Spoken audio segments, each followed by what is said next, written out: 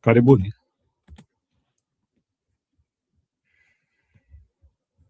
Nawakaribisha kwa show yetu siku ya leo. So wale mtapata nafasi mnaweza kuja. I don't intend to have a very long show because I want to work on other things and I would also want to do some rest. Today I started the day very early, but I would not want us to go without a show. So that's why I just so by 4 a.m. I was up. So unless I get people who are ready to continue, nikisikia nimeishiwa na hewa tutafunga show tu, but we have to attack Ruto. That's the reason why I'm here. We have to attack Ruto. So let me begin with salamu. Hiyo tu nimewaambia so that Philip Kisia, that's the man who is trending now. You have to do a lot of research also, so that you can know what is what.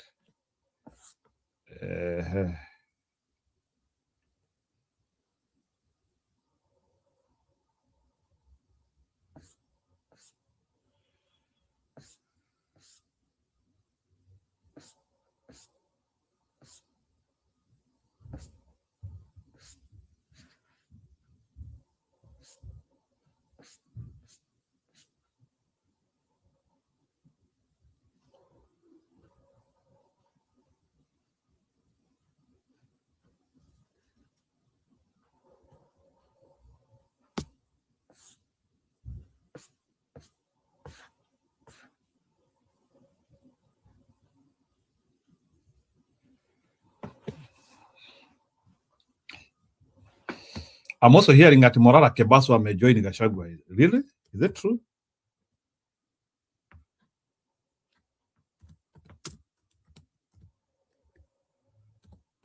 Kuna vita like Gachagua na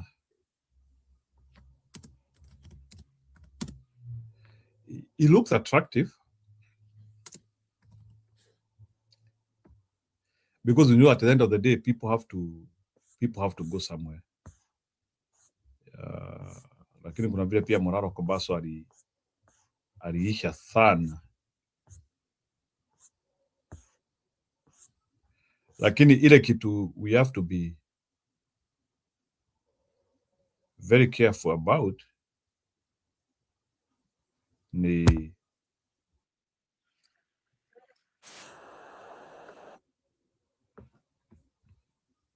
have to be very careful. Okay, Charles Green, karibu. Let's begin with how watu wanasema ati Sifuna afukuzwe. Mimi ndio Sifuna. Let's begin there. Now I move on to politics, where Treasury Cabinet Secretary John Mbadi wants the Orange Democratic Movement Party to expel its Secretary General Edwin Sifuna, accusing him of defying the directives of party leader Oburu Oginga, thus threatening the party's unity. While at a fundraising event in Suba South, Mbadi said Sifuna's departure from the party would reinforce its cohesiveness.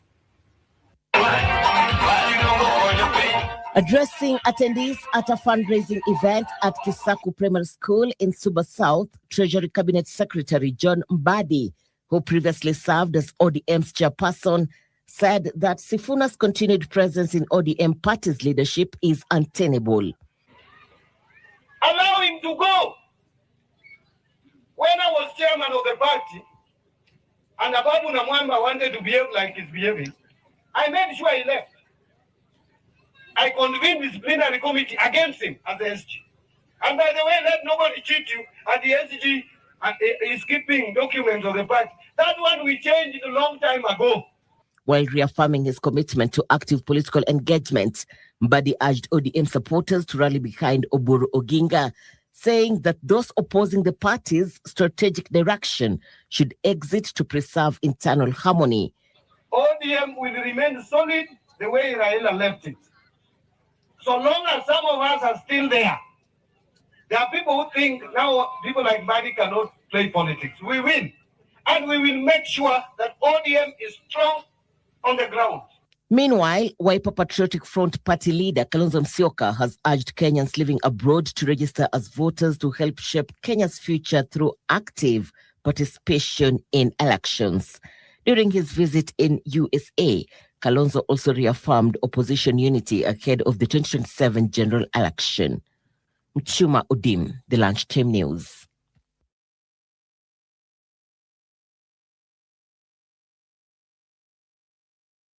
So that is the first salvo, I can confirm. Now, some people who now think they own ODM, wanasema akina Sifuna wafukuzwe. And they feel to them, ODM yao ndio legit. And that's why now but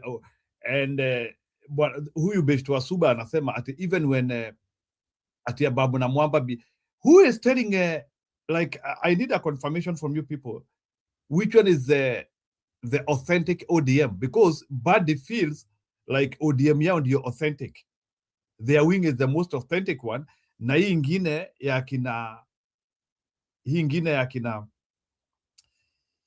Sifuna ni bandia, ni watu tu wanajiwekelea. I wish Badi can know that they are the ones with the fake ODM. I wish Badi can know wao ndio wako. That's according to my own. Yao ndio fake. In fact, wao ndio wanafaa kufulushwa. They are actually saying what should be done to them. Jips Kona karibu sana. Sijui kama what Badi is saying is what should be done to them. Hey, makubwa haya. Karibuni kwa show. Tuingie kwa wingi. As wait for people. This is what Pogaisho said about the same as well.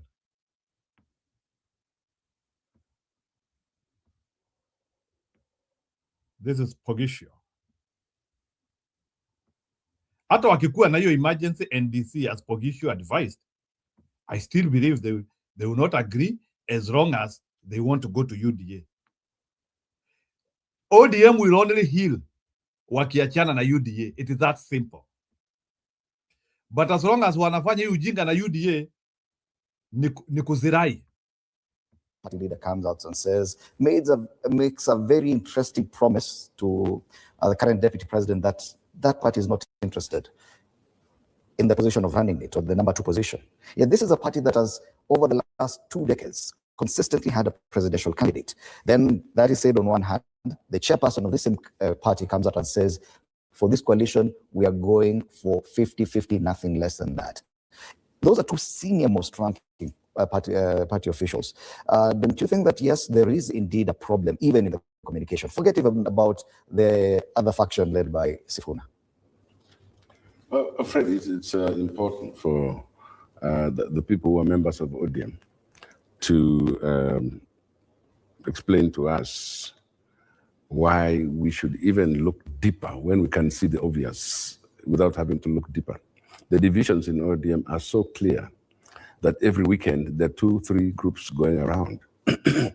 and yet it's all coming down to the interests. Now that UDA has joined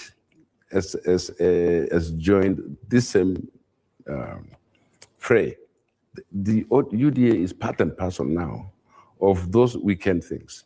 There's an accusation, for example, that UDA is funding one faction, and that's all because UDA now determines what goes on in the party.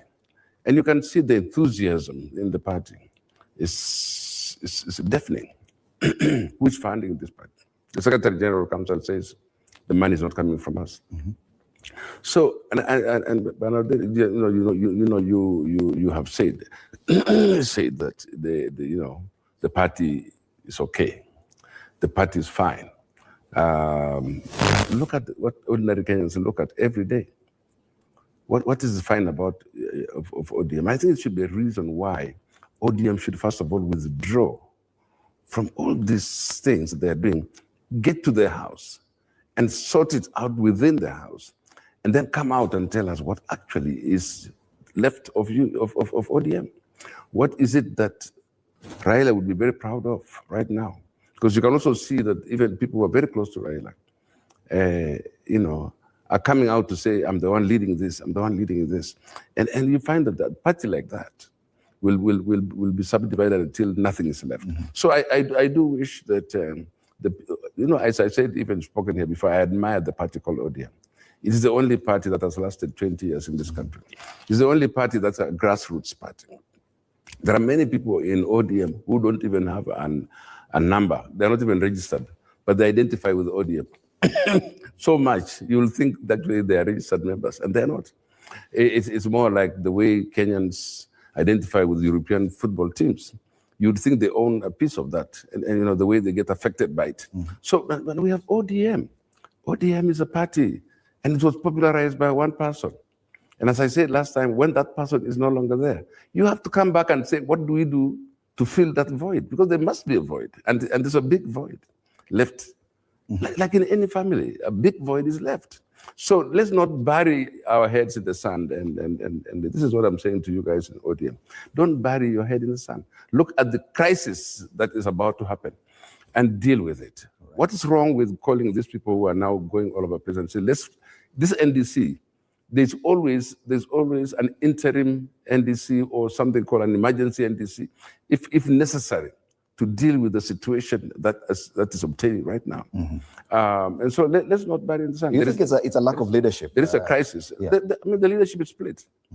Okay. It was one mind, one person, Raila Amolo Odinga, could hold all these people together. Now they become so slippery. Nobody can hold them together. Dr. Oburu, I'm sure you've endorsed him, but then why can't we need to empower him then? Because he doesn't have what it takes to bring this party together. Okay. And so, and when you have parallel rallies, it's obvious with parallel rallies, the messaging is different from each of these rallies. One is saying we're going. Yeah, that is what captured me from Pogisho. Pogisho confirmed that Oburu can no longer hold ODM together. And I think it has been proven. And more continuation of this one is for the ODM fraternity, even though we don't care what happens to them, but just as an advice. If ODM will not ouster the so-called youth leader, Oburu Odinga, quickly, ODM will become factions. And the factions, that is what happens. Disagreements and factions is where splinter. So those factions will always be there, as long as, because now Oburu has now shown incapacity to lead that party. The litmus test was there. They needed somebody. And again, these are the crises which Ruto likes. Ruto knew Oburu will not manage. So whatever is playing out in ODM now, that is what Ruto wanted. Because Ruto knew a very stable, serious ODM cannot reason with him. Ruto thrives in chaos. He knows from chaos he can get a peace. A rational ODM cannot reason with Ruto. That is one thing which we need to understand here. A well-formed, well-thinking ODM cannot reason with Ruto. A serious party cannot reason with Ruto. That's what even wanajaribu kumaanisha. Serious people cannot reason with Ruto. Hakuna mtu ambaye ako na maisha mzuri and serious lifestyle and serious thinking who can reason with Ruto. Sijui kwa nini mnanifanya hata nishout. Na hizi ni vitu we have been saying all the time. There's no any serious human being in life who can reason with Ruto. So what Ruto will do, if in a family, if there is a serious person he needs the support, he will make sure the wife and the husband are not communicating. He brings chaos. It is mmoja atoke akisema hata nimeenda nikienda ili aende na huko kwa Ruto. But you'll never meet rational human beings supporting Ruto. And I want na leo I want to give that challenge including Bwana Kiptum who has been coming here. Nataka Kiptum niambie watu wa heshima wako pande ya Ruto. Watu wa heshima, credible people who are doing serious in life, people who are credible. Leo nataka munitajie enye so anakuanga serious na ako pande ya Ruto. Nataka tu munitajie leo serious human beings who are on Ruto side. Serious human beings who are on the Ruto side. Nataka tu muniambie. Mtu mnajuanga yenyewe this guy is a serious man in life na ako pande ya Ruto. So good year. Raila will be turning in his grave, seeing what he built for 20 years being destroyed in 1 second because of greed. Oburu is protecting his farm. There is no going back. People are full up. And anasema they fear repercussions za Ruto. You see, you cannot start fearing repercussions za Ruto. Ruto has been investing on wale ambao Ruto ameinvest na wao kwa ODM ni waende UDA. But they cannot give commitment that at ODM at kula pesa ili ODM iende kwa Ruto. What Oburu needs to do na akina Badi, they need to resign from ODM na waingie UDA. That is the easiest way. Hata wangeambia Ruto, we cannot continue with this chaos which we are having here. Bro, wacha tu tuingie tu UDA yako. Alafu sasa tu aende tu UDA. Because intricately, they are in UDA. Oburu is in UDA. So Oburu would function better in UDA than the way he is pretending to be in ODM na hakuna kitu anafanya huko. That is something which they need to do. You should just quickly join UDA. So there's no need of pretending he is in ODM na roho na mwili aziko huko. He is there just as a shadow. To UDA, we are going to the broad-based. They're saying no. And now I can see that in Western Kenya, they're actually using the same phrase of tawe, tawe, which means no. And so are they now mixing themselves with the tawe movement and so on? So I do respect, and I do wish that we have a party called ODM surviving. But the way they're going about it, chances of survival are getting slimmer. All right. Even more confusing is the fact that ODM or some members of the ODM have challenged the recent move by Uhuru Kenyatta to reorganize Azimio. And on one hand, they're trying to create a coalition with UDA. They're still insisting they're still in Azimio. That was serious. Let me put Philip Kisia. Philip Kisia ameongea sana. Na tafadhali wale wanakuja kwa show wakuja mapema please.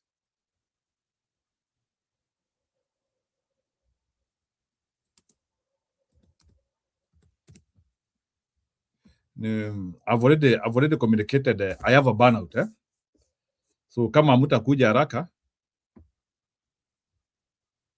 after 1.5 hours I will have to close out because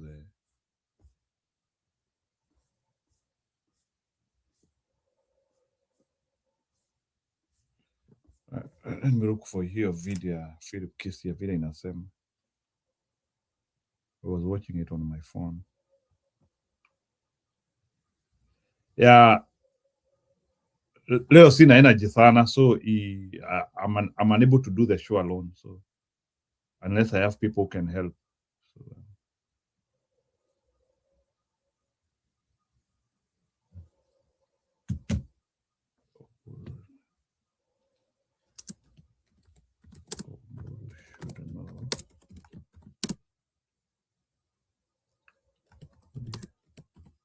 no, you know, we have to open the show all the time. So that's why even regardless of what is happening, I have to be here because it's important. So mtanisamea kwa hiyo. So hata mkinisikia siongei sana. But unfortunately, the seat is not there for inheritance. And His Excellency Kalonzo Musyoka was elected by the council and the executive as the new party leader. We'll come to what this new Azimio look and dispensation means politically.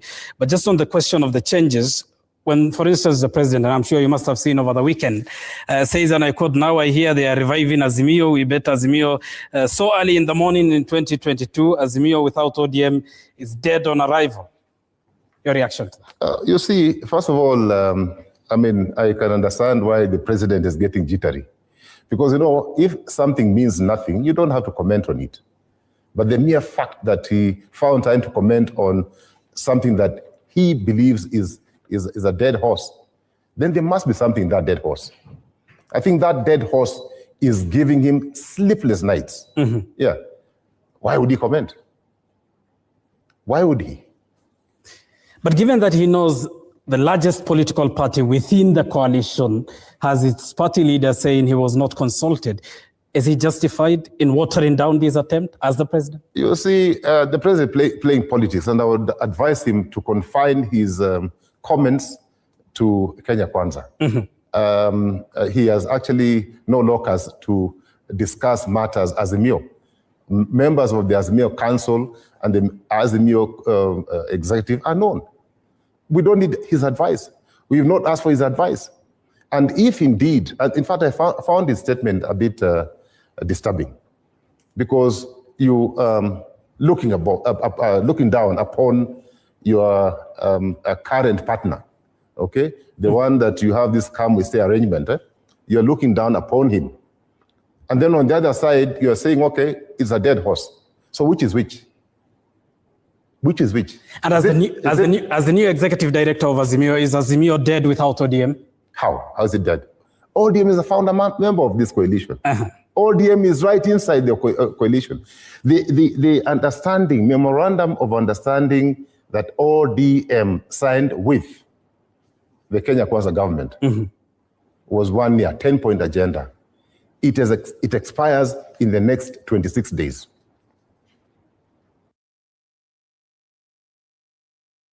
Philip Kisia has exemplified that ODM leader position is not an inheritance position. So Oburu should not be like so much proud that he inherited a very powerful position from his brother. And actually, even that inheritance has proven to be too difficult for him. And I want people today to tell me, how did ODM arrive at Oburu being the leader of ODM? Mimi nataka tu leo tu munielezee the decision for Oburu to be the leader of ODM. How was it arrived at? Musimamo, go ahead. Asante ndugu yangu Jiru. Karibu sana. Jana mliniambia nilikuwa nawasalimia. Habari yako? Masharika heri. Oh, ni masharika heri. Kama masharika heri. Hali gani? Ni hali gani? Hali gani? Hali gani? Mambo?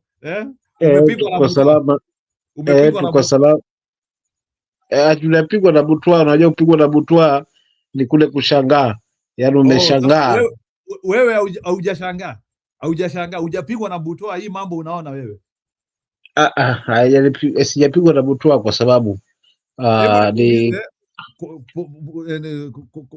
kwa mfano ukute kwako wewe unasema tunaenda Kilifi, kwa mfano tu wewe unasema tunaenda Kilifi, alafu bibi na watoto wanasema hapana, sisi tunaelekea Mombao kwa pwani kuogelea ya chumvi, alafu na wewe unasema sisi tunaenda mimi lazima tuende Kilifi, na wanasema hakuna, tunaenda Mtwapa.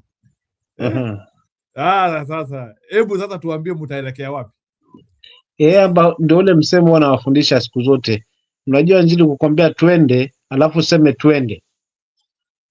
huwa tumeagana, lakini nitakwambia mfano, nikwambia twende, alafu niulize msimamo twende wapi, ina maana hatujaagana. Lakini twende, nyinyi watu mshaagana. Sasa hapa watu hawajaagana, unaona, ndio maana unakuta hawa wanaenda hivi na hawa wanaenda hivi. Lakini kwa nini yote hayo? Tutake kujua ukweli wa Kenya, nani mkweli hapa, nani rafiki mkweli, nani mkweli. Kwa hivyo hilo limedhihirika wazi, na naungana na huyo kiongozi kwamba kuna bwana sasa hivi ana tumbo joto, kwa sababu lengo lake kubwa kwanza ni kutimiza ajenda alizoziweka, na alizungumza kwa kauli yake na kinywa chake yeye mwenyewe kwamba jamani, niacheni huyu mzee, mimi najua nilipotoka naye na nitapanga nitampeleka nyumbani bila kujua. Andikatimilika. After hivyo faida yake ni nini? Faida kwanza ni kuhakikisha kwamba lazima nijikurubishe na hawa mabwana vibaya mno kwa kuweza kuwaribadi na state funeral. Nikitengeneza matumaini kwao, kwa sababu lijafanyika hili jambo kutoka awali na viongozi wenye tija wengi hawajafanyiwa hivyo, basi nitakuwa nimejenga uaminifu. Then cha pili alichokiweka kwa kauli yake ni ODM alivyosisitiza haswa kwamba sitaruhusu hivyo vyote vile, piga ua, sitaruhusu initoke katika mikono yangu iende pande nyingine. So ilimetimilika kwa sababu kuna hiyo broad based ya government na broad based ya kina Sifuna ambayo sasa ndio inampa tumbo joto. Kwa hivyo baada ya kufanya yote aliyofanya, kuchukua wabunge nini, anaweza kuwaleta pamoja kwenye kapu moja na kukabiliana pamoja na Uburu. Sasa Uburu amepigwa na butwaa, kwa sababu huu haraka uliowekwa, mimi unanipa mashaka kwamba ulikuwa ni msukumo kutoka mahali, kwamba ndio sitafute kiongozi mwingine kutoka mbali, hapo nyumbani, mpeni hapo nyumbani, kwa sababu huu uchaguzi haukuhusishwa wanachama wote wakapewa nafasi ya kuweza kuzunguka kila kaunti kuulizwa maoni, waone ni nani wa kuweza kumweka kaswa katika position kama hiyo. Ni maamuzi yalifanywa haraka mno kiasi kwamba alikuwa amepikwa mahali kwamba after hii ni hivi na hapa na hapa, na waliangalia nani tunaweza mwamend vizuri mzee akajiingiza hapo. Kwa sasa hivi yuko kwenye njia panda, kwa sababu yeye ndio na watu wake na viongozi wenzake wanasema wako kwa broad based government. Wananchi wamesema, wamejieleza haswa, wamejionyesha haswa kwamba hawako kwa hiyo broad based government, unaona. So kiukweli huu haraka wa hubwana kuweza kuteuliwa haswa kwa haraka mno ulipa mashaka kwamba ni jambo ambalo limepangwa, na kwa sababu lilikuwa limepangwa, tuliona haswa hiyo effort ambao Sifuna hapa amezungumza kwamba sisi mara ya mwisho kufanya budget ya chama ni mkutano wa Mombasa. After hapo hatujakaa chini tukaangalia kwamba aswa tunapangilia chama kilivyo, kwa hivyo vile vile hazinaitwa haijaguswa. Mimi mashaka yangu labda mwauliza wao hii support wanafanya hivi na mizunguko ile ya linda ground. Hii support yote inatoka wapi? Inatoka mahali. Na tulimsikia sasa kiongozi mwenyewe wa taifa jana akisema kwamba Azimio imeshakwenda. Azimio ishakwenda kwa sababu ODM haipo. Kwa hivyo nitamaliza mapema, akajisahau hapo, yani akajiridhisha haswa. Lakini ODM lilokwenda ni ya wale tumbocrats ndio ambao wanarudi kwa wananchi kuweza kuwarai kwamba waamini kwamba wametumika vibaya kwenda kwa maandamano, wametumika vibaya kuwekwa kwa upinzani miaka na miaka. Ni wakati wao sasa hivi nao wafili wako part of the government au waform hiyo government. Atakayetengeneza hiyo government ni viongozi ndio ambao watatengeneza hiyo government in behalf ya mwananchi. Kwa wanajaribu kurudi kwa mwananchi katika hiyo hali. Kwa hivyo akawa na matumaini kwamba kwa kufanya hivyo nimechukua kiasi kikubwa, asilimia kubwa ya ODM iko kwenye mkono wangu. Kwa hivyo hapo nimemalizana na chama cha ODM, na kama nimemalizana chama cha ODM nimemalizana na Azimio, of which amejidanganya. Mjumbe pekee aliyotoka katika chama kirasmi ni my party leader Martha Karua, ndio alitoka hapo baada ya baba kuungana huku na kuona kwamba anaelekea kusiku. The rest wako katika muungano. Kwa hivyo ODM bado ni part of Azimio, na sasa aliona yule muhimu kwa wajana wa kina Sifuna, Orengo na wale wengine jinsi ilivyo, lazima amepata tumbo joto. Lakini kwa kweli, kwa swali lako ulioniuliza la Uburu kutengenezwa haraka, huu ni msukumo ulikuwa umetoka mahali, kwa hii sababu iingiliane vizuri, alafu ODM ikisambaratika, ikienda iondoke na mwenyewe, na pia hiyo numbers baba nani jamaa apate kupata nafasi ya kuweza kuingia kujaza pengo la mlima. Kama hayo ndio maoni yangu akangu. Je, asante.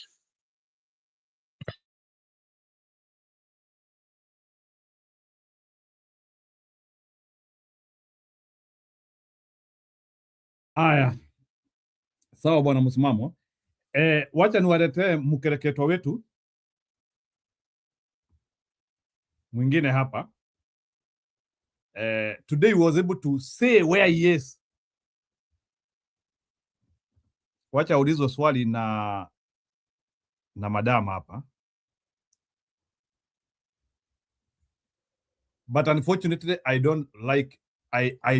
never like neutral people. He is still continuing to say. And by the way, 2022, he was extremely for Ruto. So I don't know what is putting him into the periphery. And I don't know why it is. And that's why, for me, watu wanasema sijui huyu jamaa anapenda maendeleo sana. But for me, I still criticize him. As a leader, if you have no capacity to make a decision, tunipike karibu sana. Wacha niweke huyu jamaa. For me, anyway, watu wa Murang'a wanaweza sema this guy, okay, ni sawa, you can give him a second term like the way people are saying watampea. But for me, I don't believe this guy is a leader. For me, I believe leaders are people who are ready to soil themselves in giving the right decision. So yeah, anasema atafanya decisions sijui karibu na huko, hii kujificha ficha. But sometimes politics can shift that or disrupt it. I just want to get your views right now on the political mood, on the way, I don't know, I guess Mount Kenya is continuing to evolve in its own way. There's either divisive politics or evolving politics, let me put it that way. As a leader in the region, what are your thoughts on just how the political mood shifting could impact Murang'a? He's about to say, I don't talk politics. Me, I come here to talk about development. No, you are almost right. We believe that, you see, this politics of 1 term, 2 term, they are sweet. And in fact, that's what people now want. They want us to say 1 term, 2 term, whatever. In fact, when you go talk about, I don't know, smart city, this Capro, it sounds boring. Yeah. And rarely people clap or get excited. But then again, we took a philosophical stance that 1 term, 2 term will end within the next 1 year. I don't agree on that. You cannot tell people about smart city and the development, and people are, and I don't know why Mr. Kangata is choosing that direction. At he is saying, who will not want development? Unajua hiyo statement kuna, maybe Stone PK, you can react from there. Wacha tu nikukaribisha na hapo. Can you audit that statement? Na usiniambie kwanza aongee. Hebu kwanza tu audit tu hiyo tu beginning statement. For me, I don't agree with it. Sasa habari ya Njiru. Sasa unanigag hata before I enter you. Yeah, I have to gag you because that statement is a very bad one. Yetu watu wanasema ati huyu jamaa ati ni among ati wale watu ufikiria sana Mlima Kenya. That's what people think. Njiru, you know, I think only that we are not in very hatuko position zingine kubwa sana. I think we are supposed to be among the thinkers for this country. I agree with you. Unajua, number one, this guy is full of contradiction. By the way, sijawahi mpenda mimi politically, to tell you the truth. And one day tutakuja to list wala watu tumefili wakiwa ni ndio tukonia, by the way. Yeah. Sasa huyu jamaa is full of contradiction. Number one, anasema the people want, the people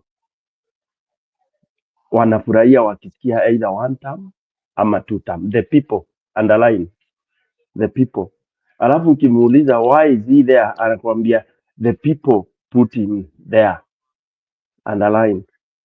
So hapa the denominator is the people. Aya, ukimuuliza who is he serving, hizo makabro na nini is for the people. Sindio? For the people. Everything he says, answer yake ni for the people. So who is foolish here? So if the people who you say send you there represent you, they want to hear. If you are representing them. So if you are representing them, then you do what they are saying. You do what they are saying. So for me, number one, if I was the people, or I was the group, I was the group of Mount Kenya called the people. Huyu jamaa ningepiga X mara moja for the next term. Ningemwambia aende akaandike mabarua zile yeye huandika. That's it. That's it. You know, Njiru, this time around, wewe umefanya hesabu. Elimination, power of elimination, iko so simple. Mimi the easiest hesabu nilikuwa nafurahia ni ile unaanza na elimination, kutoa ile ifai. It's the easiest. Sasa hii hesabu ya this time for 2027 kwanza mlima ni rahisi sana. Juu saa hii I entered when you are saying upendangi watu neutral. It is true. You can't be a leader ati na uko neutral. Neutral ni nini? Neutral ni mkosa you are not thinking, you can't tell people you are thinking, you can't tell people ati wewe ni mnoma. Wewe ni mnoma kwa kitu gani? Neutral inamaanisha neither here nor there. So you are Kibaki alikuwa anatukana hao watu sana. Mtu akisema ni neutral, fence sitter. You know, people mistook Kibaki for that. Let me not go there. But he despised. Mtu unakaa huko unasema ati wewe ni neutral. Wewe you are neither here nor there. Hiyo hao ndio watu hufanya nchi ama dunia inaanguka. Because by being neutral, you allow the evil to reign. Let me pause there.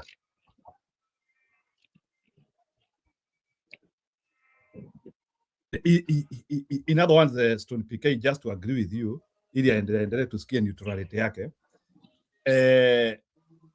Kang'ata ni wale watu ambao ni a neutral person is an opportunist. Let me use that word. You want to wait and see how the wave will win. Anataka kuona. Kang'ata ni wale watu ambao anaweza hata enda UDA. Depending with what will happen. But he's there. Yeah, ni wa UDA toka zamani. No, yeah, I'm just saying right now, Kang'ata ni wale watu ambao he can even actually, if Ruto confirms to him nitakuibia kura, don't worry. Ama Kang'ata akutane na story ya kwamba hiyo uchaguzi itaibiwa na pande ya Ruto itaiba kura, he will not mind working with Ruto again. Yes, Njiru, you said lakini ulikuwa na doubt that watu neutral ni opportunist. No, don't doubt it. They are opportunists. Nah, they are principleless. They don't have principles in life. Now, because kama unakaa ukingoja wave na unaambiwa huyu mtu ndiye amemada. That is the example I use. Unaambiwa huyu mtu ni mrogi, ni muuaji, ni kila kitu.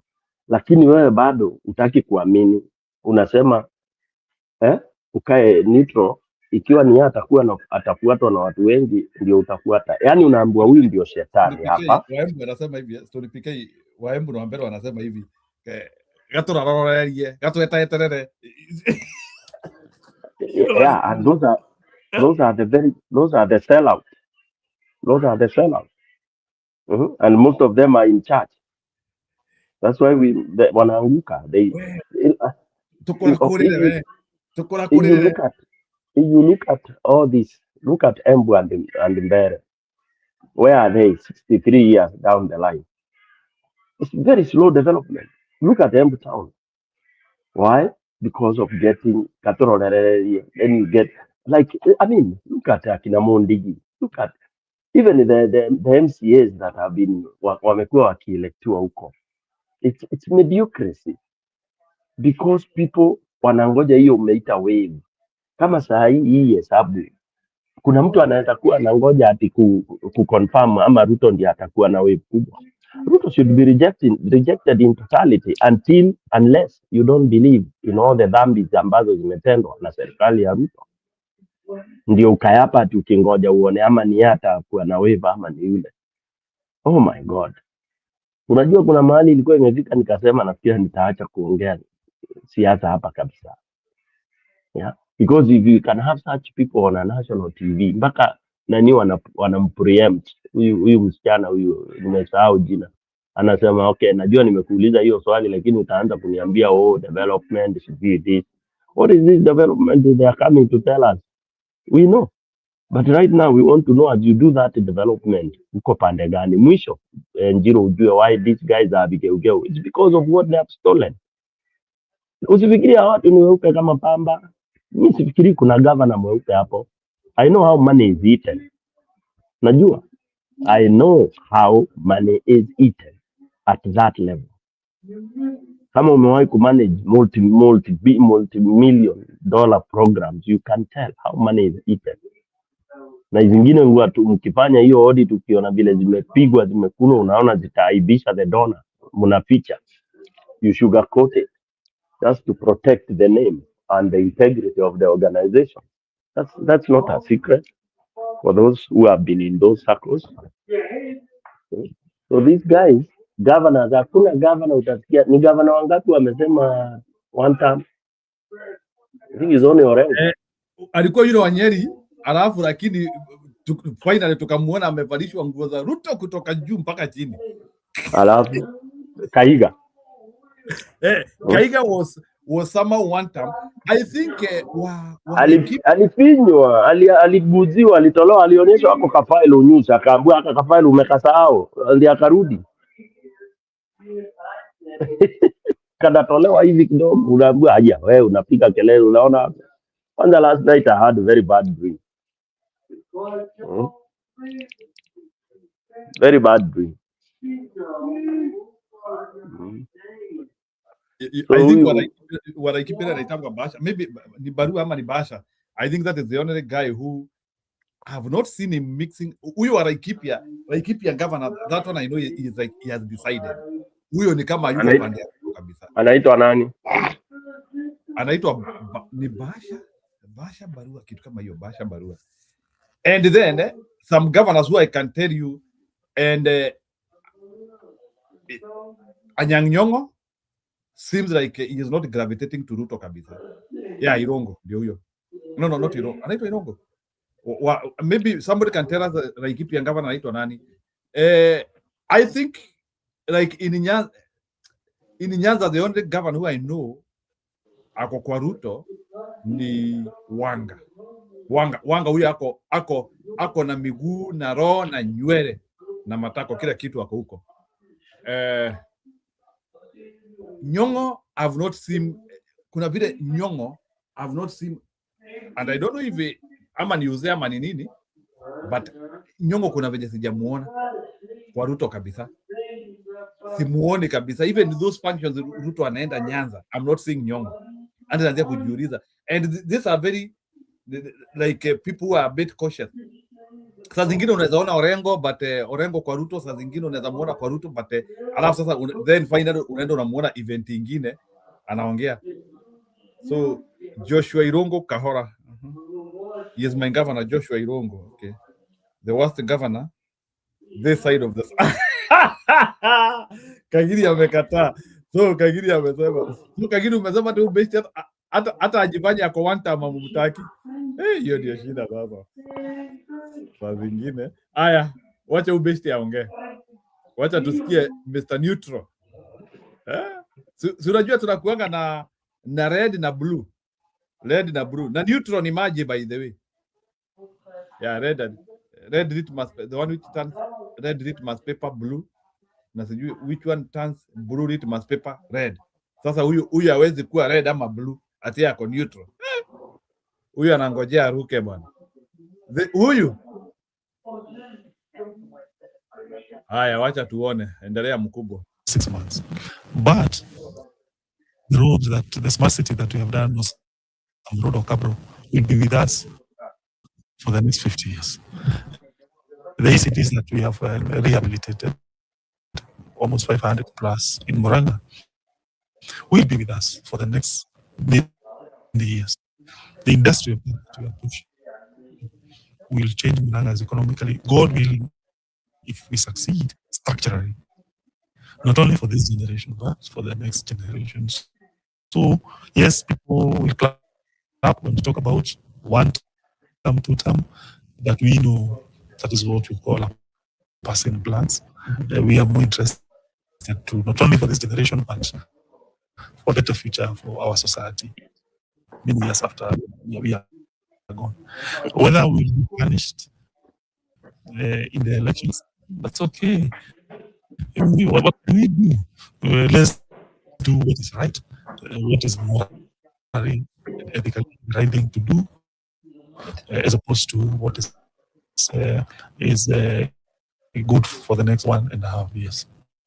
Okay. Does it frustrate you as you're going to a break? Does it frustrate you sometime when you're coming to talk to people about the job that they gave you to do, but they want you to talk about 1 term, 2 term? No, it doesn't. Even me, when I was a little bit younger, I used to be happy when talking such. So it doesn't, but I feel that looking around in the world. And Stone PK, you are talking about 1 term because you are younger. Can you react to that? Ni vile ujazeeka ndio unaongea hizi vitu. Mimi sasa nimezeeka, kwa hivyo hiyo anaongea ni nonsense. Hiyo hata huwezi changia. Huyu jamaa ni bure tu, hakuwa na material ya kuzungumza kwa interview. Ange choose tu azungumze vile ameweka hizo kabro, hizo industrial park, apeane tu scorecard yake alafu aende home. Angewaambia wasiduni, aseme vile ana fix Murang'a na topic ya either 1 or 2 terms. Angesema tu asiulizwe hiyo maswali, then he just runs down what he has There is done. something which I'm asking Stone PK, when like these guys are speaking this way, does he want to tell us that his county is working so much that the federal, the national government is not affecting Murang'a? According to him, they are wao wako kazi, ndivyo wanasema wao wako kazi, and nothing, the national government does not affect them. Wao wako kazi, wanafanya kazi. Can you? Yeah, even during maandamano the central walikuwa wanasema hao wako fiti. Wale watu wanaita maandamano, it's not part of them. It's the same culture. You see, ako central. It's that attitude that hao mambo yaendeleo inaendelea vizuri Murang'a, the rest of the country it's up to There's something I want to understand here. There's no, very few counties they go beyond 10 billions per year, and I don't think the money which the county government has is enough to trigger seeable development. You also need the national government to invest. So does he want to tell us that the national government has invested well in Murang'a? Because as a governor, he should also be able to oversee what the government is doing in his county. So anataka kutuambia hata serikali inafanya job huko, ndio ako neutral. Yeah, yes, amesema hivyo. He doesn't need to elaborate further. Yeye akipata mgao yake ako busy. Amekuelezea, amenumerate. So for him is cool. It's cool. Just like the way Kiharu MP has been cool with his NGDF and yeah. Only that he became louder because of when they start selling shares where he has a lot of interest, and he realized he was among the Kenyans who are shortchanged. Central, the problem is that they are so selfish that most of the time they see things evil happening and all that, not knowing that itawaangukia. And I told you, they never learned. 24 years down the line, this attitude never changed. And then this guy also came with the gun blazing, targeting Central, and he declared war on Central. But they have not learned. For you to have such like people like Gachagua saying they are neutral, it tells you they don't learn. Back to you. Nataka kukuwekea Orengo, usikie vile Orengo alisema jana or maybe alafu msimamo utakuja ureact. Orengo alisema the government is not doing anything. So ndio nataka, I want you to compare with me. These are two governors, uniambie the lenses of talking. Just comparison. Na tunasema pia chama cha ODM, chama cha Baba Raila Amolo Odinga, hakuna mtu atauza chama cha ODM. Atauza chama cha ODM. Na hakuna mtu anaweza kuthubutu kumeza chama cha ODM. Na tunasema ya kwamba chochote ambayo chama cha ODM itafanya itatoka hapa kwa wananchi. Lazima wasikie sauti ya wananchi. Wangapi wamekubali chama cha ODM ya wananchi? Ya tatu, chama cha UDA na kiongozi ya UDA wamesababisha kifo ya Gen Z wengi hapa Kenya. Mimi najua hapa Busia kuna karibu watu kutoka Busia, karibu watu 15 ambao waliuliwa wakazikwa, wengine wakazikwa mpaka Siaya. Na tunasema hivi, Busia oye! Busia oye! Hatuzungumzi na mtu yoyote mpaka hawa vijana wetu wapate haki zao. Wangapi wamekubali lazima wapate haki zao? Chaine Baba Raila Amolo Odinga alisema hatutaki viti, tunataka wananchi wapate haki zao. Wale ambao hawana kazi, na tuangalie hali ya uchumi kabla yoyote kudhubutu kutafuta kazi.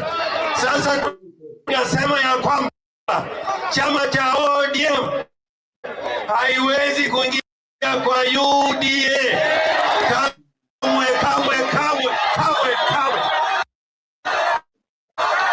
Wangapi Busia wamesema hawatawe?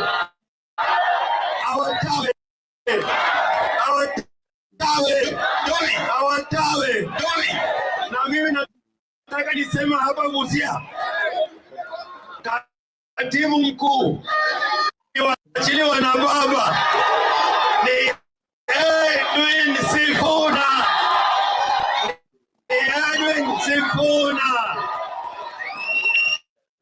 Jambo langu la mwisho, nataka unisikie. Jambo langu la mwisho, ODM ndio inaweza kutengeza serikali. ODM ndio inaweza kutengeza serikali. Hakuna mtu hata kulazimisha kuingia serikali ambayo hatukubaliani nayo. ODM ndo lazima itengeze serikali, na ODM lazima iwe na presidential candidate. Wangapi wamekubali tuwe na president? La mwisho kabisa, tunatoa onyo wale ambao wanafanya biashara na chama cha ODM, wakifika hapa Busia wasiingie hapa Busia. Chama cha ODM na wale ambao wataleta mageuzi katika Kenya ni hawa viongozi mwaona hapa: Bwana Sosi, Bwana Sifuna, Babu Owino, Karoli Omondi. Okay, now I want us we compare those two governors. Unajua, I want us we do a comparative study. Bwana Msimamo na Stone PK. I want us sasa nataka tu compare magavana wawili. Orengo ameongea mambo ya kitaifa. Huyu mwingine anasema mimi nashughulika na mambo yangu ya county na siwezi comment. Murang'a, ni swali tu nauliza. Murang'a kuna watu waliuawa wakati wa Gen Z. Na kama kuna watu waliuawa wakati wa Gen Z, nani anaweza waulizia?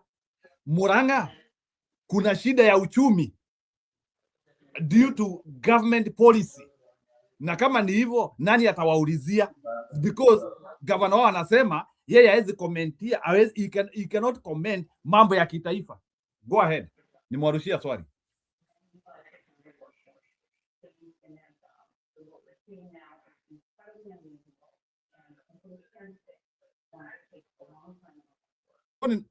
Naona mic yako iko tayari. Go ahead.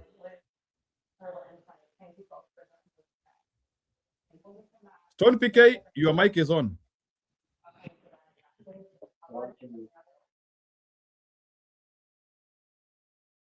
Nimeuliza, I don't know if I was mute. Nimeuliza. Those are two governors na nataka tufanye comparative study. Nataka huyo ni governor mmoja Orengo hapa na huyu ni governor mwingine Kang'ata hapa. Mmoja anadai mimi siwezi ongea mambo ya kitaifa. And Mark when there were yeye according to him hata mambo ya Gen Z hawezi ongea.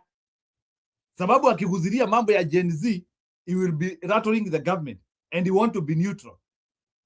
Remember Murang'a is in Kenya as well. Na bado uchumi they are also in Kenya where economy is bad. Hata yeye mambo ya uchumi hawezi ongelea. Sababu yeye lazima kuwe neutral. Yeye anataka kuongea mambo ya kazi yake.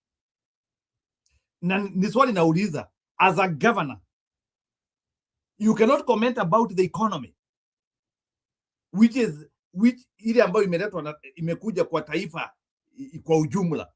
Huyu wa Murang'a yeye anataka tu kuongelea mambo yake peke yake. Yeye hawezi ongea jambo lolote la taifa because he is neutral. Niliona kuna vijana tulienda kuzika wakati wa Gen Z hapo Murang'a na hajawahi uliza huyu. Go ahead Stone PK.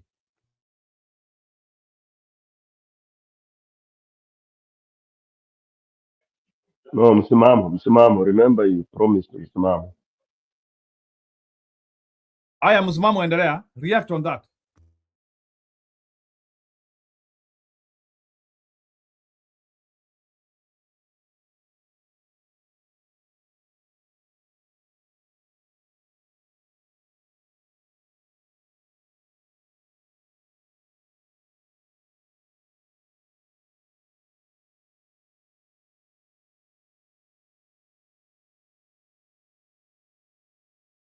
Aya, Stone itabidi uende.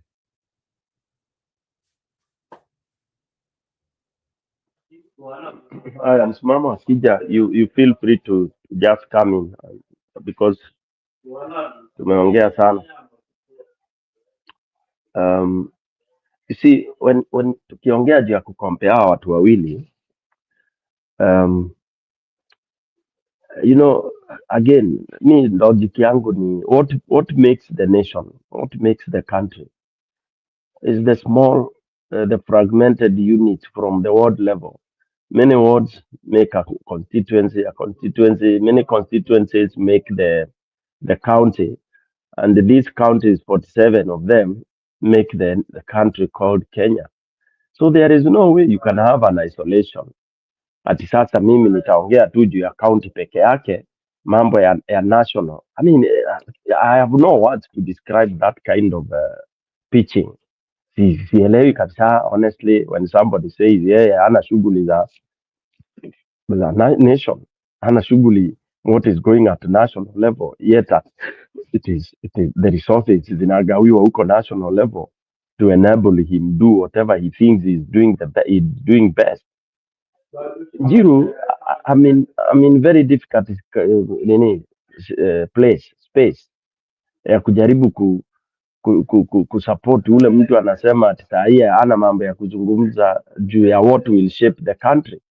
then what kind of I have no words honestly. Sina mimi unajua ujinga kizidi nashindwa ku I don't know how to analyze foolishness. I don't know because we have fallen victims of thinking people mtu ati akiwa amesoma ni mwerevu. But I think that is why we are where we are. Here Kangata is a doctor. Mi hata sijui hizo ni vitu gani hizo. I can't imagine a doctor having those kind of interviews. Either is immaturity or lack of so many other things. I can't really talk a lot. Hata ninaona hao watu wa Nation TV wanashindwa. I would want to see how that interview progresses. Back to you. Yeah, nakubali, it is stupidity because it is so easy to make a decision. What does it take to align? Well, ukiangalia the way the situation, like, does Chagata want to tell us that the country is doing so well? Like, or the country is still progressively well? Anyway, ni watu wa Murang'a tu, muchagueni tu ni sawa. Because munasema ati Kangata amefanya kazi. That's all what I'm hearing. Ati Kangata anafanya kazi mbaya sana, tutamchagua tu.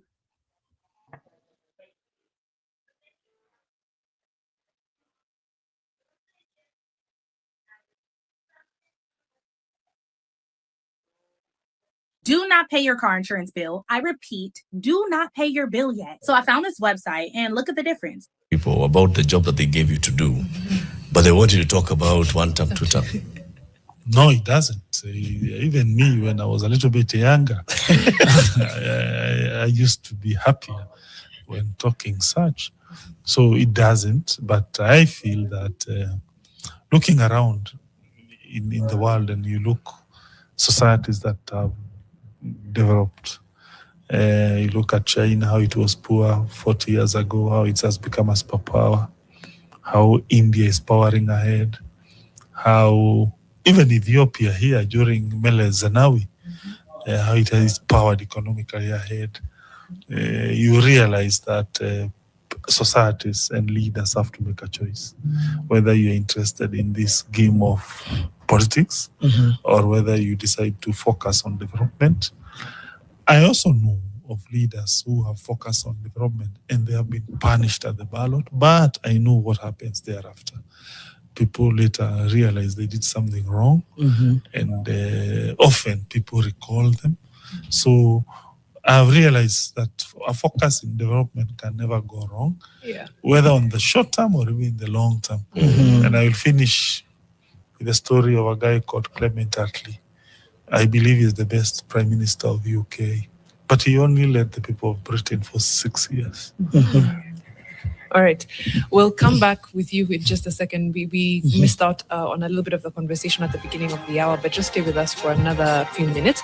Hashtag is Fixing the Nation NTV. We are in studio with Murang'a Governor Irungu Kang'ata discussing the politics of devolution. Structure. We realize there is some changes which people seem not to be aware of.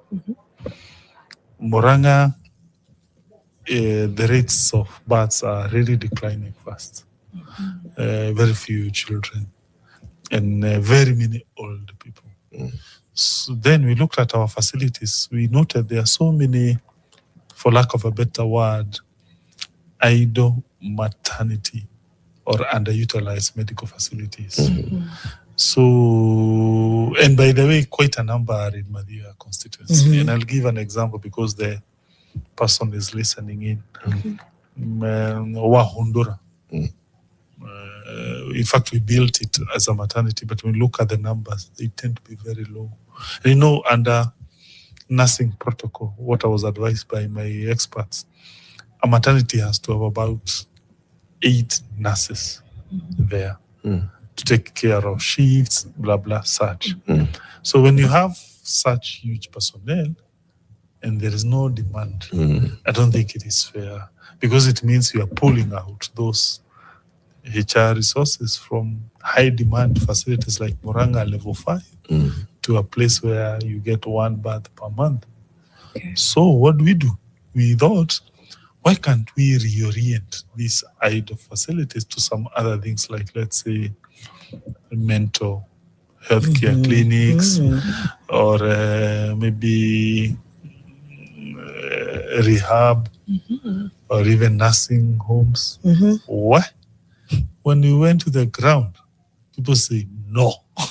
Why? We went, I recall we went to Ahundura, we were told no. We went to Kiria in Moranga, Mogoiri, we were told no. In fact, in some places, you find the facility is closed. You know, there is a structure there, very well done, but it is closed.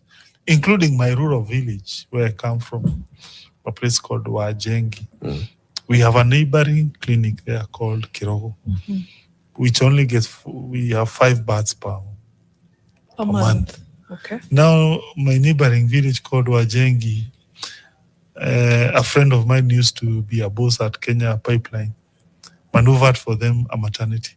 So they are pushing we open Wajengi maternity, whereas Kirogo is underutilized. Getting 5 bucks. Even the young girls in the rural areas who get birth, they usually don't like getting children in the rural facilities. They push to come to Muranga for several reasons, including a desire for a cesarean that can only be done by a level 5. A level 5.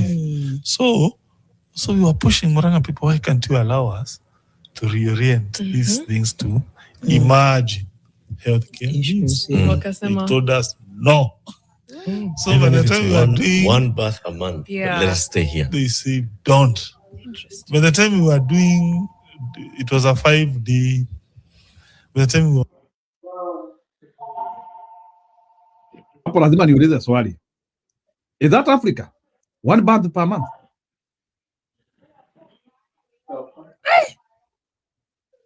Africa?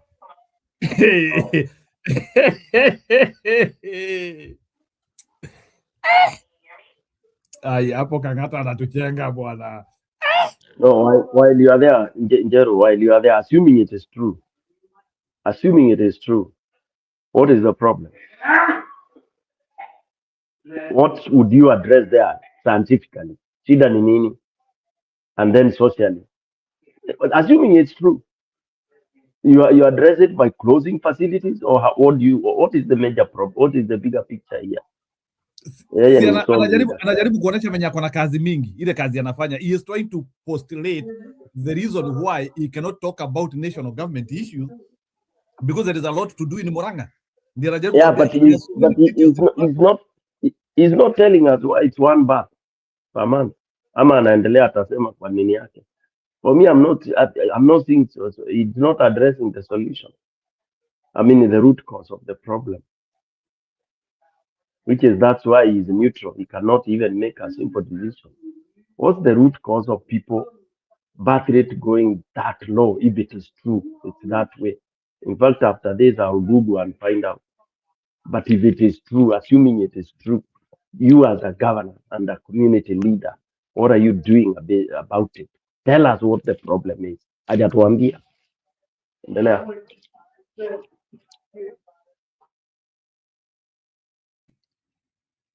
Japan, hizi vitu ziko Japan bwana. Africa, there is no any place in Africa, nimesikia hivyo. It is impossible for a village in Africa to have 1 bath per month.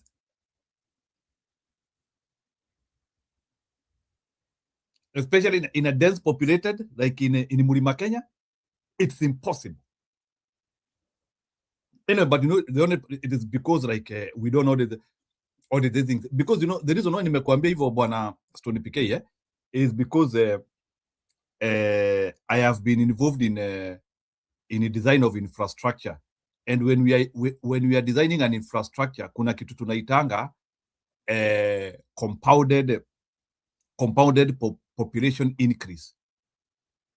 Even though it is not uniform in the whole of Kenya, we were always taking population increase of Kenya to be 4% per annum. Most of the time, that's what per annum. You have to keep on compounding it. And to the extent, like what I know is like Kenya, our our doubling time is 25 years. Mimi nakwambia sasa mahesabu ya Kenya. That's why I want Kangata to explain to me. Kenya's doubling time is 25 years. After every 25 years, Kenyan population doubles. And I don't know in Kenya, a hospital, there is a hospital for a home. We have hospitals mostly, it covers like a village location. It's impossible what he is saying. Ni vile anajua hakuna wase serious wanamsikiliza, wanaweza uliza maswali. And I'm so surprised that the interviewers cannot go to the details of that.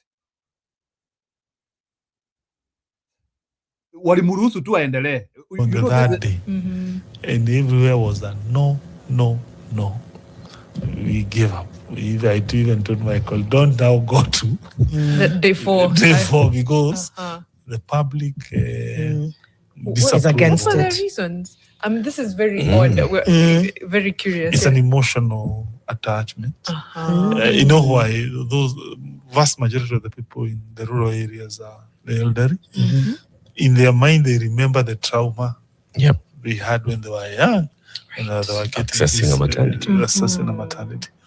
What probably the people no longer know is how that service, the demand for it has dropped. Okay. A good example is in Madhya. I'll give. There's a primary school that used to be called Ngechu. It is now locked. No pupils. No pupils. But there's and how did you want to? Did you want to do anything with it to? Now it's in now such a facility. We can possibly now reorient it. I think maybe I also blame myself. Maybe we were not good in communication. I recall later on I went to Gatara, Mogoiri in Borarandi, Keharo. Later on for some other launch of a project, and I told the people of Gatara, you see, this is what I had in mind. The people of Gatara started saying, we are sorry. We can now see. We can now see. Although so the point is, and I told them, I can't force you. Yeah. This is your facility. Yeah. This is the vision I had for you guys. But I was unable to sell it. So please, gentle parenting. Yeah. The trauma aspect I honestly get. I can understand how if you had a time when you were perhaps delivering with midwives at home, and even that midwife was hard to come by, and then a maternity comes and then someone is trying to close it, I could see how. But there's just one more question from the comments before we get back to the politics. Webster Magati is asking, what's the stand on renewable energy, commercial and industrial utility projects in Murang'a County? As investors, we are very willing to work with a good governor for mega and gigawatt-sized projects. Pardon? What is the county's stand on renewable energy, commercial and industrial projects in Murang'a?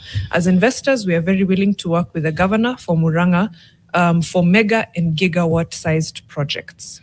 Oh, we support. We are 100% supportive of industries.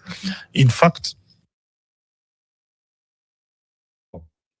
a megawatt and a gigawatt project cannot be financed by the county.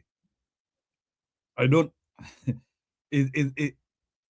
know why, like now there's no any county which can finance an MW or GW. That's a government project because and if in any case, even if they would allow, they would have to get fundings from the government because that's a large scale project. So that's why I don't understand when he says that he cannot talk about the government. He knows Ruto cannot finance such things. Anyway, allow me just remove this video. It is not adding value to me. It will only add value to people with no details, with no information, people who do not know how sectarian infrastructure works. But mi sitaruhusu mtu anidanganye hapa live. Megawatt and gigawatt project. Sia watu wanafanyanga project za milioni 10 county. Ama Stone PK. What was the question? What was the question by the probable investor? What was the question? The question by the probable investor is what are the steps he is doing to make sure that there is renewable energy which can supply energy to the values of megawatts and gigawatts. Can you let that lady ask it again? Verbatim. Wacha huyo dema ulize. Unless nirudishe nyuma kidogo uisikie. Kidogo, yes, kidogo. Webster Magati is asking, what's the stand on renewable energy, commercial and industrial utility projects in Murang'a County? As investors, we are very willing to work with a good governor for mega and gigawatt-sized projects. Pardon? What is the county's stand on renewable energy, commercial and industrial projects in Murang'a? As investors, we are very willing to work with the governor for Murang'a for mega and gigawatt-sized projects. Oh, we support. We are 100% supportive of There you have the industries. answer. In fact, for the last several months, we have been running a campaign to attract investments in Murang'a. We had an investment conference in June 2025. We announced what opportunities are there for industries. We now ran a formal call, I think in October, November, then a second call in January, where we call people who want to invest. We have land.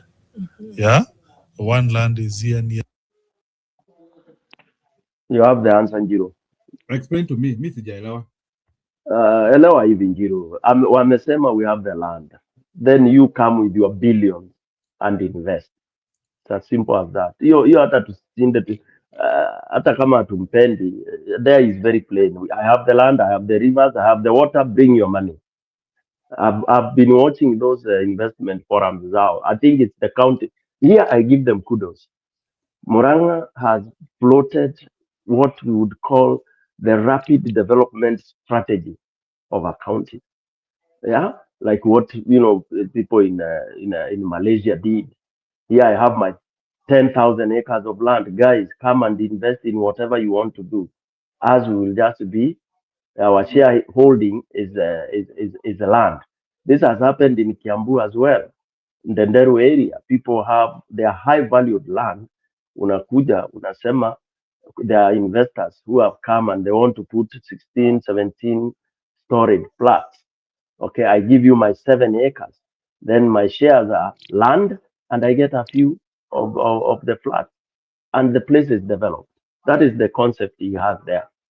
Okay, not county to bring in money. County doesn't have money to contribute to such mega project. Okay, Thank sir. you. If it is not money, it's okay. My issue was how you finance it. Not them. It is you come with your money. I have my land. And then you as the infrastructure is run, you recoup your money, right? You who has invested, you do business kabisa. It's like nikaa kukomboa hoteli. You know, ukitaka nani anapewa, I invest all what I'm getting where umeweka land. So the land is evaluated.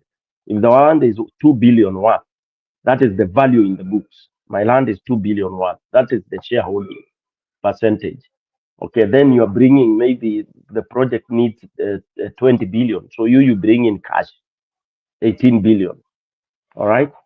Of course, when it comes, we start recouping profits. You get very, it's called what? Inversely proportional to your contribution. I saw that sample. My brother-in-law has done that in Kiambu, Dendero area for his 4 acres of land. And the guy is so happy. They did some very tall flats. I wish I had land there. Wakaweka, out of the 16 flats, unasikia uko na 4. And the land is still yours. And you have 4 flats that you're also earning from on monthly basis or yearly, whatever. Ndio uliona zile flats nyingi zilipanda sana pale upande ya uko river, Ndendero area. That's the deal they did with these mega real estate companies. Thank you.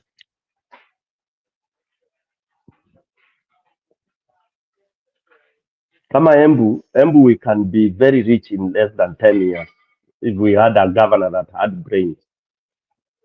Because Embu has a lot of land on the lower Embu. That is the better side.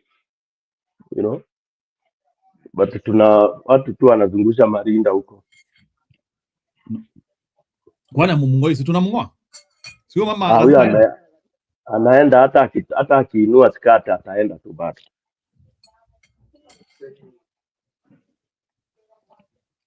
Okay, ni sawa. So wacha tutoe Kang'ata. I don't want Kang'ata to continue beyond that.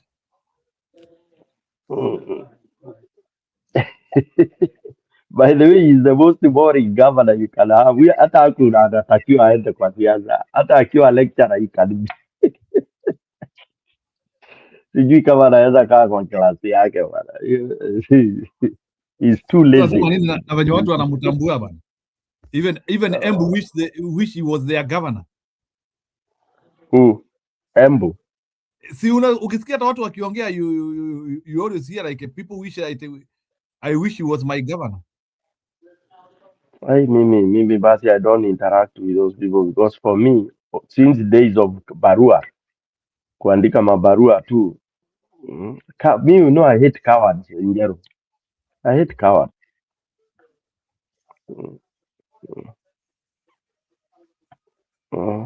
Anyway, endelea. Aya, ni sawa. Wacha tukue na tusikie Wafula anasema kitu about Kimani Ichung'wah. Musikie maneno yake pia. All right, guys, here today's top stories and out to the world segment. Number one, I can't help but notice that as we approach elections, some noisemakers have started going silent. For instance, we have a fellow called Kimani Ichung'wah. How comes these days he doesn't insult Rigathi Gachagua? Also, how comes these days I don't see him going around Kenya with Kasongo? Those are good questions if you ask me, and turns out I'm not the only one asking them. Just have a look at this tweet and I quote. This is from Monica, aka Ice Queen, and she's saying, Kimani Ichung'wah amepunguza mdomo siku hizi. She proceeds to laugh. Alianza kusoma ground when it's too late. And it's very true. Sisikia akimuita mkabila, sisikia akisema ati sijui Pastor Dorcas, sijui nini. He has gone radio silent. And that's because people have jitters. Wale ambao wali-impeach Rigathi Gachagua, surely, na umetoka kwa mlima. What were you expecting? You know, you are safe if you impeached Gachagua, you're from Nyamira, ipande ya Wakisii, you are from Luo Nyanza, you are from Western, you are from the Coastal region, umetoka huko Umasaini, umetoka Northern, but we ni mtu wa nyumbani. It is the equivalent of going to court to testify against your brother. Amefungwa maisha, alafu unarudi Christmas, unataka watu wakupokee. Si watu wakikula chapati, wewe utapewa maji na gazeti. Or you'll forever be banished from that home. And that is what I'm expecting in 2027. There'll be retribution for all those traitors who betrayed their own brother for the sake of an outsider. An outsider who, by the way, is going to betray Kindiki to bring in Gladys Wanga or somebody of that stature to be his deputy in 2027. How will they even explain that? Anyway, malipo ni papa hapa duniani, like I always say. Wale mumesikia wakianza kunyamaza, they know what is coming. Number two, TV47 launched an investigation into Prophet Owor and his miracles. And basically, it's about that video where he claimed to have healed several people of HIV, and there were doctors on stage with lab coats and stethoscopes, confirming or rather reaffirming that, yes, indeed, these miracles were true. We looked at them medically, and they did happen. Now, what TV47 did is to follow those medical institutions to check their records. Did this patient actually come here and show us the record that at first they were HIV positive and now they're HIV negative? What they're finding is that those file numbers have actually been altered. A 6 becomes a 5 becomes a 6, and those people have no medical records there. Anyway, that aside, eventually, all those investigators from TV47 received 20,000 Kenya shillings from somebody who's believed to be tied to Prophet Owor. Not my words, just have a look at this publication from Kenyans.co.ke, and I quote, Prophet Owor sends 20,000 Kenya shillings to each TV47 crew member, claims it's from the Lord. Crew reverses the money. So all the money sent was returned to sender. Nishaona wengine mumeanza kumuita Prophet Owor badala ya Prophet Owor. But for me, all I can say is watch the documentary called Divine or Deceptive. Then come leave a comment in the comment sections below. I don't want to weigh in on the matter. Najua hata hapa ako na wafuasi na hii mambo ni ngumu. Number 3, since Raila died, Gaucho has been left struggling as an orphan. No one from the likes of Joho to Oparanya and so on are involving him in anything. It's just Mama Ida on his side. So I guess he's frustrated now. He's lamenting that sijui kuna kitu wameona, sijui nini. Just listening to this. Iko game ambayo iko hapa ndani, tunakimbizwa mbio. Watu nakimbizwa bio na watoto wamewekwa na pesa ambayo wajui hata inatoka wapi, wajui nani anafanya hizo vitu, wajui nini inafanyika. Naona Iko swali mingi sana tumeanza kujiuliza, nini endelea? Sisi kama supporters wa Raila Odinga na sisi ambao tulibelieve na tulikuwa nakaa na huyo mzee, iko swali tumeanza kujiuliza, na nafikiri supporters wa Odinga Kenya mzima waanze kujiuliza, na especially huko community iko kitu mwanze kujiuliza. Juu leaders wetu ambao wakapa juu wanaangalia pesa na wanaangalia tu chopa, kuzunguka chopa. Mimi nataka niwaambie na nawaambia, mbona huyu jamaa anakuja kutuharibu masikio na amekuwa akisifu Ruto the other day. Kwenda huko kini ongea tu. Bure. Raila Odinga alipromise ya kwamba nitakufa, lakini roho yangu haitakufa. Si Peter Odinga itasimama. Imeanza kufufua na watu wake wengine wameanza kuona mbele. Tumeanza kujiuliza maswali. Nini endelea? Nini endelea? Na hiyo swali iko mkiwacha tujiulize sana, tutatafuta majibu. In fact, Gaucho is an idiot. Hata sijui, I don't know why even we even engaged with him at one time. I think we were very foolish. These are some of the idiots we should not even be. Hata ndio wale watu wana manage siasa ya Kenya ili ujue hata. So nipike, maybe you can react to that. At sasa hawa ndio wakereketwa sasa. Sasa hawa ndio sasa ati kusema kwa siasa ya Kenya. And we want to go anywhere. Endelea maliza. Saa zingine vitu zingine zinanikasirisha sana. Vile majibu itakuja sisi hatujui, lakini tutaanza kutafuta majibu. For me, I think Gaucho alijitafutia hizi mashida when he openly started attacking Babu Owino. How can you attack the heir apparent and expect to survive after the king is dead? That's food for thought for him. Someone can translate it. Now, having said that, guys, that's just my opinion. Do drop me your comments in the comment section below and I'll do best to read them and to give you a response. So with that, here today's ads of the day. If you're looking to import clean cars from Japan, UK, Thailand, Australia,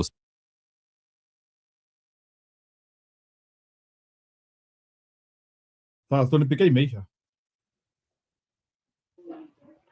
I'm glad you regret while at one time ulikuwa kwa panel uki-interview Gaucho.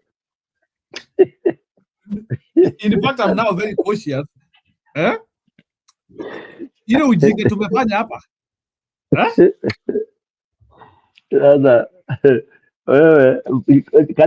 Can we be playing these clips? Alafu tuangalie who was standing where. You know, that's how you know intelligent analyst. And when you have read hizo maclips za huko, sijui kama ulikuwa ushakuja msimamo, I mean huko mtembei ukakuja huko kwa Bernard, usikize analyst.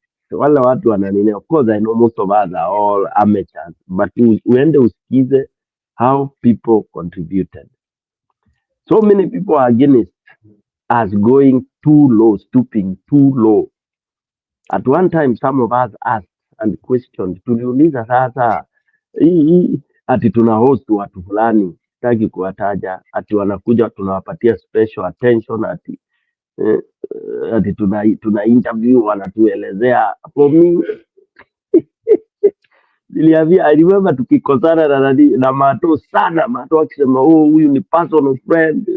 I can mention Mato in absence, is my friend. Oh, huyu ni jamaa mtaa, ni jamaa.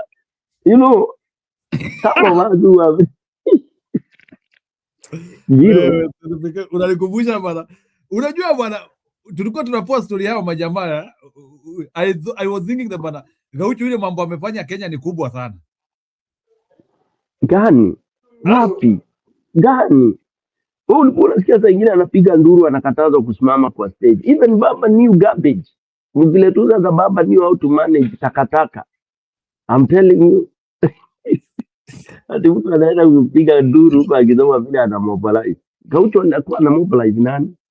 But I think bwana Stone PK, we were very idiotic ati people ati watu kama akina Gaucho, we were giving them ati a platform ati Gaucho na tunaingia studio watu wengi sana bwana. Ati tusikie Gaucho.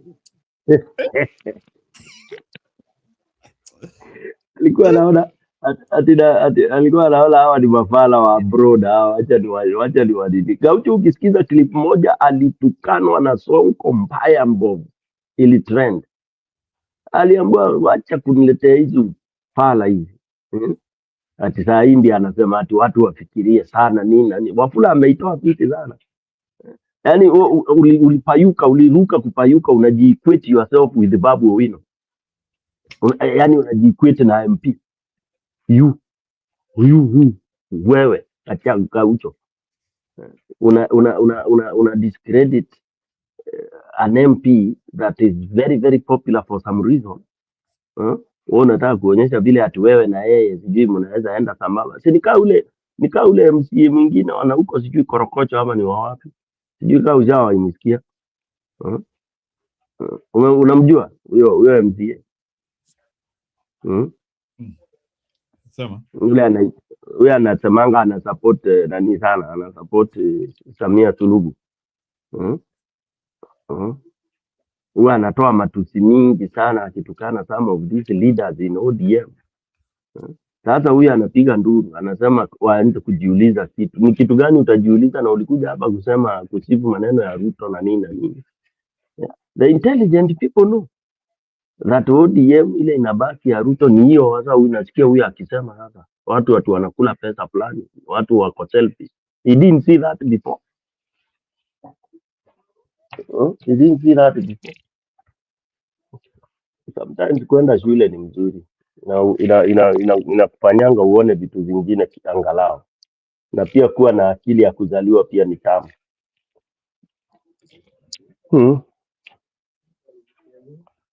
So hiyo maneno ya ODM hakuna sayansi ngumu hapo, ama wewe Njuru unaona ni kama kuna sayansi ngumu? Kama watu hawezi elewa vile ile part ODM inaenda, wanaanza kuleta ati ni kama mambo ngumu. Tulisema number one, Ruto must kill ODM. Hiyo tuliweka na tukasema na tukapeana all reason. ODM has to die for Ruto to survive.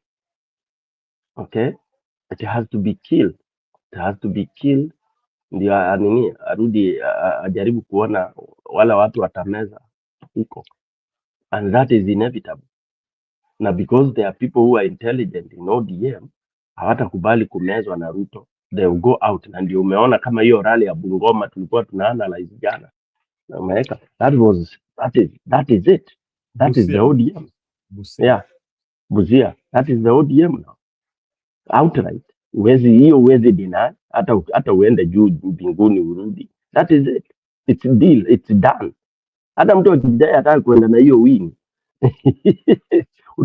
Utangoja ukaukie juu ya nini? Ya lami. Utakaukia juu ya lami. Because hiyo ni one wing. Ambayo ndio, na hiyo wing ndio ODM.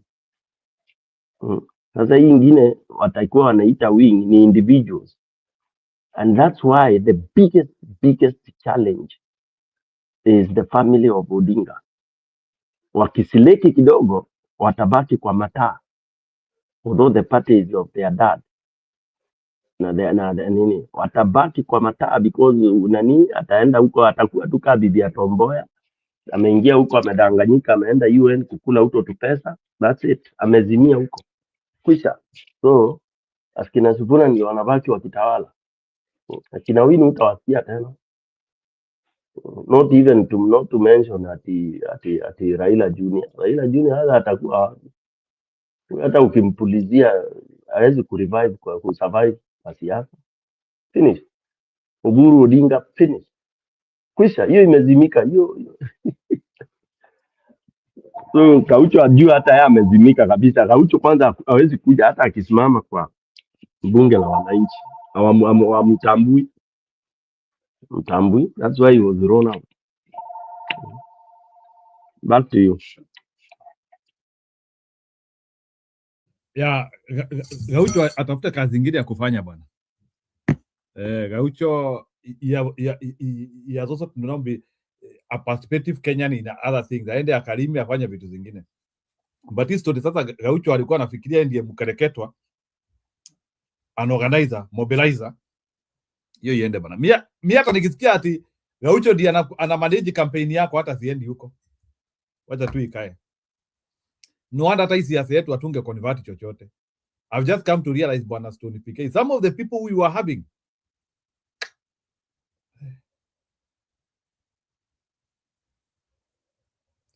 And I still am not aware how these guys got proximity to Baba.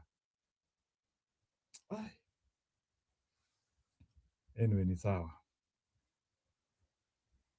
Na unaona hadi saa hii nimesikia tu hata jamaa ako na proximity to Aida. So bado hajaachana na hiyo familia. Acha tusikie.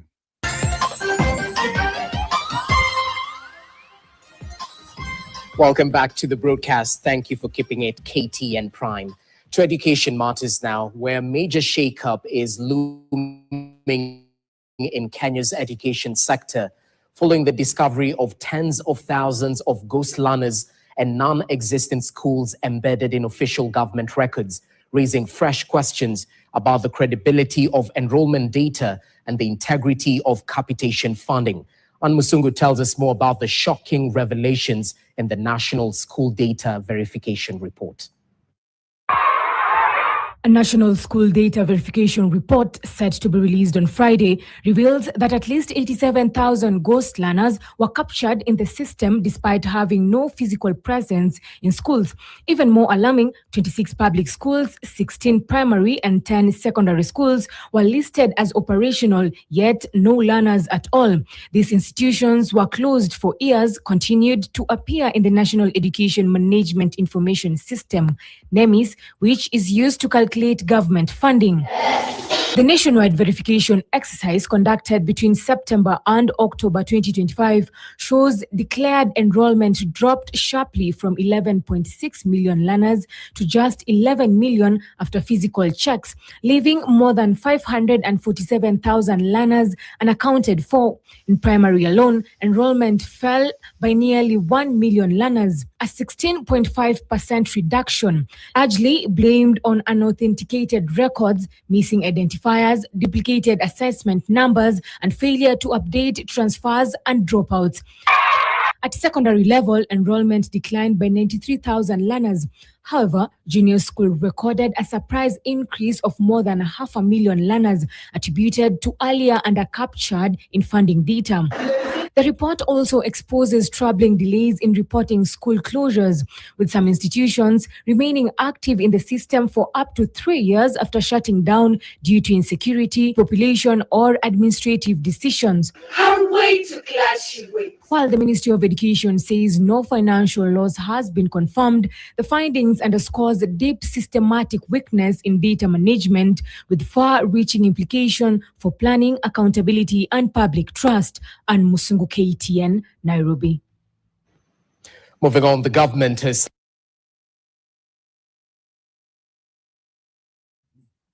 Swali Stony PK, hata Kangata ajui mashule kama hizo ghost workers ziko na kuna ghost schools. He cannot comment on how the government has performed that. Now we have ghost schools. Is Kangata not aware of that? Swali tu.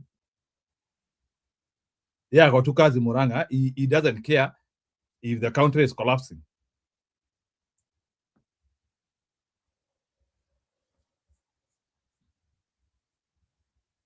So, Stony PK, that is also something which is happening in Kenya right now, where money is being lost in every sector.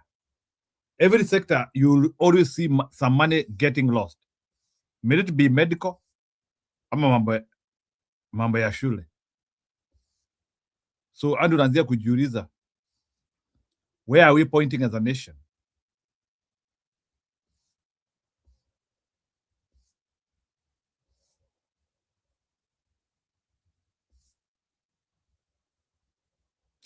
Aya, wacha niwekee ubeshte mwingine naye. Kuna lawyer amesema enough is enough. Je, ujinga ya Ruto ya kuhold mikutano State House. Wacha niwekee. Na Mungu abariki watu kama hawa. Kuna jamaa ameenda kwa koti and I asked that question here some time back. How legal is it? State House imekuwa choo. Aya, nitaweka. But wacha niwekee huyu beshte amepeleka Ruto kwa koti.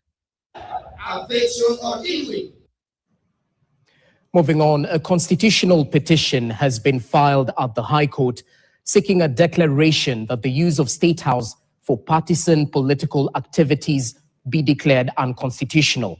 The petitioner, lawyer Lempar Suyanka, argues that public resources have been unlawfully deployed to advance the interests of the ruling United Democratic Alliance Party. As our political affairs reporter Ian Keitani now files, the move to host UDA meetings at State House has also been faulted by other legal minds and experts who argue that such a scenario was not envisaged by the framers of the Constitution. The House on the Hill has often, more so in recent weeks, been awash with the conspicuous UDA colors, most recently during the UDA Aspirants Forum hosted by President William Ruto, a meeting which was preceded by the party's National Governing Council meeting barely a couple of weeks ago. The petition filed at the Constitutional and Human Rights Division of the High Court in Nairobi names the Attorney General, State House Comptroller, UDA and President William Ruto as respondents, with the petitioner Lempar Suyanka arguing that State House and state lodges are national institutions reserved strictly for official state functions and are maintained by public funds approved by Parliament, and therefore all partisan meetings held there should be declared unconstitutional. The decision to hold party meetings at State House Nairobi has triggered condemnation from far and beyond, with President William Ruto faulted for shifting party operations from the UDA headquarters to the State House, which is considered a national, non-partisan sanctuary. This must be condemned, it must be challenged, and it must be called out. And for the person of the president, what the law expects is that himself, as a public officer, the law behoves upon him to ensure that he uses that office in a legal manner. State House need not to be identified by one political party. But him sitting in that office is no longer the president of UDA party, but is the president of Republic of Kenya, and everybody, regardless of the political party they come from. And so the place need to be a place of unity. With the facility deemed a national institution, governance expert Michael Agwanda opines that the House is a symbol of national unity and should therefore not be used for partisan politics. When the president is holding official functions in State House, we should be seeing as a symbol of unity the national flag of Republic of Kenya being flown more than the UDA flag. Because today the president is running UDA flag, tomorrow somebody else will be there. And I draw an example from the United States of America.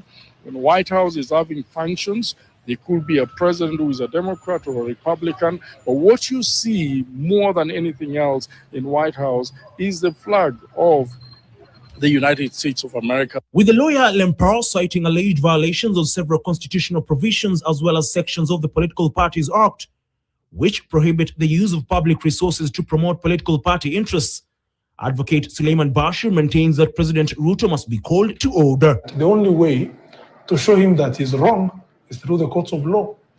I think the importance of filing such a petition in court is to remind the president that even when he decides to forget about the place of the good constitution, we have the courts of law to remind him as to how he behaves within the public office and public resources confines. This is a wake-up call. He must not wait for the outcome of this petition. Rather, it should be like a teaching curve for him. It should, at the very least, serve as a reminder. In the petition, Lempar maintains that allowing a political party to use the State House gives it an unfair political advantage over other parties, undermines multi-party democracy, and erodes the constitutional distinction between the state and political parties. Other than declaring the meetings unconstitutional, the lawyer wants the court to compel the State House Comptroller to disclose the full costs of political activities held at State House. Thanks, Keitani.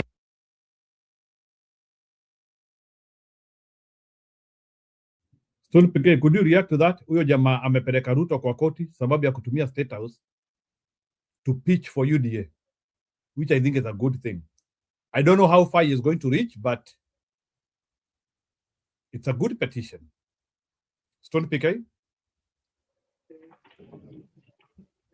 Yeah, we said previously that I wish we could all flood the courts with petitions on anything that this government is doing wrong. That would be, it's one of the very good ways of crowding and trying to hold the government out. So as many petitions as we can, including recalling Ruto, we should make as much noise as possible. And you know, for every kitu, kila kitu, whatever is there that is not good, you file petition. Petitions are good because it shows that now the community or the society is awoke. Yeah, that would be the best of all. Let's have all the cases, you know, flooded from the low courts, from the magistrate court all the way to the highest court. Kutoka huko kwa county, going all the way up. Yeah, that is one way of exposing the rot. Wacha wakimbie, let them go for the next years. Hiyo 1 year imebaki wakirukaruka na makoti. Okay. The good thing is that these courts and cases are the ones that will be fast forwarded. I mean, fast tracked once a good government comes in, and we'll be able to jail very many of them because cases are ongoing. Yeah. So even if they try to suppress them now, we will have point of reference to resurrect all this. Yeah. Somebody should also have gone in a case, affordable housing should be revived and reappealed You know. Yeah, that is my take. Yeah, petitions zinafaa kukua mingi. Like that was very responsible. Kutumianga State House kama choo. I agree. Aya. Let's hear what the board is saying, and then we react to that. Alafu, we follow Kalonzo trip in America. We see what he did yesterday and today. We are in the county of Gishu, Eldoret, and there is a tired narrative of blaming Uhuru Kenyatta. That Uhuru Kenyatta's name has been dangled as the key person behind the Busia rally. And in this podcast, we are going to look at why this narrative has been devised as a state unleashes its raw face on Sifuna and the team. But first, I need to make this critical update here. Ladies and gentlemen, today we managed to bring our brother Duncan to Eldoret for the spine surgery. And these are the videos that you can see in your screen. For those maybe who are getting doctors so that we can save the life fell in the gold mine. So in Kisumu yesterday, now what sends signals? If we can contribute even at least 200 or 100 at this point, tomorrow we'll be able to get the 60,000 and we shall have supported Duncan. And may God bless you for supporting. This is a journey we said, this is a life that we could save. Now, Aden Duale is arguing that by Uhuru Kenyatta working with Rigathi Gachagua, he's undermining the unity of the country because Uhuru Kenyatta is supporting a man who was talking of shareholding. And these attacks against Uhuru Kenyatta, who I also, some of which I also witnessed when Fernandez Baraza also launched them in Kakamega, is part of a panic. It's part of what is showing that people are in panic. This is tired, and it is a weak narrative. I'm calling it weak because before the president and Kenya Kwanza started working with former Prime Minister, the late Raila Odinga, how did they see Raila Odinga? They saw Raila Odinga as a violent man, a man who was not a peacemaker. And now, it is not that they don't want to Uhuru. It is not Uhuru working with Rigathi. It's not a problem to them because of unity. It is a problem to them because the Mount Kenya vote is moving in the same direction. As Ruto allies spent better part, and I want to show you that the blame on Uhuru Kenyatta is just a smoke screen. And this is why it has been dangled on this team. As Ruto allies spent better part of their time blaming Uhuru, Sifuna has been targeted. And I think Mbadi needs to be called out. In this country, we bring sanity when we start calling spade a spade. The Treasury CS needs to be called out on his selective attacks targeting Sifuna. You finally have a viable business. And all from my mom's garage. No one will break ODM.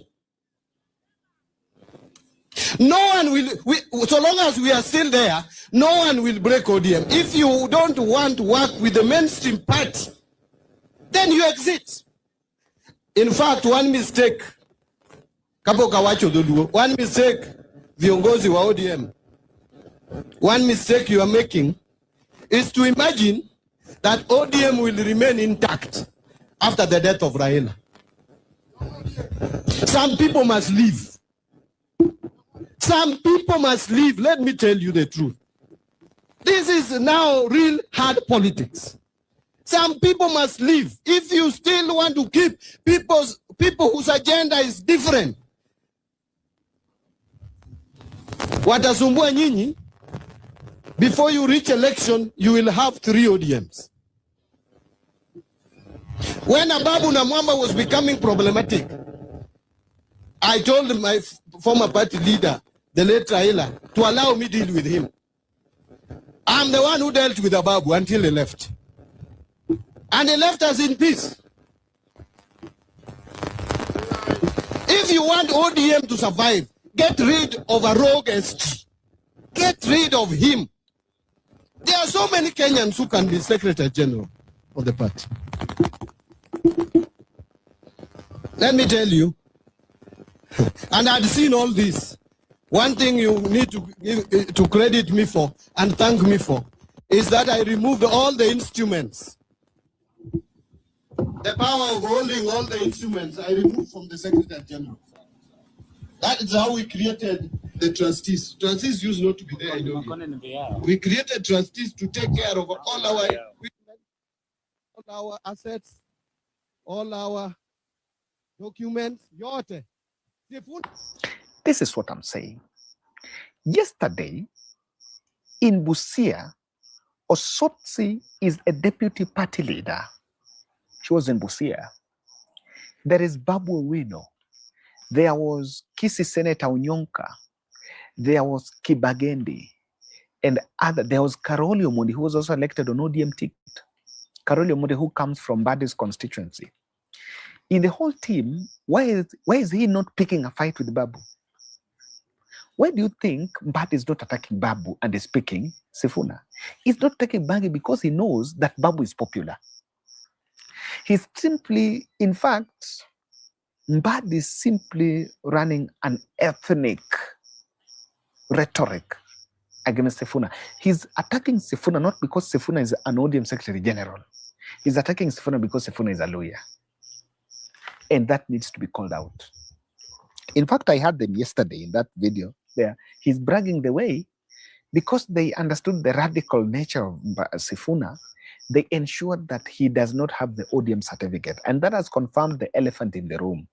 This team around President Ruto, you know what gives them the bragging rights is because they know where the ODM certificate is. I can tell you, ODM certificate is in Kerarapon. Iyo Mama Aida ameshika kwa mkono. Mama Aida ndiye ako nayo. Any other person masquerading here as having ODM certificate is simply lying. And in fact, who is busy with that certificate? It is not about the paper, it is the people. And if someone thinks that ejecting Sifuna is going to stay the ODM, is lying. Now, while they are blaming Uhuru Kenyatta, that's why I wanted, while they're blaming Uhuru Kenyatta, they're in panic and they're picking individuals. Now, you're blaming Sifuna. Can you watch the hype of Kibagendi? People power! Our power! People power! Our power! William Ruto! William Otuoma, William Ruto. Mimi ningependa kuambia hivi. That was Kibangende. Kibangende was more hyper than even Sifuna. Future Sifuna Babu rallies will likely resonate with Rigathi mania if the state unleashes its machinery on these people. And this is going to happen. You know, when they realized Rigathi is giving them a run for their money, they threw the state to Rigathi. It is roadblocks, attacks, security withdrawals, violence, and all this. Now, this is where they're in a very tight space. If you use the strategy of unleashing the state machinery on Sifunas, then you're simply, and you are creating the masses. You're actually consolidating the masses against the state. And it makes it easy for Sifuna, Rigathi, and the other team to speak the same language. You know, if there is something that Kenya Kwanza would want, is even these people, Sifunas, to form a third force. And I can tell them. I had them talking about presidential candidate. The only available avenue for them is to join forces with the Kenya opposition. Any sort of third force is disorganizing forces that would, because Ruto is a sitting president. You need to remember that. It is not very easy. The ground is very fragile. And I can tell you, it is not like people are just seated there. Linda Mwananchi group is not a protest. It is actually a cavalry. Men on horseback appearing over the hill to reinforce a tired but still fighting unit. That is the people and the opposition. It is the tired but a fighting unit. There is something that happened in Huruma. Kesho ndio walikuwa maliza exam. Mimi nikapigiwa simu na mwenzangu ananiambia ati Sharila ameshutiwa. Ati amepigwa na bunduki. Nikajiuliza ameibia nani? Ati amepatikana tu palipake pa kazi. Hapo palipeni pa kazi ndiye alishutiwa. Ila kama angekuwa kijana ashutiwe hivyo ningesema ni mwizi.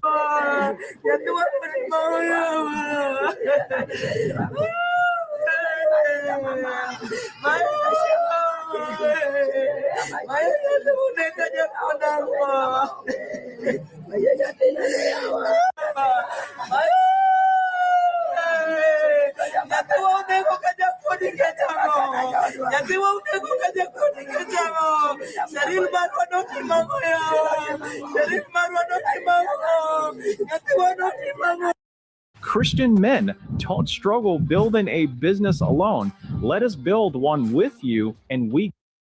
Some young girl, Sharila Ching, was shot, and I saw the video of the mother breaking down. And when they were talking, when the people there were talking, some people were being, it brought protests, deadly protests. Magari zikachomwa na ilileta shida sana. Now, these are signals that even as you talk about the broad-based and all these things, if you cannot force soft the software, you're not making any group. William Ruto understands this Uhuru funding is a narrative created out of the moon. The real threat for them is that bystanders and fence-sitters are keenly watching the political space, and they would likely join the bandwagon to position themselves strategically. Kangata says he can't realign openly, and it means he's making a way. As a leader in the region, what are your thoughts on just how the political mood shifting could impact Murang'a? He's about to say, I don't talk politics. Me, I come here to talk about development. No, you are almost right. We believe that, you see this politics of 1 term, 2 term, they are sweet. And in fact, that's what people now want. They want us to say 1 term, 2 term, whatever. In fact, when you go talk about, I don't know, smart city, this Capro, it sounds boring. Yeah. And rarely people clap or get excited. But then again, we took a philosophical stance that 1 term, 2 term will end within the next 1 year, 6 months. But the road that the smart city that we have done, or some road or cabro, will be with us for the next 50 years. The ECDs that we have rehabilitated, almost 500 plus in Moranga, will be with us for the next many years. The industrial park that we are pushing will change Moranga's economically, God willing, if we succeed structurally, not only for this generation, but for the next generation. So, yes, people will clap when we talk about 1 term, 2 term, but we know that is what we call a passing glance. We are more interested to not only for this generation, but for a better future for our society.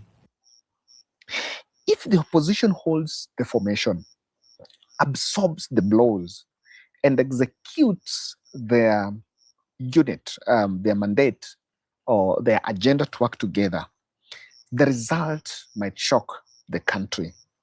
It will be sudden, terminal, and irreversible. They can put Ruto, they can push Ruto in the edge. Why Uhuru name is dangled in these streets, especially after the Sifuna Babu rallies, is because of these 3 reasons. Number 1, they want the Linda Mwananchi, they want to deflate its identity.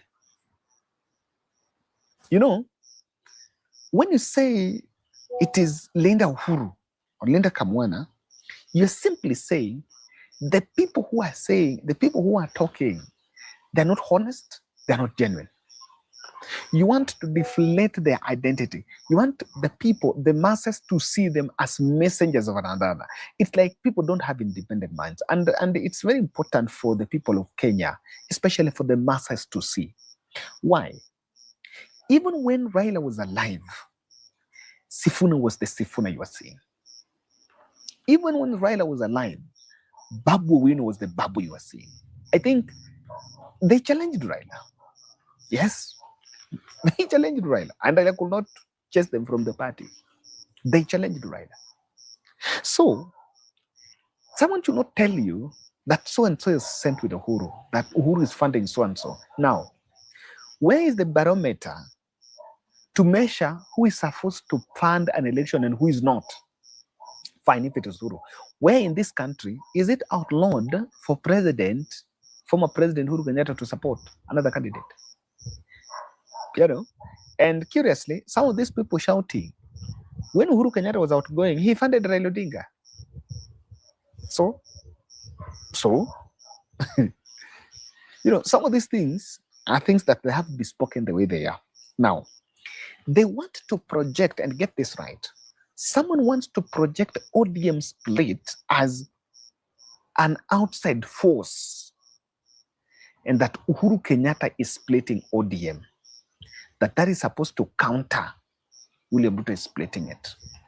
Truth be said, if there is a person that is splitting that party, it is William Ruto. Okay, Salah, who is an NIS agent, is calling youth in State House and taking orange colors, orange shirts, and printing Junior William Ruto na picha yake hapo. Have you seen any ODM shirt printing Junior Uhuru Kenyatta? Let me tell you, what is happening in ODM is ideological difference. 2 groups. There is one group that wants to eat, they're already eating, and they want to continue eating. That group is having a sheep mentality. They're going this direction. They don't want to reason. They don't want to argue, so long as food is in their mouth. There is another ground that is saying, come on, guys, this is what the party stood for. What we are doing is not what Baba stood for, the ideology group. That group is the group the masses are meant to refer to them as rebels. They're not rebels. They're not rebels. Those are the voices of the ideology. And when you listen to the speeches, you'll get the difference. It's day and night. Now, they will also want to brand opposition voices as Uhuru fighting Ruto. Let me say, this country should not make a mistake on looking at the current wave of the current political realignments as Uhuru versus Ruto. Uhuru is not on ballot.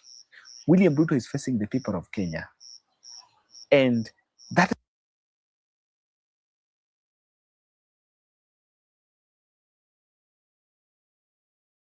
Yeah, that is a bold. He has really brought up so much. Stone PK, do you have something to react on it? Ama niweke Chris Kumekucha, our final video today. Then we call it a day. Do you have a reaction based on what Mr. The Board amefanya? Yeah. Bold, has done some good job. One thing I'm so happy about is that remember when on this channel we kept on saying that the people have been triggered. It's the people now. The people feel it. Even yesterday, I think I talked at length.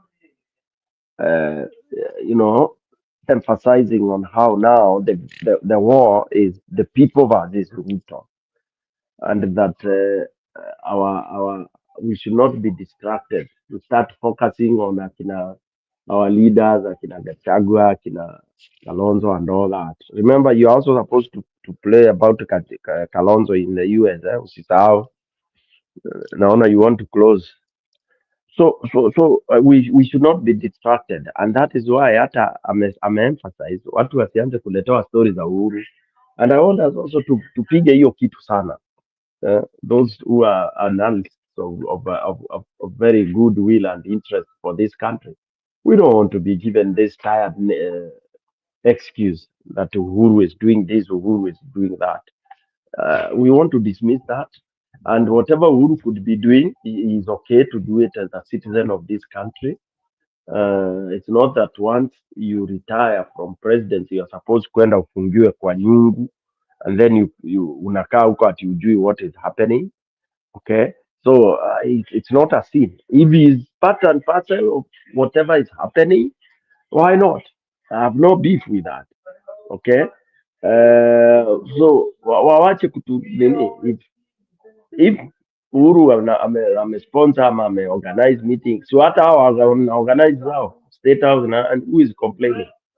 Yeah, so watu wetu, the followers, Kenyans should not be detonated ati tutolewe pumzi because tuonwe ni kama ati sasa kuna dhambi inatendeka sana mpaka every time anything want to be diminished, Uhuru's name is inserted.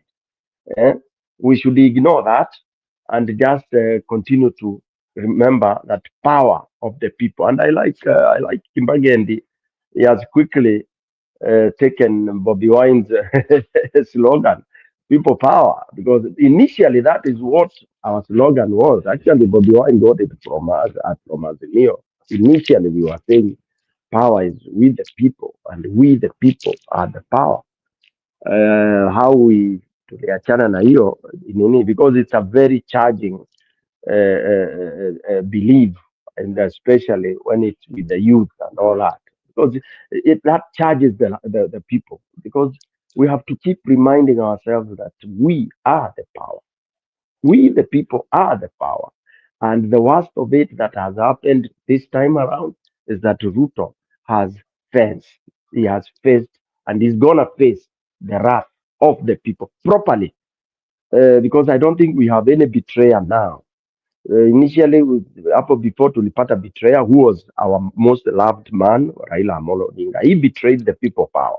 Despite him being the architect, he eventually did that. So we have to be very careful that we get this mapema kabisa. Tukiona mtu anaregarega, we call it as it is. Because had we done that earlier in Azimio, we would have told Raila off. I mean, like when he He went akaenda retreat. People should have followed him to retreat kabisa. Akae huko asitokelezee when Gen Z were coming out. But you see people are there, Baba knows what he's doing and all that. And that's how we got to where we are. So for now, we all have to be very vigilant as to what is going on. Oh, we are told Uhuru was organizing, we say it's BS. Go organize yours as well. All right. Kibagendi and the team rally was massive. It was spectacular. And that is it. The proposal that they should wait to, I mean, if they are pushed, they will join the other forces on, Kachagua and the Kalonzos, whatever. That we should not wait to be pushed to go there. This is my appeal. If we are all hoping and pushing to remove Ruto, we should not wait to be pushed by Ruto ati ndio tuanze kurudi pamoja, ndio tumeanza kupigwa na tear gas. The earlier we do it, the better. And I would borrow Mother Karua's word that even if we do it today, the better. If we can put pressure, this guy atimuke aende mapema. What's wrong with that?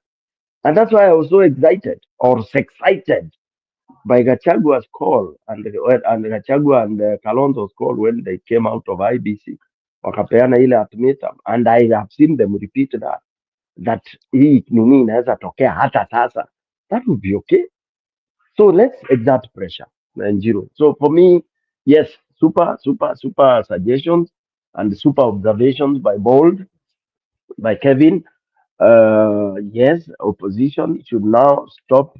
They should not ati waanze kunini kuchezeana na kujifichiana. There are no cards to hide here. Okay, let's slay the dragon and then maneno ingine itakuja baadaye. I also would call upon people like people, all those who have the intention, because there are people they are neither here, wako kama kinyonga, akina wanaitwa nani, cagnatas, those ones we should know them from, and park them where they belong. Tusianze kungojea ati we are waiting for people. Tunataka watu watangaze msimamo mapema. Lastly,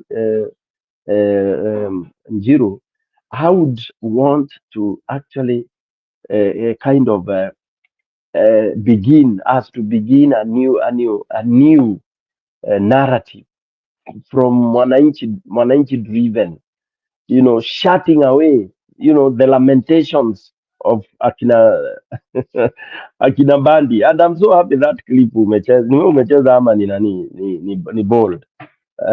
So that now Bandi is lamenting and Bandi has gone so personal. Yeah, we should, yes, we should say let ODM split. Alikuwa anasema ita split mara tatu, that's okay, but let's see which ODM abaki na ile anabaki hiyo skeleton yake. And as I said, it will be so, hiyo itabaki hiyo, wao waende wakakule maandazi, and then the people will move with whatever, with akina Sifuna, and then of course they should go and amalgamate themselves with the other team. Yeah, I hope that our akina Sifuna na akina nani, they should not hesitate to join the other group because of one person, because I know I've heard from very reliable sources that the hesitation sorry Bundi, nimeongea sana lakini natoka ninakuachia you can come back. So, I know there is that, kuna story inaendelea, that why we don't have massive movement towards opposition, united opposition. Kuna some reasoning and some fears. I wish we could erase that. I wish people could shelve that and join the forces so that this man can go home as quickly as possible. There is that, hiyo kakitu na ndio kanazuia watu kudeclare joining, because the moment wakijoin hivyo Njiru saa hii in the next 24 hours akina Sifuna hiyo force na hiyo nini to hold one mega rally, maybe hiyo tarehe 16 ile Kalonzo na nani walikuwa amesema wote wakubali tuende hapo, Kasongo will go home the following day ama hiyo siku. Back to you Njiru.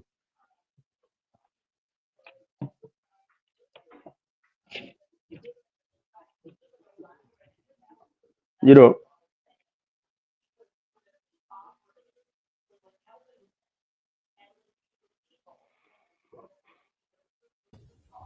Okay, sawa. Ni Julia alikuwa ameingia, nilikuwa nafikia ni Alex. No, ni Julia lakini she has gone. Atarudi tu, lazima kuna mahali labda. Yeah, no problem. Yeah. So atikipita anasema wait for the NDC. Sasa NDC italeta nini? I think ODM they have to accept their status. Unajua saa zingine unajua saa zingine nyumba ikisambaratika and I don't know these things also happen. Sijui kama Stonipitia you have also witnessed even in our villages mamboma ambazo mzee akienda hiyo mboma imeisha. You can no longer bring anyone together any longer. Yeah, especially kama ilikuwa na tension, huwezi, it's not possible. Nyumba ilikuwa na cracks, alafu tulikuwa tunazibwa tu na huyo mzee. Inakuanga kuisha. It's in real life.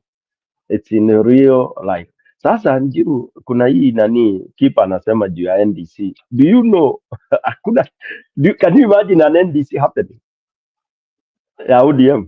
I mean, how naive can we be? Hiyo ni mabaya. Itakuwa kutafutiana wakora. How can it will be fire? It will be fire. Because who has the goons now? Kama ni mambo ya kuleta goons. Can you tell me who has the goons? Is it Mbandi? Is it Oburu? Is it Mbandi? Is it Wanga? How do wataleta nini? The typical UDA ni nani ataleta? ni Kaucho au wakina naitwa nani? Aladwa.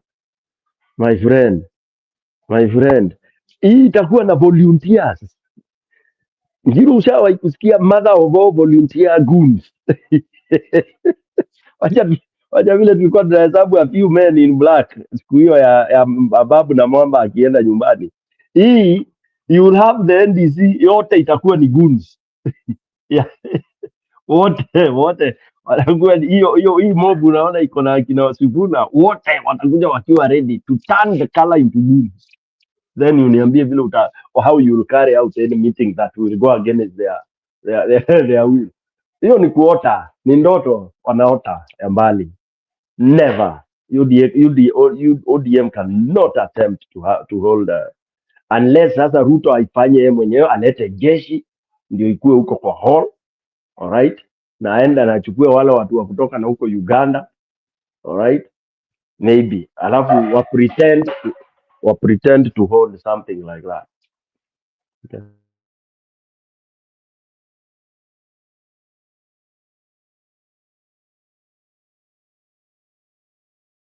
Sawa, wacha nionyeshane. So Kalonzo in images, then niweke hii Chris kumekucha. So this is Kalonzo in images. What happened to him jana? Anasema alikuwa Silver Spring, Maryland. Amesema policy was by Deputy Minority Leader Kadhiane na Manzoni. Together we shall combat Kenya. So hapa the Spring Valley, these are some of the people he met.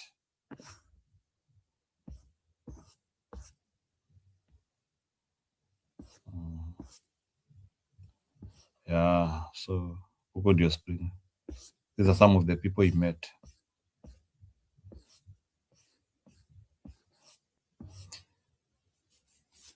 Yeah, I think he is trying to make it.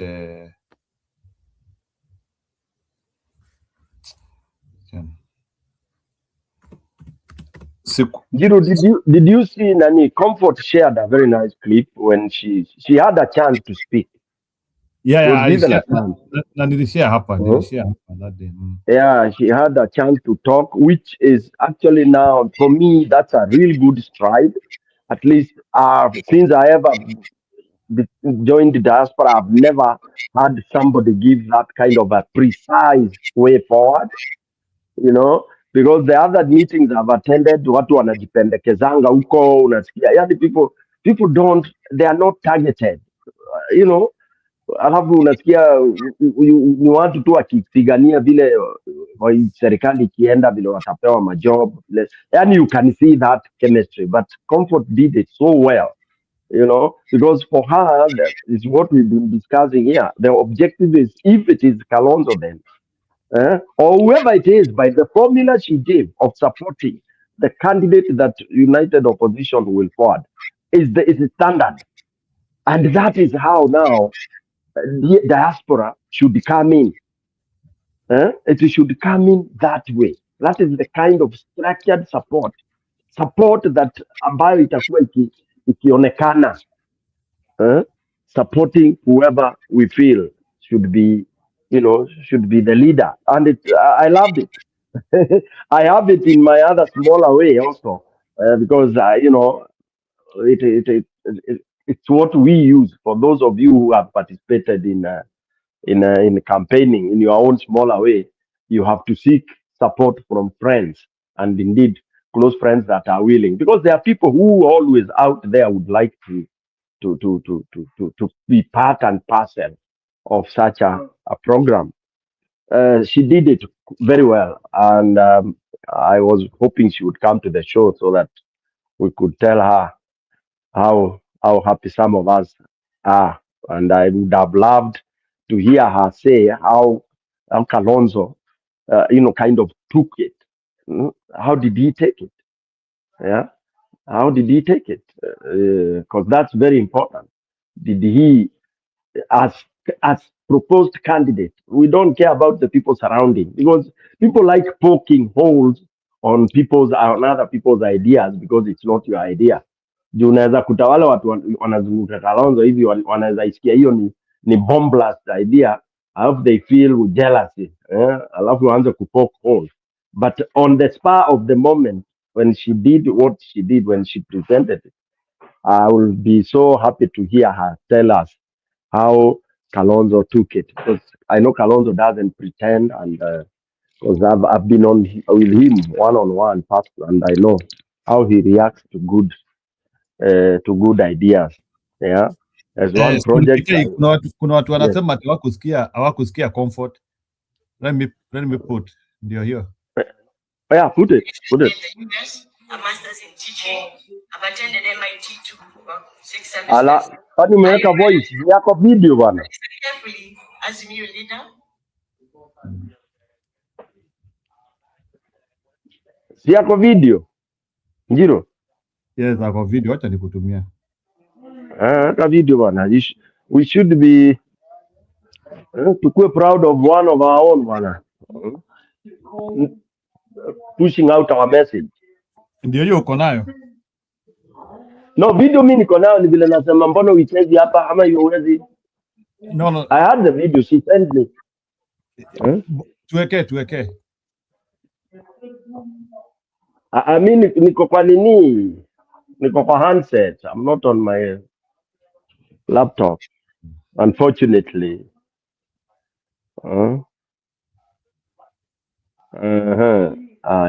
Unfortunately. Anyway, weka voice basi.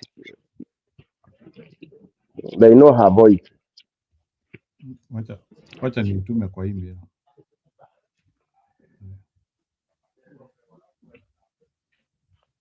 Kama uko kwa laptop unaifungulia tu hata kwa WhatsApp, alafu una share na kuja hapo chini.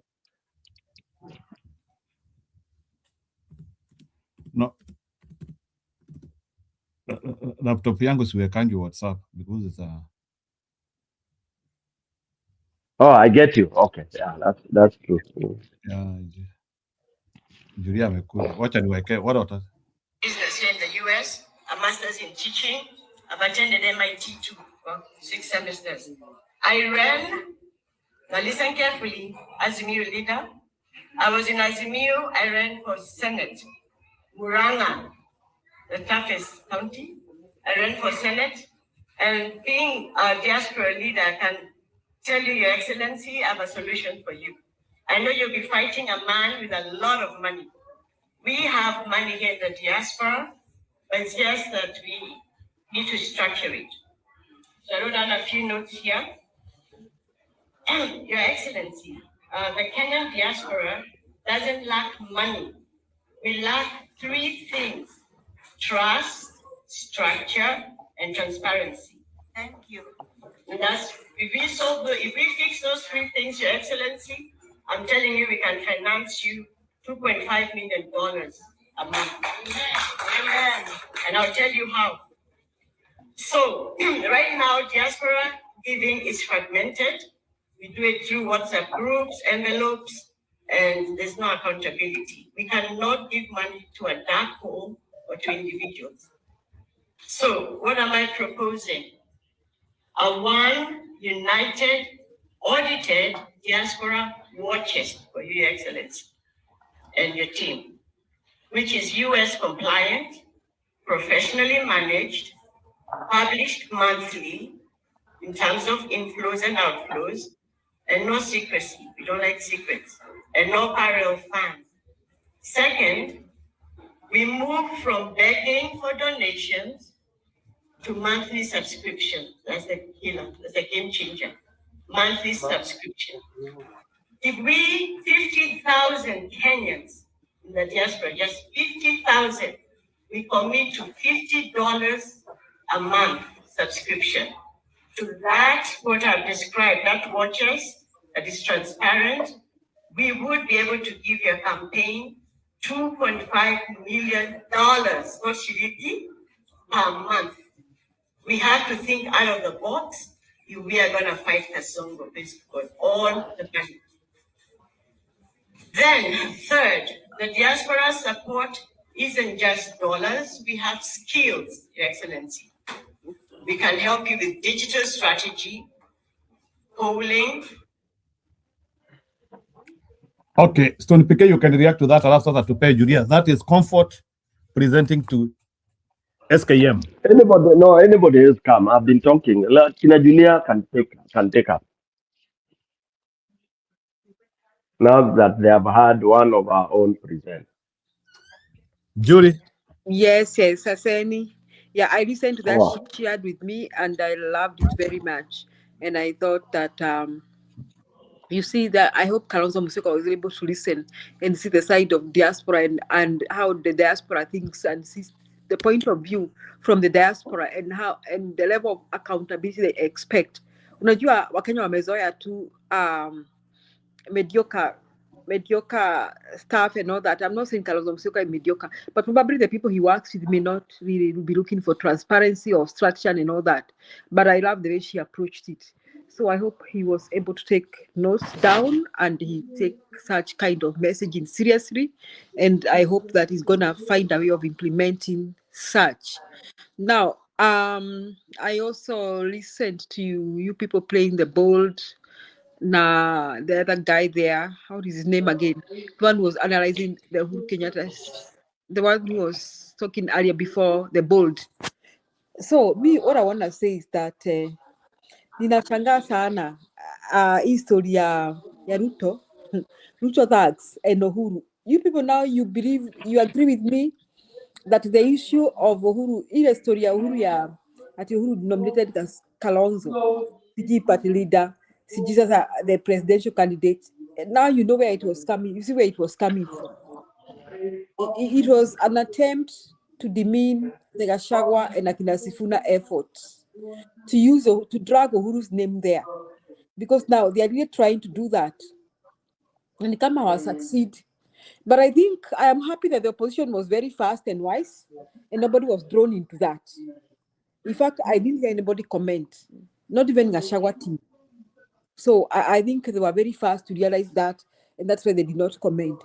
So it tells you that Kasongo amewekwa baridi kabisa. And like PK was saying, Jana, this is the time to strike. In fact, easy deadlines were going to appear IBC. They should push them forward. Wazilete karibu. Kwa sababu IBC needs to deal with square. Na haielewi diplomasia. Ruto haielewi diplomasia kabisa. He won't listen to anything. He just needs to be pushed to the wall to resign. That is where we should be going now. Because he has committed enough crimes against humanity in Kenya. He doesn't deserve to be president. He doesn't even deserve to run for presidency. Hata history ya kuongea 1 term, 2 term. Ruto does not deserve to be in the ballot. And like PK is saying, I agree with you, PK. I think we should take more court cases. Apelekwe kotini. Na sijui kwa nini hajapelekwa kotini for crimes against humanity. Nobody has accounted for the killings of the Gen Z in 2024. Hakuna mtu ameaccount hiyo kitu. Nobody has accounted for us for that. And even Eliud Lagat got away with it after Ojwang died. Hiyo kesi kama imepotea. So I think we should go back to our courts and tell our courts if they want to side with the murderer, watuambie tu mapema. Hata yu kome asukume.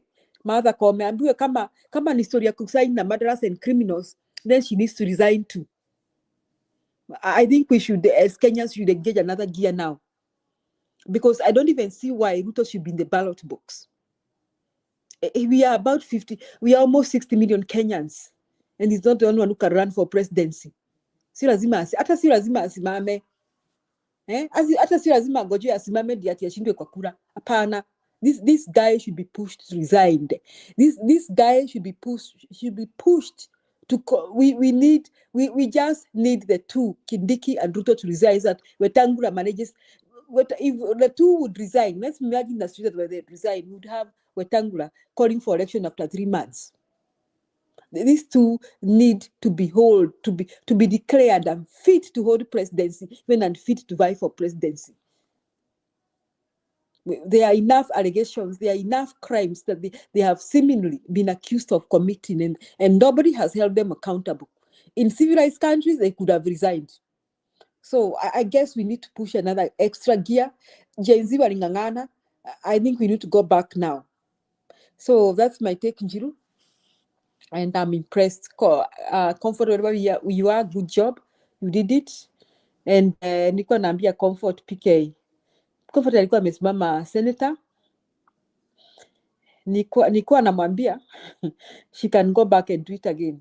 And PK, you are talking about this Murang'a governor na Kiharu MP Ndindi Nyoro. Hao ni watu wenye wanasema they are neither here nor there. You know what I think, PK? I think DCP and other parties should front people. They should front people to beat them in the election. You know they're in their comfort zone, saying that I'm not saying 2 term, 1 term.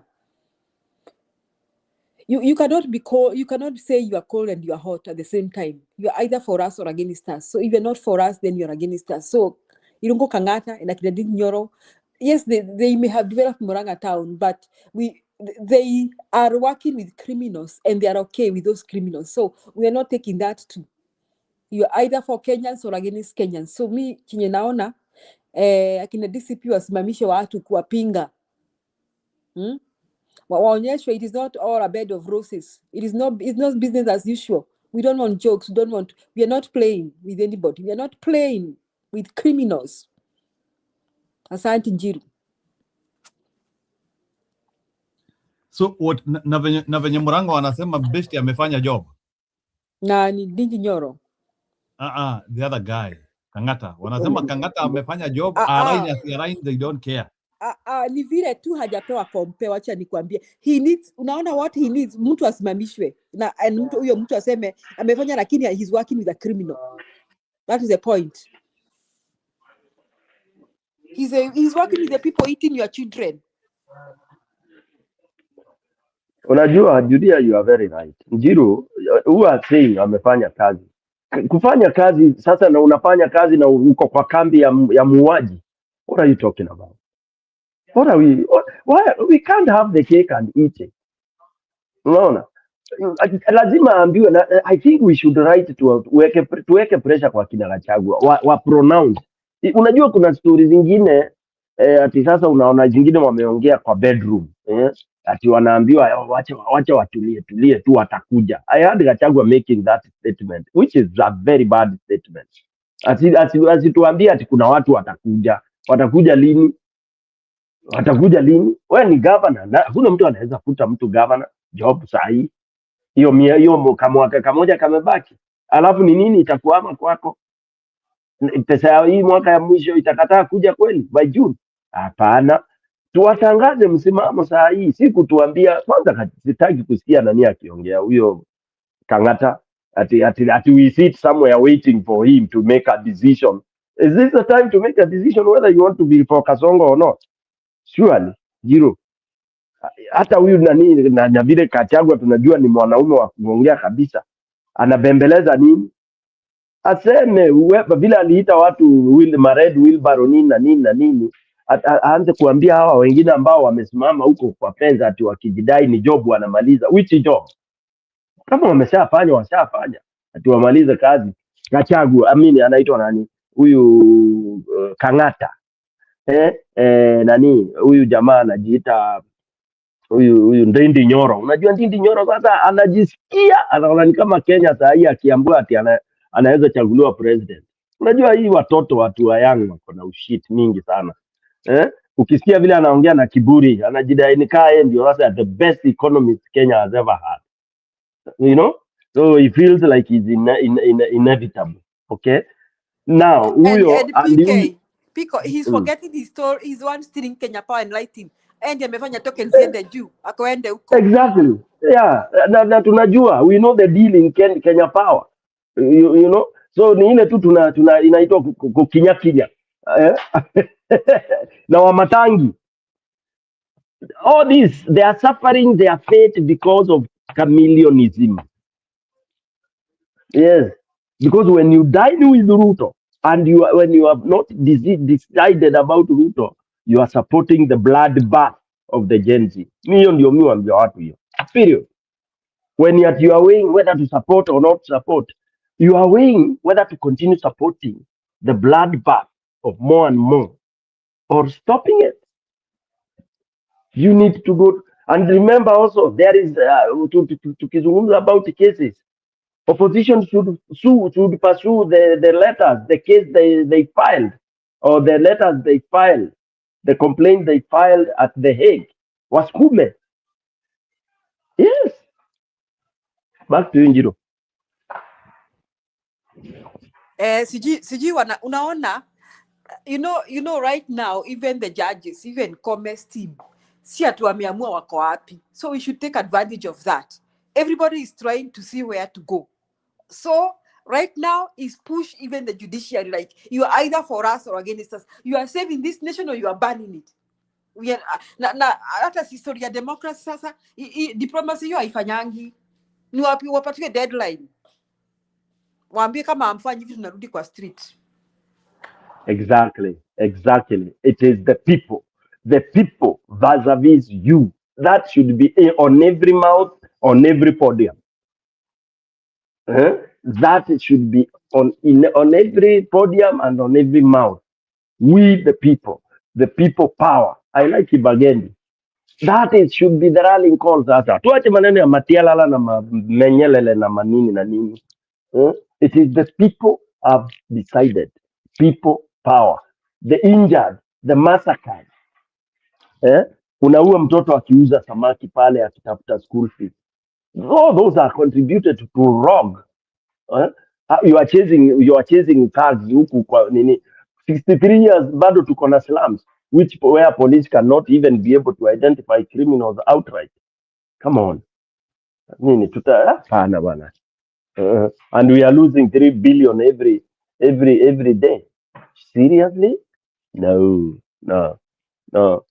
Any bad thing that is happening is as a result of poor governance. Security, poor management, watu social economic poor planning, poorly residents and all that. It's all because we have a corrupt government. So we need to root that out. The earlier the better. Njiro.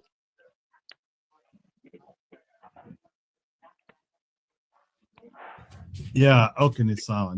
So let me ask a question. So Julia, I have not heard you reacting to Bandi saying akina Sifuna wafurushwe. Have you heard that from Bandi? They are now saying that now itabidi sasa ati ODM ikiachiliwa ikaa hivyo inakaa tu atakuwa ati pieces tatu. So Badi proposed, yeah, and he gave an example that he dealt with Namwamba.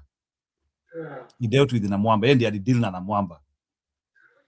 Na hata huyu na akasema by the way ati instrument za ODM si Sifuna ako nazo. Like he was like trying to say to people, Sifuna is a flower girl. Hakuna kitu ako nayo ya ODM. Can you react to that?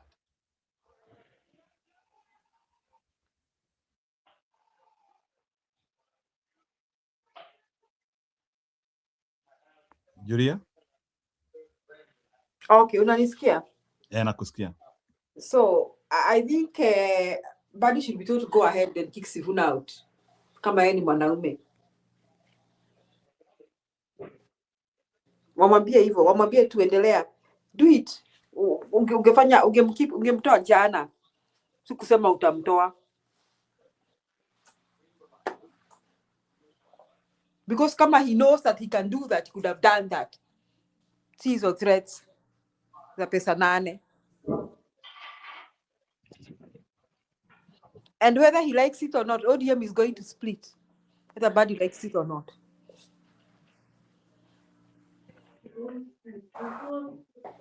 That's my take. Stone, did you react to that? Oh, yes, earlier, I said it. I said Bandi is one of the most injured. He's a wounded, wounded baby buffalo. Yeah? Because nyama inatolewa kwa mdomo bwana. Nyinyi mmesahau Bandi is the CS finance bwana. Atapiga nduru mpaka atoe maini. Bandi can't imagine people opposing this, and you see he is shouting on top of his voice. He is the most bitter member of ODM. For when he sees that that is what is gonna happen, he can't believe it. He can't believe it. Anaona yani mano ile kijaka wanasema gini waseka hao, lakini anaona sasa gini kwa kijaka inasemaje, hii imeenda hii imeenda. Anaona sasa akina Sifuna wanamtoa hiyo he can't believe it. He can't, and I suspect he can even do the worst to have it. While I'm there, let me also correct Kip.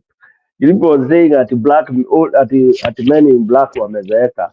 Kip, men in black si ati wale uliona siku za nani, siku za Amamba. Men in black are constant. You should have come to my daughter's ceremony ungeona. Men in black are ever there. Kwanza siku hizi they are all over if you need them. Proper kwanza. Proper. So whether it's not about wale walikuwa siku za nani. And I said for this time around, every other member of nani, the followers and supporters of akina Sifuna, that group akina Sifuna akina nani, they will come there so prepared, my friend. Mpaka utakuwa unatafuta men in black, unafuta ni all the delegates in men in black. What will you do there? That's why I think it will not even happen, because it will have to be acclamation. Now I have to acclaim that team. Kwisha. Akina Mbandi will not even see the day or the light of the day. Sawa. Aya, sawa. So that's okay. There is also another media print. Maybe before I go kucheza video ya Chris Kumekucha. There is a media sijui kama mumepatana na hiyo AI comparison. Sijui kama Julia, there is a very serious guy who has done an AI comparison of Uhuru regime and the Ruto regime. Even as hata kama there are those people who do not like Uhuru, but an AI comparison has been done comparing of how the two presidents are first term. And Ruto is killing, Uhuru is killing Ruto. Even with as bad as it was, some of us who were not agreeing with him, but because like somebody had come to claim that Ruto is doing better than Uhuru, even without fact. Now, an AI explicit you can use AI to compare anything these days. Munafanya data mining ya kila kitu imefanywa, it's very easy now to do that. Now it is clear that Uhuru has outperformed Ruto beyond kitu hata unaweza sema. So like these lies ambazo watu wanasema ati Ruto amefanya kazi mingi sana. What will they tell people? Even Uhuru, who some of us we put him below standard, Ruto has done worse than him. React to that, Stony PK. Naweza jaribu kutafuta hapa.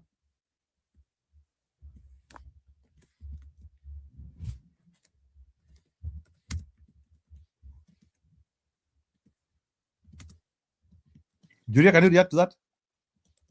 Yes. Ruto was not ready to be president, Njiru. I don't know, lakini mimi huwa nashangaa Njiru ni kwamba Ruto was the deputy president. So being the deputy president for 10 years, he knew the expectations and he knew how the government runs. Kwani alikuwa anatarajia nini huyu jamaa? Na niwaulize, hakuwa amefanya hesabu atakaona pesa ya serikali haitoshi.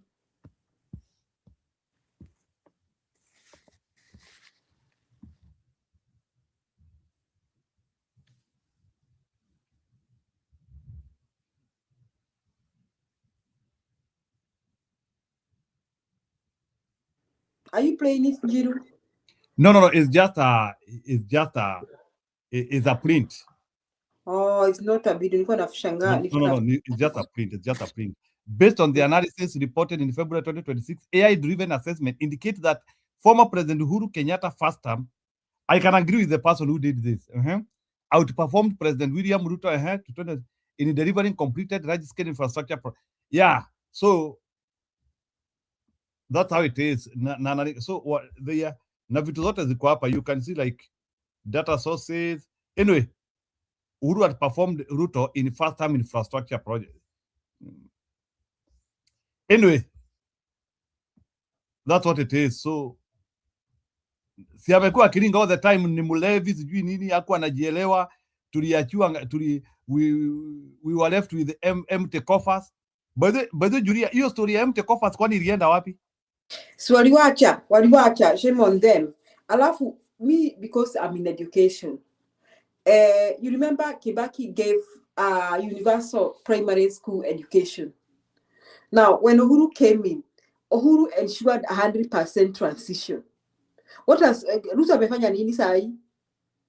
Mpaka watu waende university. What has the thug done? The thug is rendering Kenyans illiterate. Kwanza nilisikia Kiptuma akiongea juzi nikashanga. Ni watu wameregrete watu nyumbani ama wadangi nyumbani. Me nowadays if I hear you defending Ruto na ukitetea nitasema hata nyumbani uendangi. That is my conclusion. If I hear any diaspora defending Ruto, those are the people who literally have no idea what is happening in Kenya. They never go home. They support no one. They help no one. They don't care about their people. They care about nothing. Ati wako ngambo. Nonsense.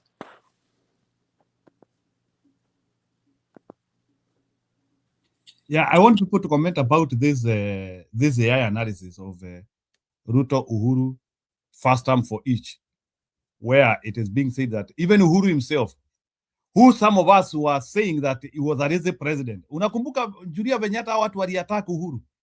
Kumbe saa zingine unaweza attack mtu na analysis yako haijaingia. Unaweza sema huyu mtu ni bure. Kumbe wewe ndiye bure kabisa. Unaita mtu Mrs. Bure lakini wewe ndiyo Mrs. Bure kabisa. Me, I knew it. I knew they are thugs. They are useless. That is why nilikuwa natetea baba. Mimi sitaka nimekuwa surprised Njiru. Yeah, of course. These are not things which are inashtua watu. And then you see then there are some people who are trying now to tell us.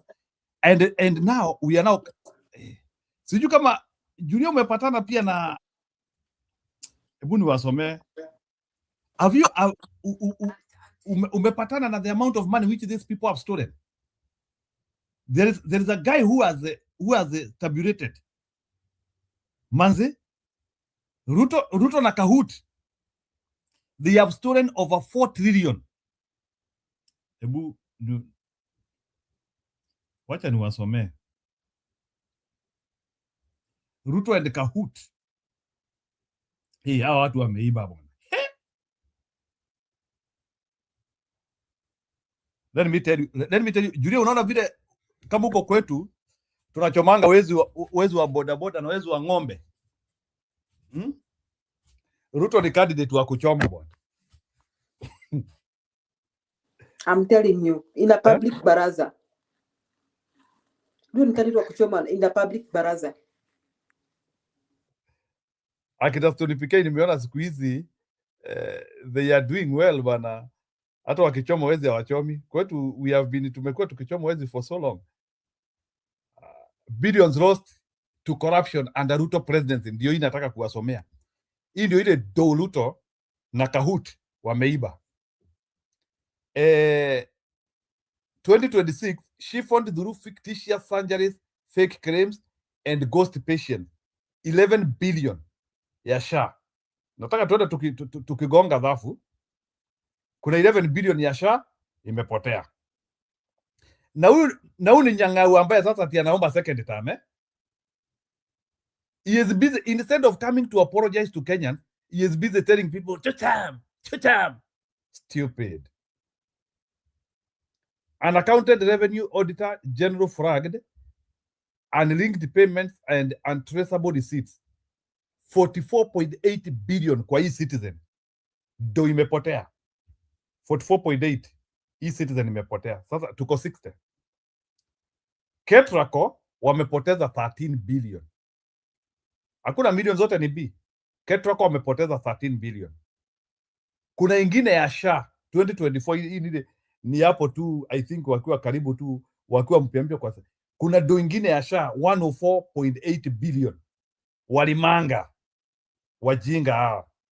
And somebody is busy coming and asking for a second term. This guy should be anyway. 104 wamekula through SHA again. Kuna NSSF. Kwa NSSF, losses from high premium board strains and idle unsecured property titles. Kwa NSSF wamemanga 16 billion. NSSF.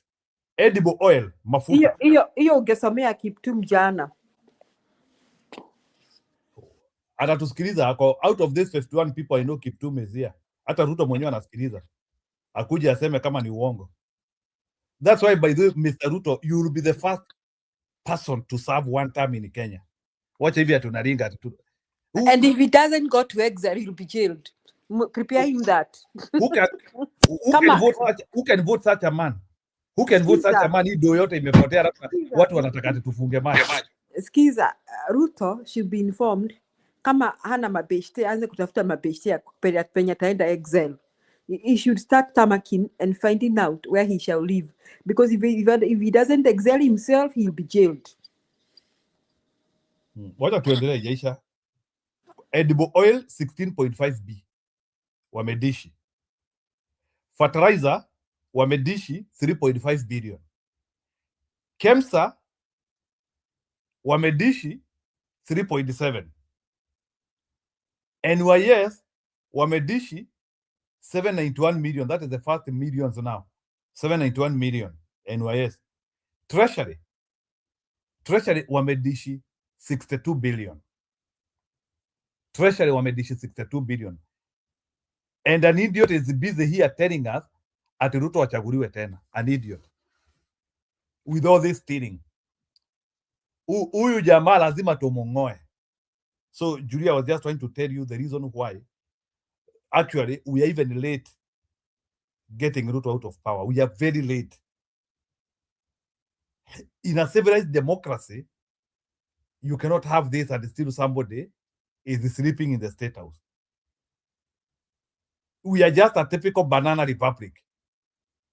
One scandal, manchi zingine, even one scandal is enough. One scandal is enough. Kenya, you do like 100 scandals and you are busy campaigning. We are just a sick nation. these things we have to change. We cannot be this. Na Matiang'i na Gachagua wasitulete ujinga. If they are not going to jail Ruto, and I don't know why they are not giving that commitment, by the way. This guy has done heinous acts, economic atrocities. Julia inaudhi. And at the same time, pesa kama yote imepotea. And at the same time, we only need 8 billion for education. Na haiko. Na hii pesa yote imeibiwa. How would you feel, Julia? Can you react to that? We need 8 billion na hiyo yote imepotea. Si afadhali hata wangeiba na alafu hiyo 8 billion wapeane ya masomo. Can you imagine that they cannot even... Sinakwambia, I don't know. Ruto did not really sit with Uhuru to know how much money the government collects and how much can be stolen and the government survives. Unaona, I don't know. I don't know how he expects even to go the second term and manage. I don't know, because the guy is either lacking has a shortage in his mental capacities, or he's just a sadist.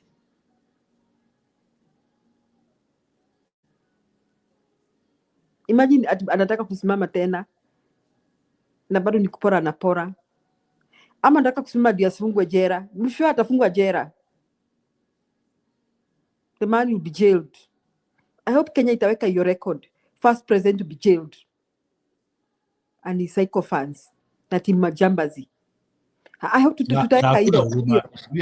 Na watu wasikuwe na huruma. Unaona historia ati ya sijui sasa imeisha ametoka. Hapana. I hope tutuweke hiyo history. So that from then henceforth, Kenyans will never steal again. You know, we should just create a history that a president was jailed, his deputy, his ministers, alipelekwa jera akafungwa, akafunguliwa mashtaka, akafungwa.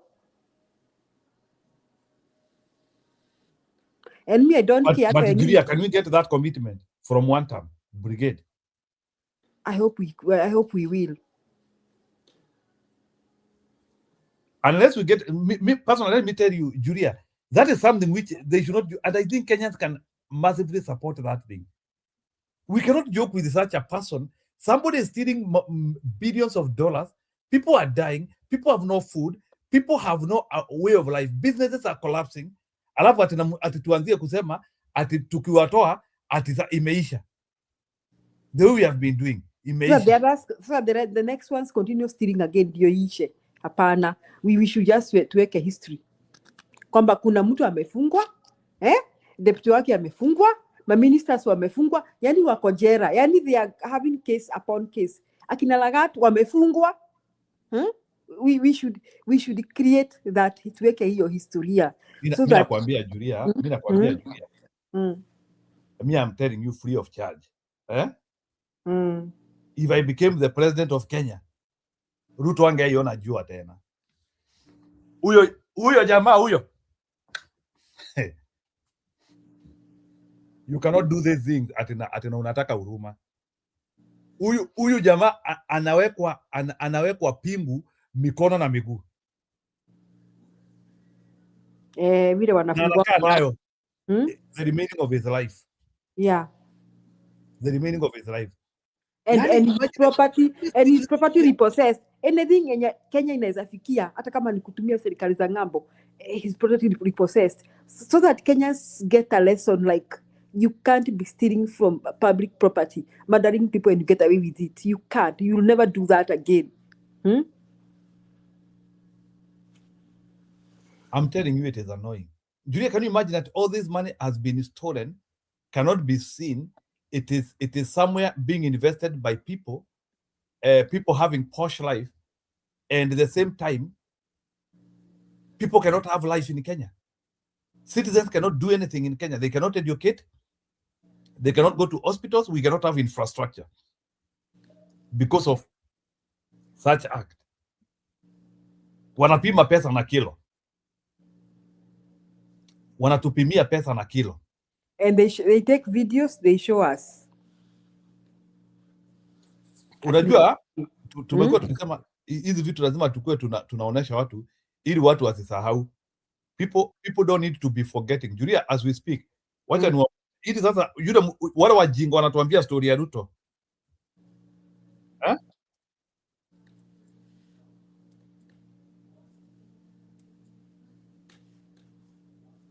Wale wajinga mnatuambia story za Ruto. In fact, we are going to be very ruthless with any person supporting Ruto. Ujinga sasa. Nyinyi mnaona tu ni taifa ni kukufa linakufa, then you are busy entertaining imbeciles. You are busy entertaining imbeciles. Hawa ndio wale watu wanataka second term hawa.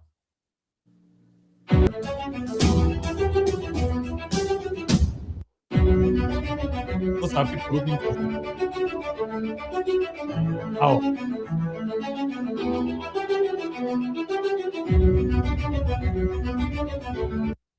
Julia endelea.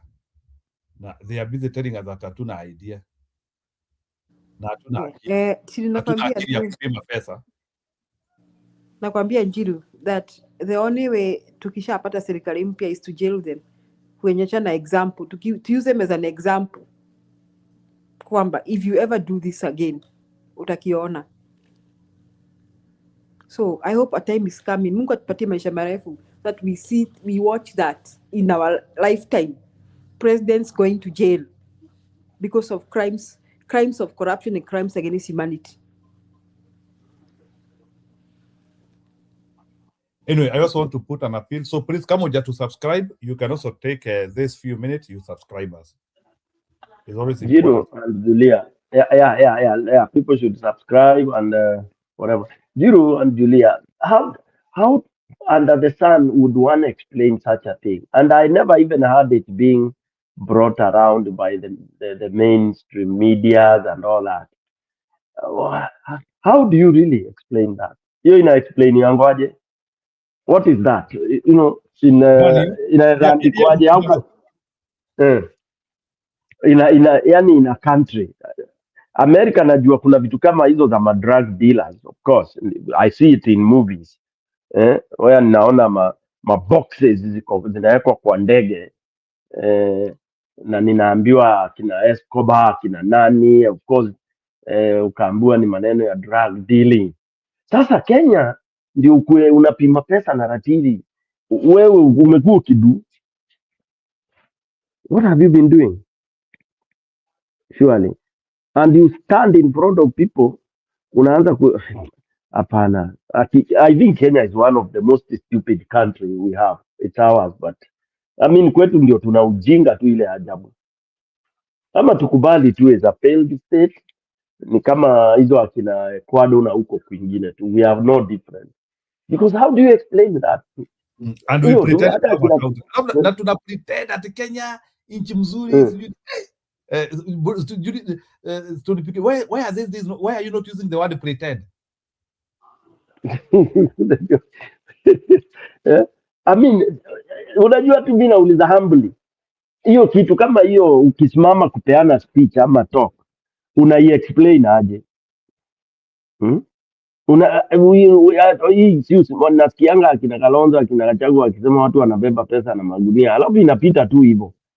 I mean, can't we have a brainstorming session, wakae tu chini waseme how do we address this? What is that? Hiyo ni nini mwananchi anaonyeshwa? Na wewe unasimama, I don't want to be vulgar. Unasimama unaanza kusema hao wengine si wanaume, wewe ndio mwanaume. Umepima pesa na ratili. Yaani wewe ni nini umefanya? Umeuza nini? Ni nini umeuza? Ni biashara gani hiyo unafanya Kenya kuliko ya Kenya wengine? Ama ni ile si udanganyo ya mayai na kuku, na hatujawahi onyeshwa. Hebu Google shamba ya Ruto ya mayai na kuku. Mbona haiko kwa YouTube?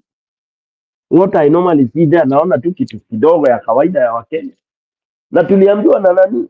Na tuliambiwa na nani anaitwa nani huyu?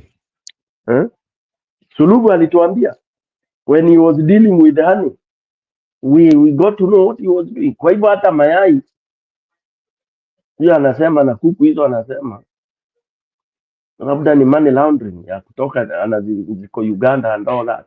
And also hatujawahi kuexplainiwa ile pesa Uhuru alikuwa amezuilia ikiwa Uganda, ilikuwa imeenda Uganda aje? Ilikuwa imetoka wapi? Na ni ya nini? ile ilikuwa inabebwa na malori container. This country, I think God atakatua chemshe aiunguze tu ianze upya. I think the rot is just too much. Na unaona hawa leaders wananyamaza because I think they are all innate. That's why I don't trust them an inch. I think wote ni wagondi tu. Wagondi. That's why mtu atoke huku tu chini akuja wachome wote tu waishie wakiishiaga bila kuhurumia anybody. Hiyo fire ilikuwa imekuja na Gen Z was the best. And I will die blaming Raila for that. The cleansing was coming, but unfortunately the poor kids were so frustrating because I don't see who will come and cleanse. Because if we can tolerate such things, mtu anatrendisha video. I mean, what's that really? Surely. Surely. Haya, TV 47 nani Njiro, I needed to correct this since the day before yesterday. Kuna mtu alikuwa anakuambia sijui ni ya nani. TV 47 is owned by Mount Kenya University. Okay? Ni ya huyo jamaa na pesa mingi sana, huyo anaitangwa nani? Sijui ni Kicheru ama ni Kicheru or somebody. Okay? It's not Ruto's unless Ruto alinunua shares. And if Kicheru sold shares to Ruto, Kicheru mwenyewe basi aingie kwa nini? Because I know with this investment in the country, he might be bootlicking Ruto. He could, because I hear that is what forces people to join Ruto. Naambiwa usipomjoin utapewa bill ya taxes na all that kind of a thing. Yani unashikwa makengele mpaka unatii. Yeah, it's frustrating when we see such things.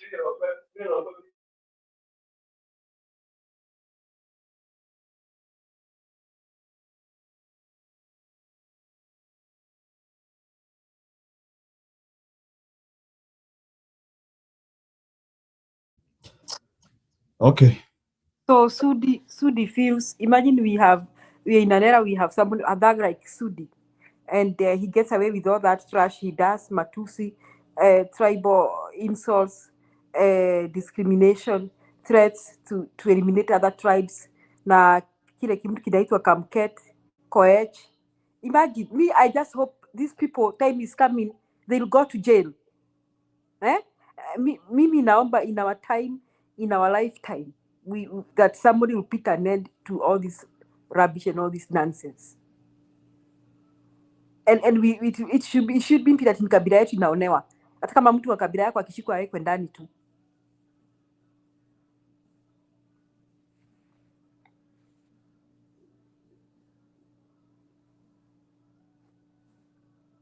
And I hope I will see even the governors wakifuatwa. Leo nimesikia tu wamesema they will not appear at the Senate. Njiru, you people, did you see that? PK Njiru. Atualisema nini? Hawataapia?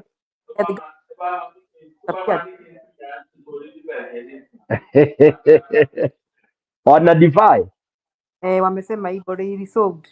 Ati wanabi. Ni Ruto amewaambia. So I hope, unaona kuna there is a that all governors were jailed. Sijui ni Nigeria mamio. So we see that pass in Kenya. So that tuanze upya. Mimi nasema hata watu wa serikali ya Uhuru wakifuata wafuate tu. Ama aje PK. Yes, kabisa. Kabisa. So we clean this country once.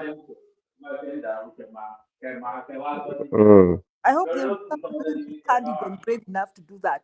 Na akuwe ready to rule for one term, but asaidie Kenya. And there's no way for one term akisaidia Kenya because Kenyans will be on his side or her side. There's one friend of mine aliniambia kuna mahali rot inaweza kuwa imefika in Kenya and it will be very difficult to fix. Na hapo mahali ndio Nigeria iliingia. Unajua huwezi fix corruption ya ile iko huko.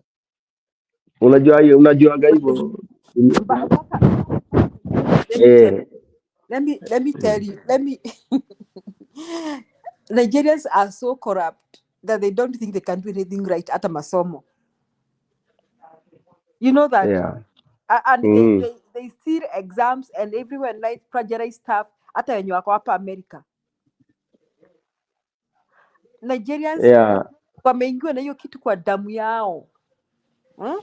Yeah, ilikuja ikakuwa culture. Hata ndio mimi nashanganga nikisikia sijui ati Ambassa ndio sijui amenini. Sijawahi ona hiyo clean slate ambayo inafanya Ambassa ndio sijui anakuwa cherished sijui ati nini na nini. Alidu, by the way nitaka kwenda kuridi tena nimesahau, ndio akuwa ati yeye ndio ati ana roving ana roving in Africa akiwa yeye ndio granny. Ndio baba mtakatifu wa Afrika. First, why can't he not be in this place? People are being Na killed by Islam terrorists. Okay, tumeoza akina Tinubu, huyu yuko ni mwizi mkora wa madawa. Hapana, Nigeria was powerful economically, but because of their corruption, they couldn't get anywhere. Ilikufa natural death within 20-35 years. Yeah. Ilikufa na hii Kenya iko hapo. By the way hii Kenya tukishindwa kugeuza hii kwa hii election inakuja, and that's why I'm thinking tusingoje election. Mi sioni election ikiweza. Watu naongeanga hivyo wananiambia ninauza hopelessness. Yeah. Because bado sijakuwa convinced vile kura tukipiga zitanini. Sijapewa hiyo conviction vizuri kabisa. Me too. Unaona? I don't think the votes will be counted. I don't think the votes will count. Yeah, mimi I still have that fear. Bado naogopa tu. Hata opposition ukiwauliza wanasema hakuna, there is no way. Unajua hiyo no way is neither here or there. Sasa wanasema there is no way. Na Mbere waliibiwa. When what happened in Mbere North? Yeah. Hiyo ndio nasikianga ikiwa very lazy answer. Very lazy answer. Alafu wanasema unajua ni lazima tufanye hiyo election. Sasa hiyo tena inaifanya even more lazy. Yeah, because they are greedy and they are only seeing that they can be president anytime. Unaona? Sasa greed yao ndio inawapeleka mbele PK. Unaona these opposition leaders they just ni kama they are behaving like nani. Na unakumbuka Jaramogi Odinga akisema hata afadhali angepewa siku mbili akuwe president. You remember that? Yeah. Saying that. Yeah. That is how they are behaving. Anasema hivyo Kamkunji ground. Yeah.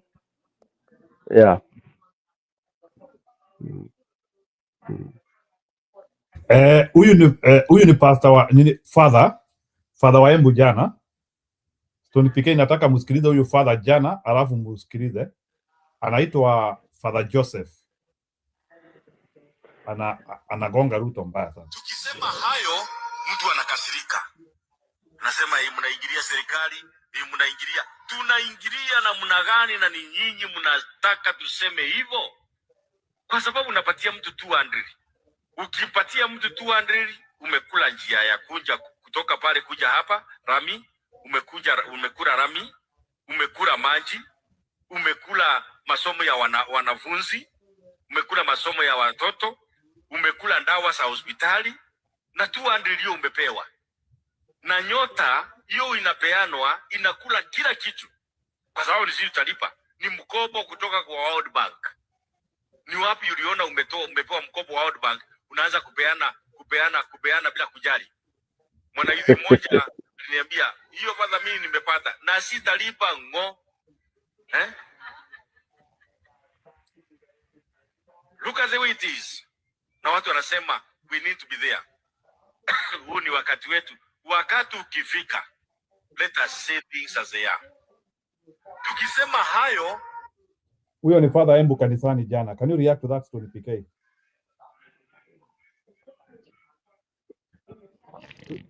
Dunia unaonaje, unasemaje? Mimi ni Mkatoliki. Wamekasirika, wamefika mwisho. People are mad, annoyed, hurt, bitter, aggravated. Anything, you can call it anything right now, and they no longer care. The fear is gone. And that is why I'm saying this is the time, this time is right, very right, to tell Kenyans, we don't need to even vie for presidency. He needs to resign kama jana.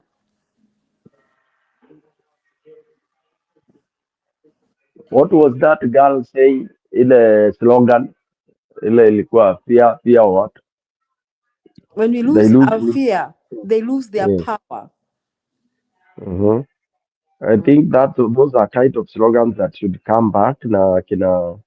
I think the more fiery team niyo ya kina Sikuna, they should seize this opportunity.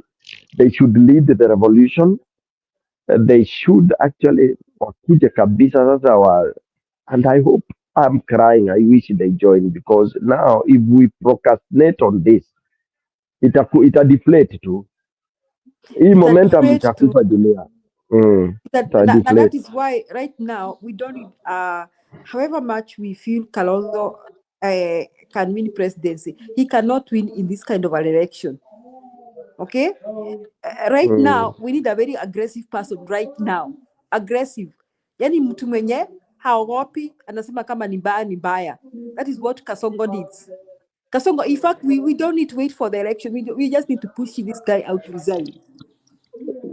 Yeah, and if okay, if I have no problem if this force can join, because unajua Kalonzo atasukuma kama ng'ombe vile usukuma.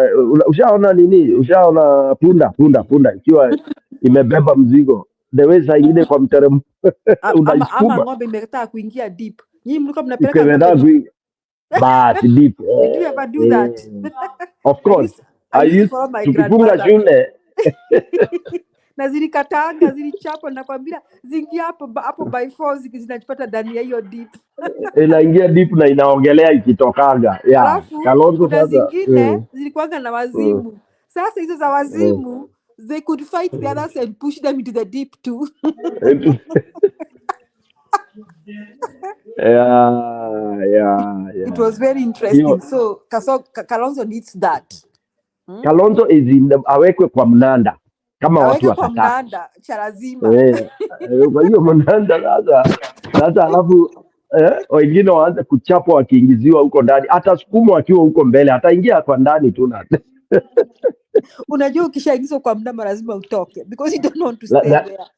na lazima uswim. Lazima uswim Otherwise utakunywa dawa. That's a good analogy.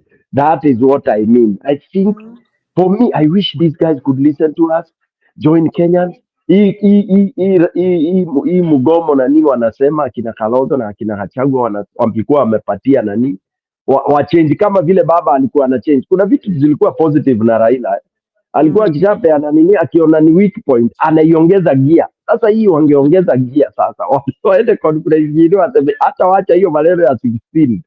Kuna vitu zingine tunataka as of now, na Wakenya mkuwe tayari tutokelezee. Yes. Yes. Unaona, because sasa guarantee ya elections ni nini, ni nani na ni nini? Where is the guarantee? Where is the guarantee?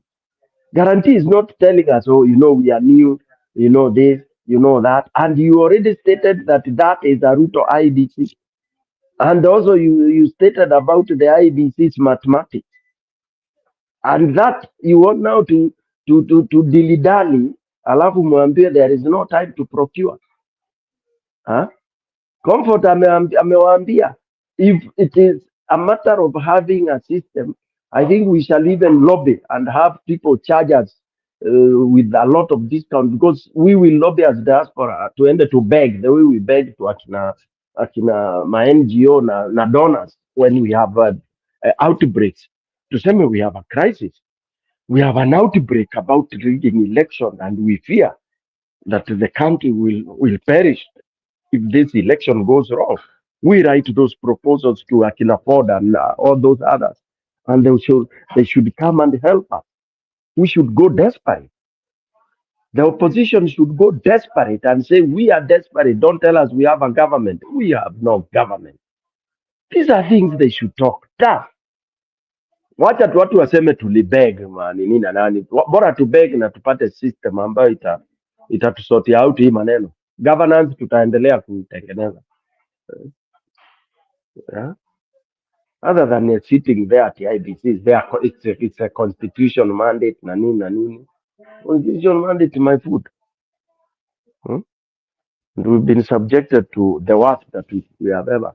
That's my fear, Julia and Jiro. That's my fear. That hii teleza hivi. Mm, Sioni. Me, I think I'm seeing, naona upande ingine inataka mbinu mpya. Mm. Inataka binu Mbinu mpya. history ati kusemekana Uhuru amesema kitu, they start insulting people. Waweke break, tuambie hata si story za Uhuru. Uhuru is a retired president, hatuna haja na yeye. Ni nyinyi tuko na haja na nyinyi. Mhm. Mhm. Yeah, that's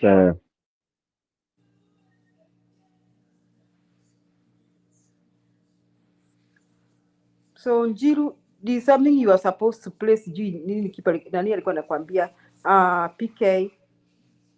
What were you asking him to play PK?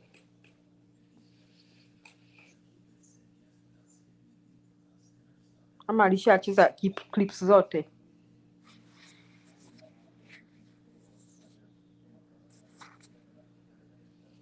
Njiru tena ameenda kulala. No, I'm here. Najulia unapenda kuniaccuse. Ni ukweli napenda usingizi lakini sio mkiwa hapa. It's okay. Unapenda usingizi? Men do should not love usingizi. I love usingizi sometimes. Kama leo lazima nilale. Anyway, wacha niwaekee Chris kumekucha. Musikie vile ana organize some issues here. Then we proceed. Oh, nimekumbuka ni mambo ya Kalonzo US. That is what Danny PK was telling you. Yeah, I think nimeonyesha. I think Kalonzo Musyoka, what he was able to focus more on was churches. I think he came for a spiritual nourishment here in America. That's what I would say. Because akaenda prayer breakfast na sasa ameshinda kwa makanisa, akaenda kwa PCA, akaenda kwa SDA. I think he went to 3 churches, and those 2 meetings which he had, and then I'm hearing he is returning back. Yeah, I hope he has done good networks. You don't know what he has done. Maybe naona watu wa UD already wameanzia kudharau hiyo trip yake, and you might not know what networks Kalonzo has created here. Anaweza kuwa amerelax hivyo, and you might not know. Saa zingine he might seem to be very silent, but he has done a lot. Sio lazima ati he has to be all that around. You don't know what he has done anyway. So that's why I'm always slow to judge. So nasikia sasa watu wa UDA sasa nimeona they are bloggers. They are busy saying that yeah, so I don't want to go to that too much. He has done his thing, and I don't know why watu wa UDA they are feeling so much audacity to be attacking Kalonzo anyhow. Ama ni sababu wanaona huyo ndio watamenyana naye, so wanasema wacha wamumalizie mapema in their thoughts. This can't be true. This can't be right. And yet there is video evidence all over the place. Audio evidence. This man actually said this.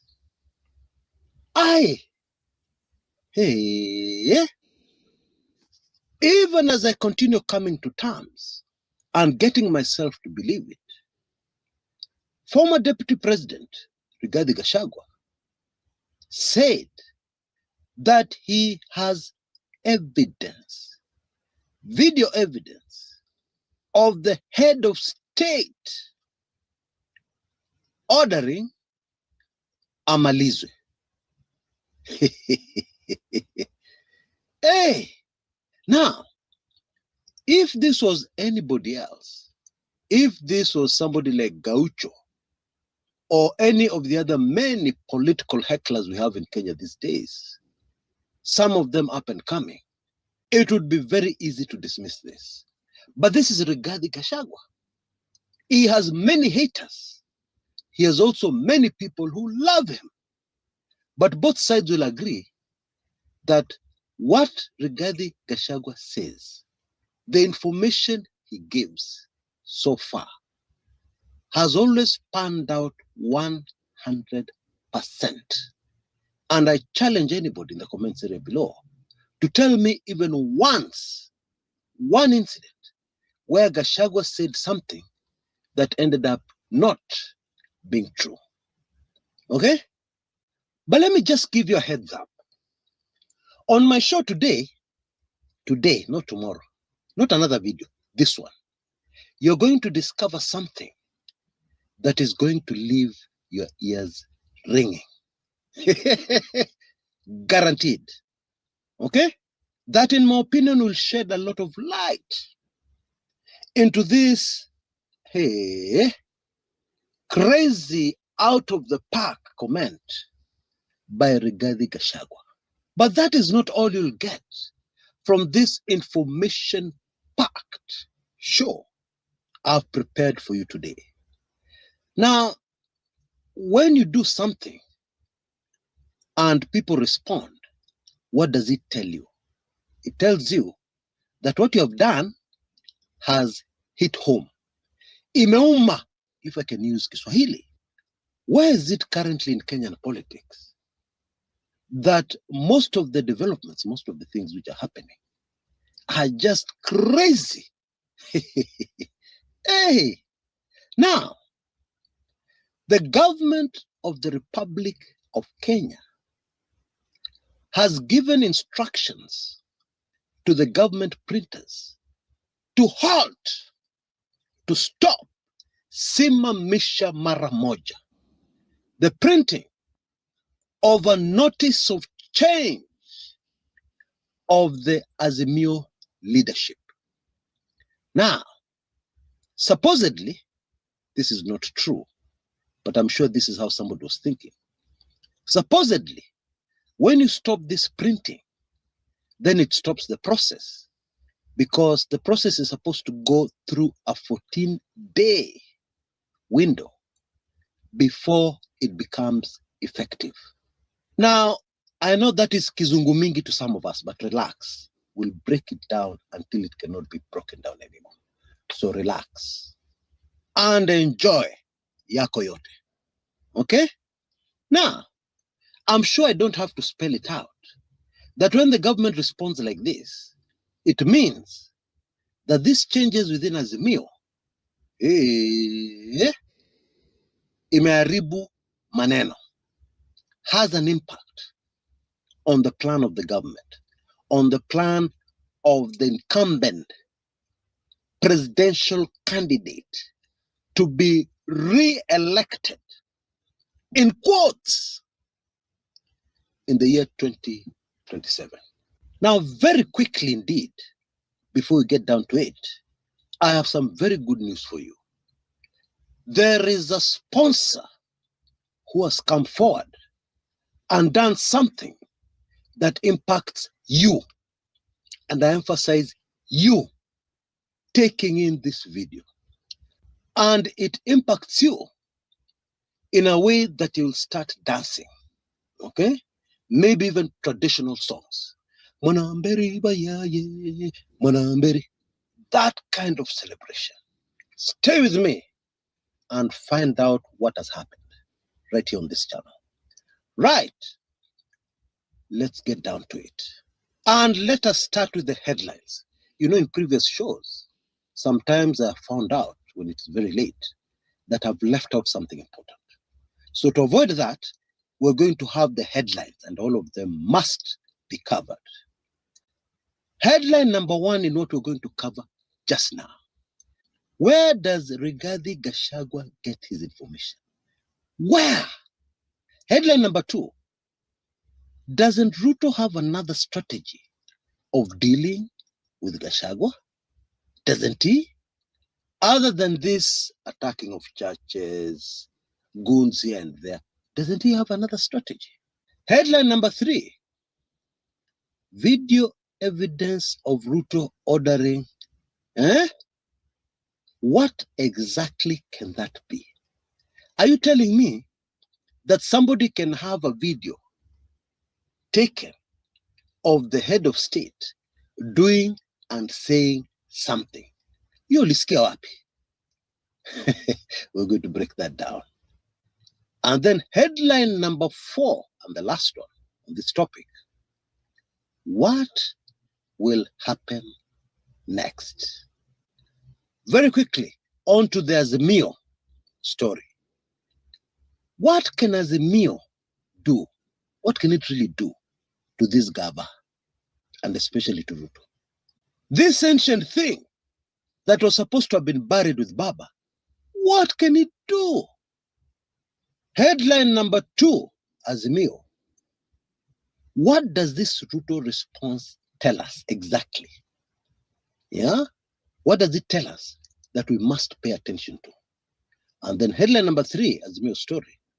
What will happen next? Without wasting any more time, let's dive into it.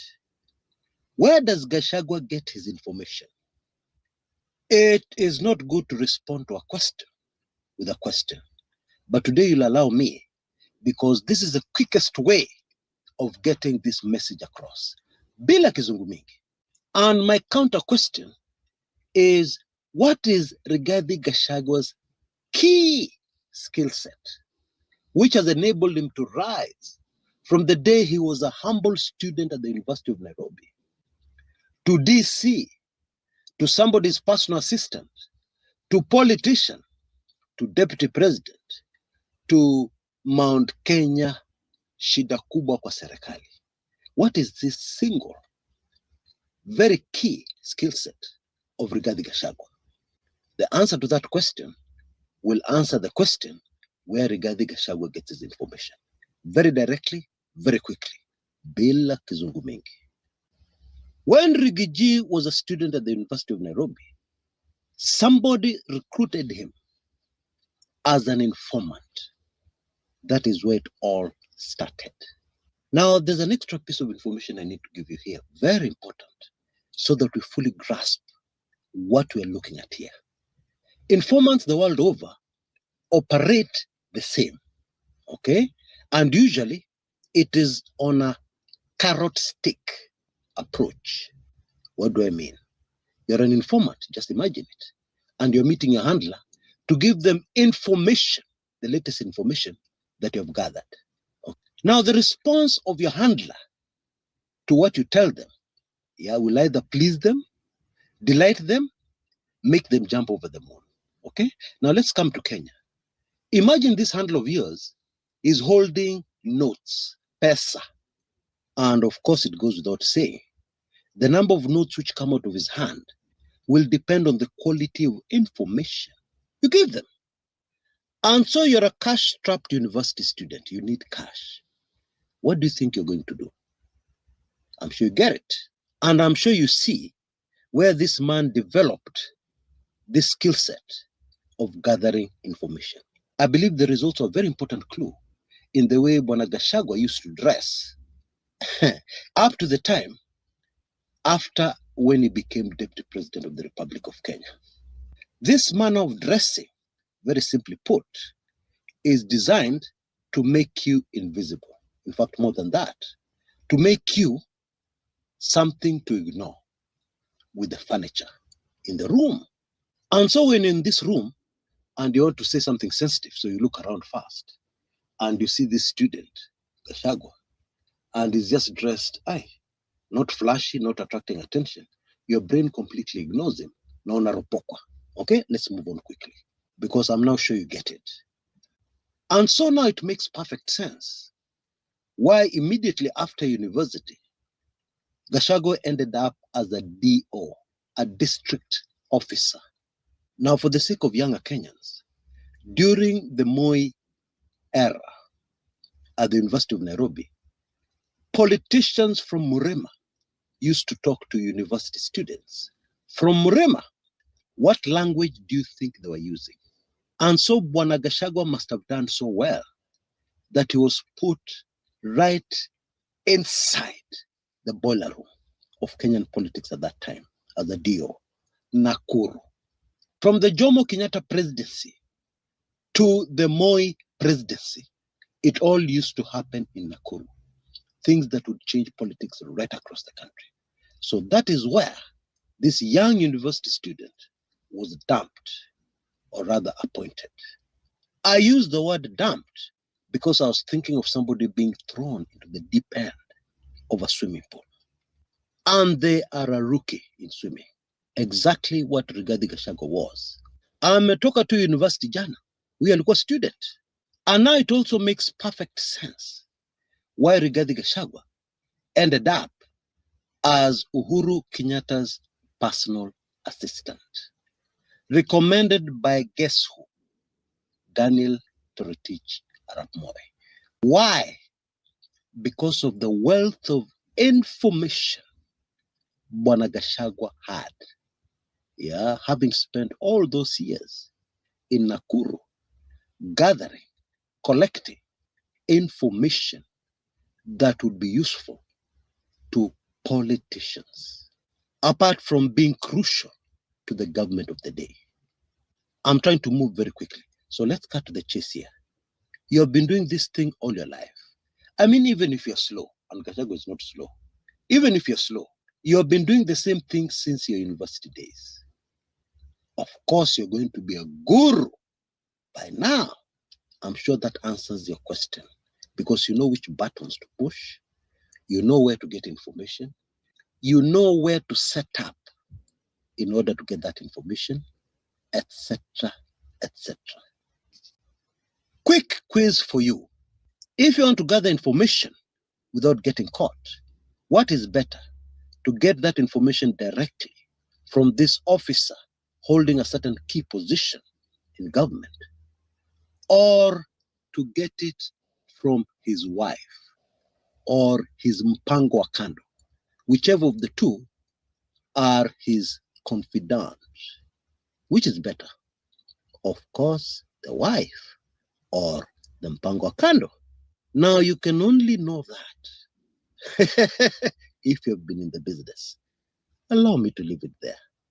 Together with the contacts that Gachagua has built over the decades in the Kenyan system, I am sure that now you understand that question has been fully answered. Where does Gachagua get his information? Headline number 2. Doesn't Ruto have another strategy? The fastest way to answer that question is going to soccer. Are you looking for an easy way to create professional floor plans?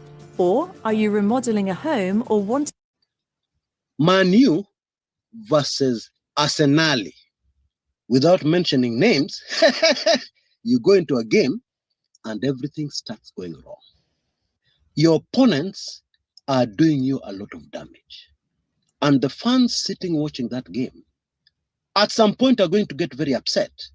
And they're going to ask that question. Yeah, shall we ask it together? Don't they have another strategy of saving this game?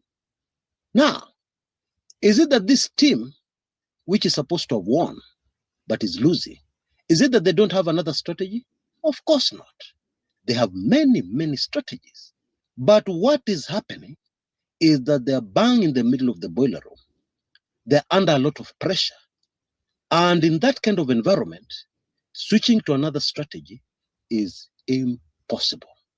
You're stuck there, just trying to survive. I'm sure that answers the question conclusively.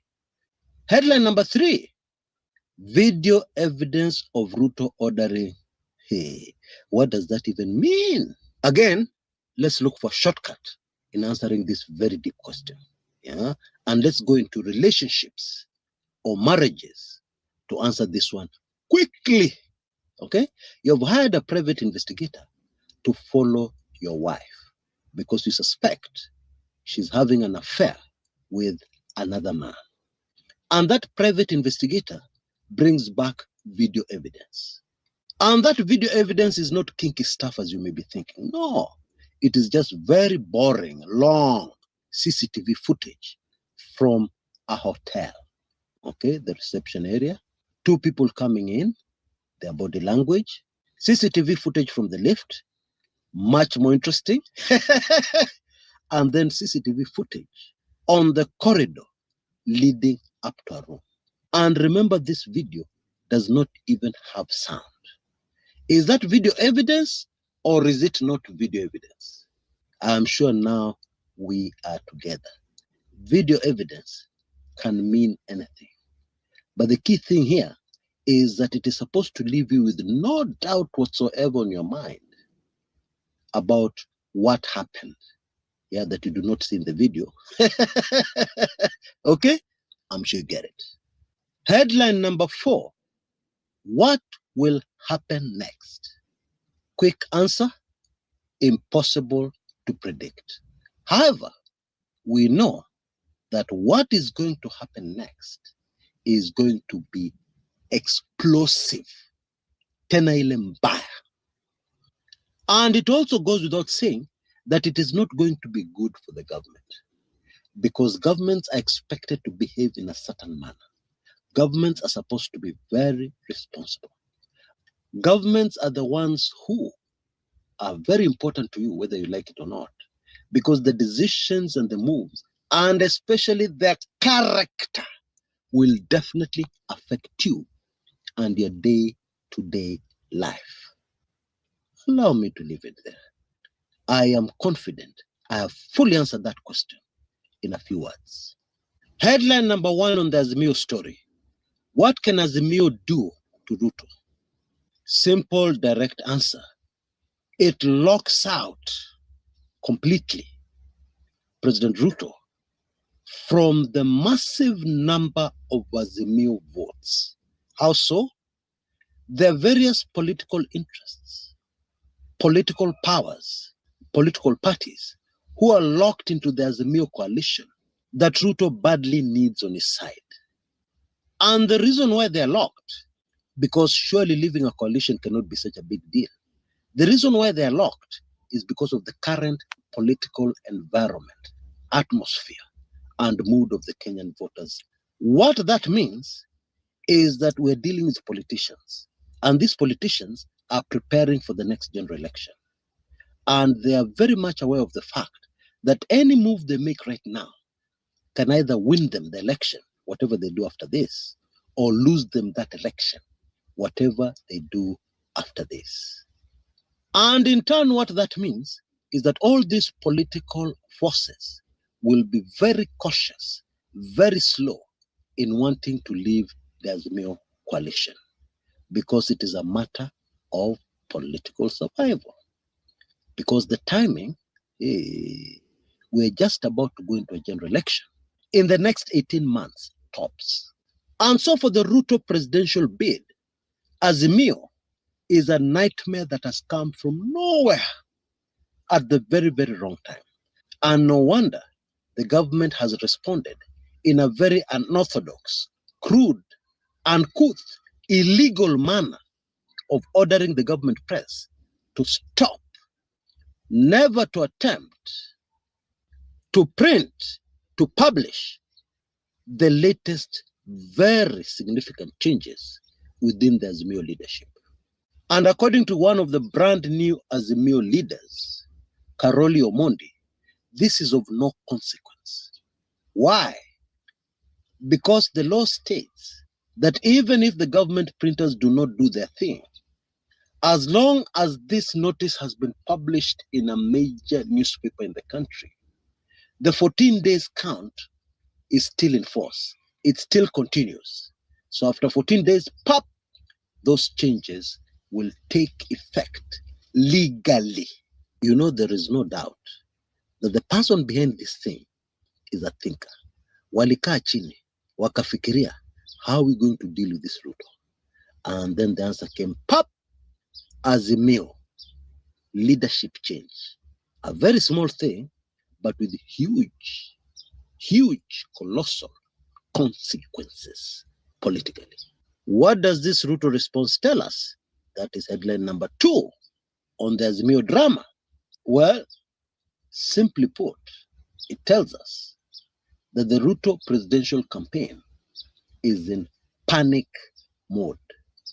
Because when you go outside the law, When you do things that are clearly very desperate, what does it tell everybody?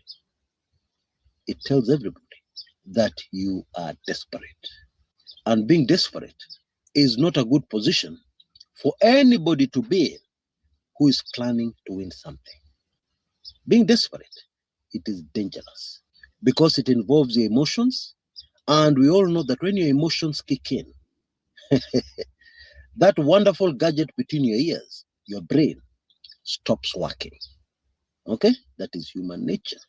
That has been proven by history. Headline number 3 and the final one. So, what is going to happen next? Okay, you know, one of the biggest tragedies about the Ruto presidency is that Bwana Ruto appears not to have read history. In my opinion, had Ruto studied history, this story would have gone very differently. Why? Because history is the best teacher. History is the best thing to stop you from doing things that will get you nowhere. History is the best teacher to always keep you in check, not to do things that will boomerang back on you very, very badly. And what history tells us is that Azimio are on the right side of history, and that the current Ruto administration are just backpedaling and backpedaling and backpedaling. And meanwhile, they're using perception to shut the eyes and the understanding of those who analyze politics casually, those who analyze politics based on false perception and propaganda, those who analyze politics without having any clue about something called history. History tells us that when you're going into a general election and all the votes are in a basket on the other side of the river, and all these votes are very strongly against you, it is all over for you. And in fact, the best thing you're supposed to do is to pull out of the race. Now, history also has many examples of wise politicians who have realized this and late in the day have pulled out of the race, and they've saved themselves a lot, and I mean a lot, of grief. Now, as promised at the beginning of my show, and this is really very exciting. Did you know that AI is set to create 97 million new jobs by 2025? These A big fan of this channel.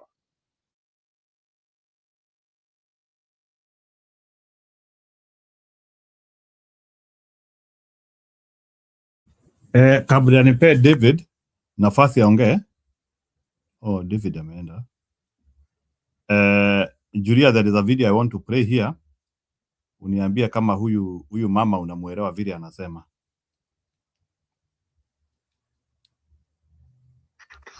Na hakuna mahali Ruto utatangazwa umelead. Wacha nikwambie, ukitangazwa umelead ndio utajua. Tunataka utangazwe ya ukweli. Na huyo mtu wa IBC atatangaza William Ruto, na William Ruto hajashinda. Unatangaza leo, kesho mochari. Na tuko ready kukupeleka kwenu. Hatutaki Kenya iingie motoni. Tunataka viongozi ambao wanatufanyia kazi. Na hakuna mahali Ruto utataka. Julia, can you react to that as we finish? Yeah. Huyo naye mama ameamua. Anasema aje? Ati atapeleka mtu mochari. Anasema huyo mtu atatangaza Ruto kama rais. Ajua anaenda mochari. Atakuwa mochari. Lakini Wakenya wamekasirika Njiru. If Ethocon is intelligent and he can read the bitterness and how people are hurting, he should think very hard as he plans to he should be thinking very hard as he plans to see the elections. Pika ya merudi. Yeah, ni PK na pia David alikuwa hapa lakini ameenda. David unaweza ingia. So ni PK, umesikia mama vile amesema yule mtu atatangaza Ruto kama mshindi na yeye anaenda mochari. Whoever will give Ruto presidency na yeye anaenda mochari. Nilikuwa my phone ilikuwa ime black out juu ya battery, so I missed that bit. Niliacha Chris kumekucha. Kuna mama ataenda mochari. Ngoja nikuwekea huyo mama aseme. Hebu mwekee tena asikie kuna mtu anapelekwa mochari. Na hakuna mahali Ruto utatangazwa umelead. Wacha nikwambie, ukitangazwa umelead ndio utajua. Tunataka utangazwe ya ukweli. Na huyo mtu wa IBC atatangaza William Ruto na William Ruto hajashinda. Unatangaza leo, kesho mochari. Na tuko ready kukupeleka kwenu. Hatutaki Kenya iingie motoni. Tunataka viongozi ambao wanatufanyia kazi. Na hakuna mahali Ruto utataka. Ndio hiyo. Go ahead. Bitterness in Kenya. Yeah? Bitterness with the Kenyans. Njiru, si tulisema tufanye ka quick random survey to confirm the obvious. From deep mashinani, I would want us to do something deep, very, very, the so-called remote areas. I would want us to get the feel. Mimi unajua nimefanya yangu huko, unajua ni wapi. And it's unbelievable. Yaani ndio nasikia watu, honestly nasikia Ruto ati anasimama akisema watu ni wajinga. Yaani na ninaangalia ile confidence yanayo, naona kweli msimamo leo yuko ndiye angetutafsiria usemi wa Kiswahili kwamba sikio la kufa halisikii dawa. Yaani nilifanya something, yani what came mpaka nikasema ai hapana, hawa vijana wangu kweli walienda wakakaa kwa room wakafanya hiyo. So now I want to use some very strange method. Strange method, ile simplest. Swali moja tu, simple, tuone, because Jiru, the anger with the people is not imagined. Huwezi kuimagine. When you go ground I feel. I had organized a group pale Matu, kunaitwa Kobos Hotel. And after, the one day deliberation, blah, blah, blah. So I came in I had some 2 hours and 1 hour engagement with them. And after we engaged on all manenos, niliwaambia mimi nina another 30 minutes. I want to know for true whether it is, whether what we are hearing, ni ukweli. Number one, are people really suffering? Bwana, kabla niulize hiyo swali isha, watu walikuwa wananiambia, hiyo unatumok, you are mocking in my language. Mtu alisema hapana, you are mocking. What kind of question is that you are asking? Walianzia kusema umekuwa AI. Mheshimiwa wewe kwa mtume bwana, ati nimetumwa sasa na mimi wao. Sasa labda ati kwa labda umetumwa mheshimiwa na hatujui. Labda ume nini? Ama uko pande yao. Uko pande yao ni vile hatujui. Juu sasa wanasema na tumeona watu wakigeuzwa na pesa, they confessed. Because like now they even gave me you see the 20 people who are picked from the ward, wale 17,000 walipelekwa huko. It was a sham thing. Watu walikuwa, ilikuwa kwenda kuimpress Ruto. Ruto akajua hii anajinyonga leo. Watu walikuwa wanasema, muticharie ni andu 20 tokare ino chia yelo. Watu hata waazimio hata nini walikuwa huko kwenda kukula pesa ya yelo. The only trick alifanya, and I think it's because alijua lazima alipewa na intelligence. That's why aliwakula hiyo 5,000. Unajua walienda loss. walikuwa watagain 5,000 akakata, because he got to know. He must have been told that, my friend, the people you've gotten here, maybe you only have 10-20%.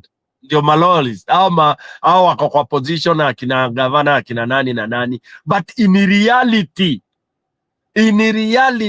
those who are just people who are concorded to go and collect the money. I'm trying to demonstrate. Ukisikia huyu mama akisema kwamba it is inaitwaje, ati watu ule atatangaza ataenda mochari, it is the bitterness, the true bitterness. And for me, I will still keep on singing this song again and again. We have to strike the iron while it's hot. You let it cool, itakuwa ni utata. When it's hot, and it cannot be hot for so long. Okay? Samaki mkunje akiwa angali mbichi. Akisha kauka itakuwa ni ngumu. Alright? Remember, Ruto, the more munakaa, the more anakujanga na mastairo. Ndio hata yeye si fala, mjuage si fala. Na si ati anataka kushindwa pia. There is no way Ruto anakaa hapo ati hand over power. Hapana. Ni vile tu hataki kutumia lugha ile Museveni anatumiaga. You cannot sit there and wait for power. If you want power, go to the bush. That's where I got power from. Okay? So, hata huyu jamaa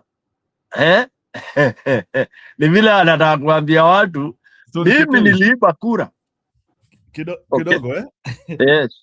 Wacha nikuwekee kitu hapa. Leo nataka mreact tu kwa vitu mingi.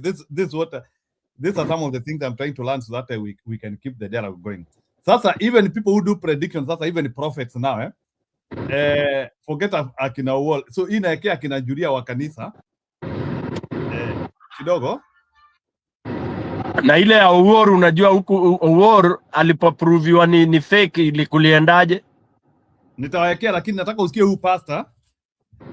Julia, unajua kuna yule pastor mlikuwa mnatuambia mlikuwa mmetuwekea countdown, hata mlinyamaza, mlipotea. Wacha nikuwekee sasa huyu pastor mwingine naye sasa ametokezea. Ukiongelea about the 6th president, weka Ruto kando.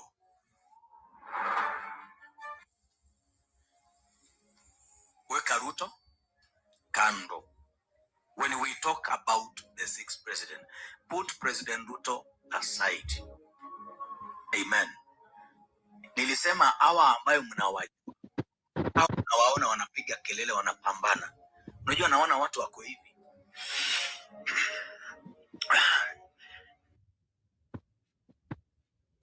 Ndio hiyo sasa, ndio hiyo huyo ni pastor na predict, anasema ati for wakati tunahesabu the 6th president, Ruto hayuko hapo. Hiyo ni prediction gani hiyo? Huyo mtu anakuanga tu, wacha nikwambie, hata kama sidhani, I would want to agree with him. He keeps on changing and flip-flopping. Kuna siku alikuwa anaombea Ruto. He keeps on flip-flopping. Ni fake. There's a time he was asking people to pray for Ruto.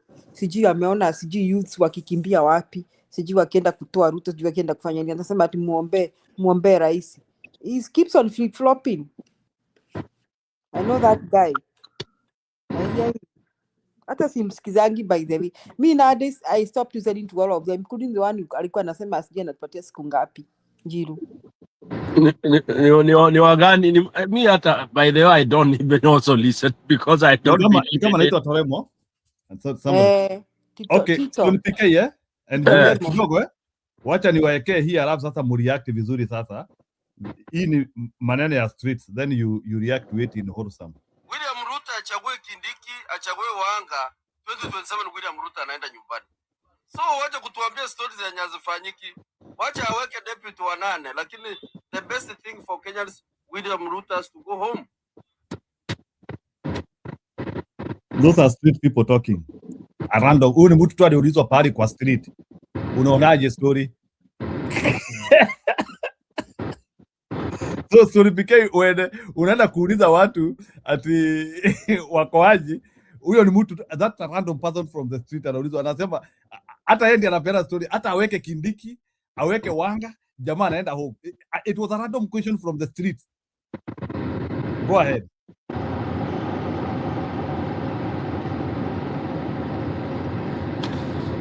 Yeah, because I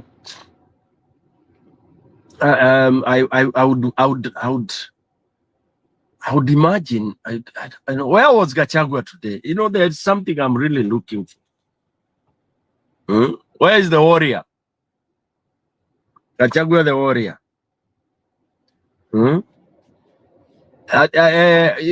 Hapo Nakuru, ni nini alikuwa Nakuru alafu akafungiwa na polisi ni jana? Alivamiwa na polisi tena? Polisi wakamfungia njia na wakaeka mpaka zile nini spikes. Ala, mbona hatukujua hiyo? Gachagua alifungiwa na polisi njia. Na hajaongea? Hiyo clip aliongea. Alisema ati ni nani? Ni Keheka alikuwa ameorder hiyo kitu. Na akasema na akaingia, I think akaingia by force, akaambia Keheka hii Nakuru si ya mama yako ama ya bwana yako, angasijui mwende mkafanya nini na yeye. Kulikuwa kuna tumatusi hapo. Ala, Nanjiru hakuona hiyo clip nini? Ala, I didn't know that. Anyway, I want to comment on Chris Kumekucha because it's I mean ndio nilikuwa nauliza maneno ya Gachagua, people doubting. Ani anasema ni Monday, si ni leo? Monday ni leo. Ni leo basi, hiyo basi iko kwa news za nini, ilikuwa kwa news za jioni huko. Anyway, so the reason why I was asking ni juu I was trying to connect with what Chris is Kumekucha is saying when he, you know, he's trying to elaborate for doubting Thomases about Gachagua having this inside information and all that. Why would you not have information when you have served in a government? It's not rocket science. And especially when you have served at the level of a deputy president. I think we keep on telling people that ukiwa umeserve kwa gava, there is no way kutakuwa ati kuna secret. Hakuna. Hata hii unasikia ati intelligence ati inakuwa intelligence pia ina leak. Because hawa watu wako huko ni mandugu zetu, yani ni our wives, our sisters, our aunties, our everything. Alafu cha muhimu ni binadamu. Binadamu kama aliambiwa usikule hii tunda na akaonja na akafikiria ati ameonja saa God, saa buguda, hata jua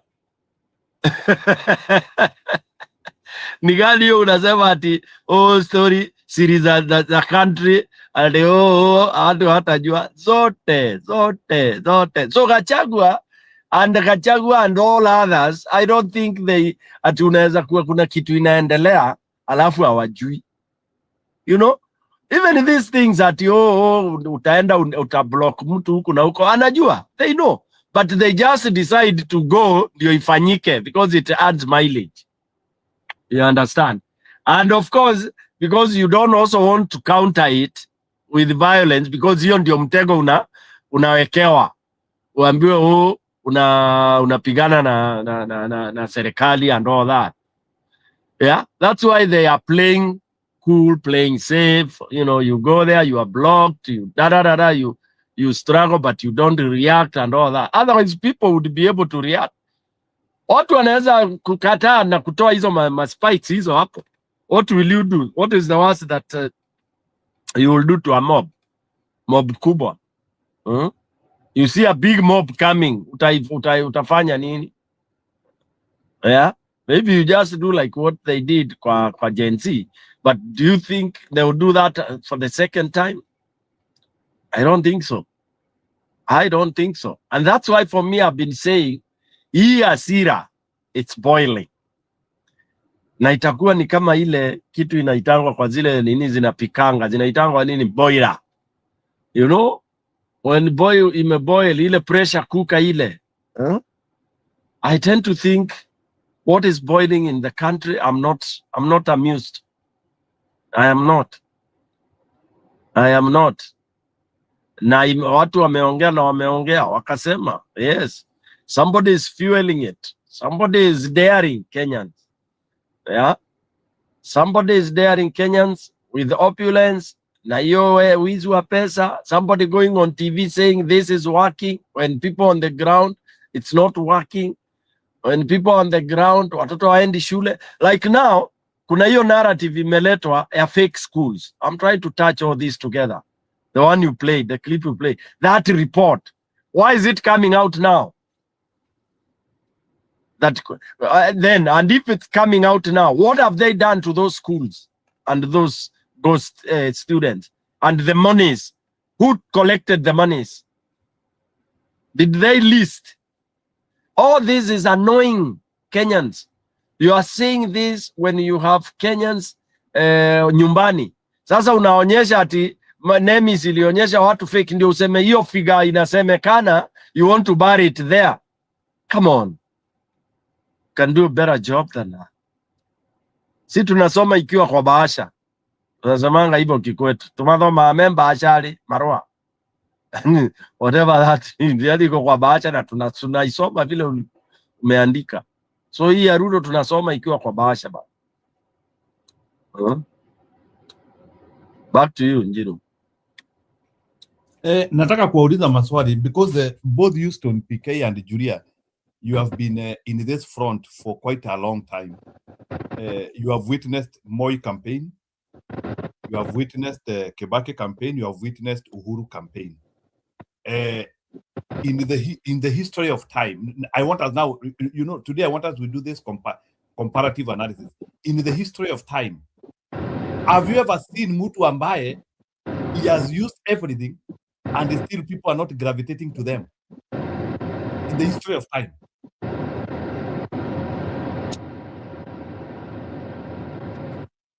Ladies first. Na kuna mtu ameingia hapo Kuna It is only Moi who tried giving out money. If I can remember. Moi kuna kampeni ilikuwa naitwa ya Kipipili. I was young but I can remember. Aliangusha miti ya stima alafu akaiokota after he lost. Pike unakumbuka hiyo story? Yeah, ilikuwa Kipipiri na Kilome. Aliangusha miti ya stima atawekea watu stima. Then when he lost, he came and he asked Kenya Power to come and collect your miti.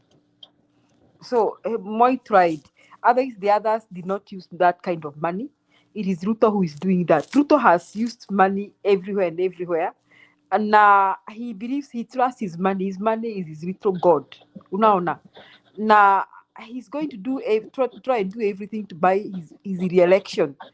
But me pesa in Njiru, what I need us to deal with is how to stop him from stealing the election.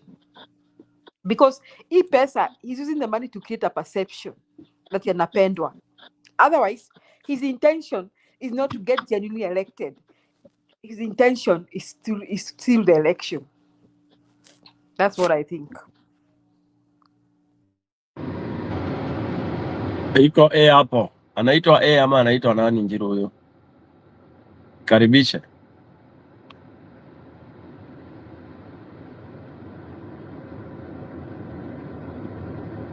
Mr. Njiru Mwaura, kuna mgeni. Yeah, nimemuona. Hello, how are you? Amazing mame. I know her for a long time. Welcome. Happy New Year. Nilikuwa nasema nawasalimia peke yake. Okay, karibu. So, have you been following the discussion today? We have quite been here for some time and I can't even hear you well. Tunampasua kichwa. Siwasikii vizuri. I think sijui nitoke nirudi. Oh. But I can hear you. So Stone Pika, you can react as we wait for her. Anaweza toka arudi ndio nini. Ni nani huyo amazing? Ni Brenda. Oh, sauti. Oh, sauti. Oh, yeah. Okay. All right. Okay. Anyway, what anajitanga Brenda Kangai ndiye huyo. I wanted to say something here about Julia, umesahau nani, the best school of what Ruto is doing is University of Daniel Toroitich Arap Moi Faculty of Politics, which was called Nyayo Philosophy. That's why he created the philosophy. He called it philosophy and not a slogan. Also, I believe also on philosophies and not slogan. That's why I don't. I mean, not that I subscribe to his school of thought. That school of Moi, the bazaar was called Mr. Kulei. Okay, na yeye siku zake, the money also was in draws uko State House. Ulisikia sasa ya Ruto. Ruto as a student, you know, unakujanga unakuwa better than mwalimu, because of course as a student you come in new days with more innovation and all that. So you use the old formula and then you innovate further. So Moi was, his money was in the zile madro mashelves, and yeye ilikuwa ukienda huko, before you leave anasema hiyo naitwa nani? Hiyo naitwa Njeri. Njeri, umezungumza mzuri, wenda salamia watu ya wangu, patia yeye rula mbili. Rula, the money was start and it would be measured na rula. Inapimwa rula moja, mbili, unatolewa, unapewa. Ukitoka unangojewa kwa gate, na gate unajua ziko sijui ngapi. State House nimesahau, the last time I went there only once. I think there were like 4-5 gates before ufike kule yuko. Sasa unazichukua unaweka kwa briefcase, na zingine unaweka, walikuwa unapewa, unaweka kwa karatasi ya hizi za brown kama za sukari, then una make sure umezitoanisha mablada juu unaenda ukigawa. You have to go this, you know, unashare kwa wale watu askari wako kwa mlango. So that was the money flashing, which is equivalent of what is happening now. All right. Now he did that, and the sum total is that when people got tired, but remember for him, he did that and stayed for 24 years, guys. You know, unajua haki ya Mungu hata sijui vile watu walikaa 24 years. Na ilikuwa ni years of real suffering, by the way. It is when the country was pothole all over. The only thing that seemed like it was working, in quotes, was education hati. Ndio hakukuwa na hiyo crisis ya watu kufukuzwa nini na nini. And then the university module also haikuwa na hiyo crisis, manake he retained that hiyo ya nini. But what happened is boom ilienda. Okay? Boom ilienda. Because yeye tu hata kama hawa waliona hiyo maneno ya boom, those are some of the monies that wanaweza kula. Alright? So akafanya badala ya boom, wewe unapewa nini? Unapewa hiyo help. Okay? So that somehow, you know, when you contain the education system. Yes. What's happening? When you contain the education system, then you are able to cool the people. Watu wanatulia kidogo. Health haikuwa mbaya sana vile, you know, ilikuwa hapa na pale nini michango nini, so haikuwa crisis kama sasa. All right, so but remember, watu walikaa 24 years, wakaanza watu revolution ikaanza, kila mahali ikaanza ni nyimbo za redemption song. Okay, kila kabila wakatunga nyimbo redemption, so there was real suffering, but for 24 years, yeah, for 24 years, ujue mkisileki, watu wakisileki, that is what can happen. Remember, he even passed akajiongezea na ile kujiongezea ati akatoa zile alikuwa ameserve kwanza ndio ailete hii 2 term, alikuwa ile yote alikuwa ameserve kutoka 78 hiyo alitoa, akasema hiyo ikakuwa akiangai ikakuwa ati aanze kuhesabu zero. Imagine utoi nini kufuliwa hivyo, ati now he is a fresh guy, aanze sasa proper term yake. Na Wakenya kweli we are docile and we swallowed that. That's how you end for 24 years. 14 plus 10. Okay? Now, huyu pesa ana flash ile, yani pesa left, right and center. Saa hizi mmesema by now within short time yake 4 trillion is gone, disappeared. 4 trillion. Where do you think that money is? Where do you think that money is? Hapa ni hatari, hapa ni noma. Alafu wa Kenya ni watu njaa to death. Njaa kabisa. Unaweza ona vile hiyo maneno ya mbele ilifanyika. People, and then Kenyans give excuses hapa left, right and center. Oh no, ni. Yeah. Because kama ni resist, you can resist in totality. Stone PK. Yes. Unaweza niruhusu tu tukaribishe huyu amazing kabisa kama ako nini aingia akiongea kama sauti imekuwa nzuri. That's okay. Cool. Yeah, sasa nawasikia vizuri. Okay, amazing mom kidogo wacha nikukaribisha na hii alafu uendelee kidogo. Tusipotoa Ruto 2027 hatutawahi mtoa. Hamutawahi mtoa. Halo, yake ni moja safi. Tusipotoa Ruto 2027 hatutawahi mtoa. Hamutawahi mtoa. Halo, yake ni moja safi. Ala, kwani hiyo jamaa nilikuwa nimemsikia bana. Wow. Endelea amazing mom. Nitakuwa nawekea vitu moto moto. Sasa habari yako Njiru, habari Stone, habari Julia, nilimsikia Julia akiongea hapo. Ni Brenda. Yes, sir. I know. Go ahead. Mimi nimesema tu acha nikuje nisikie kitu mna discuss, niwasalimie because I've been off the internet for quite some times. Almost 4 months now, October, November, December na January yote. Yeah, the mission is 1 term.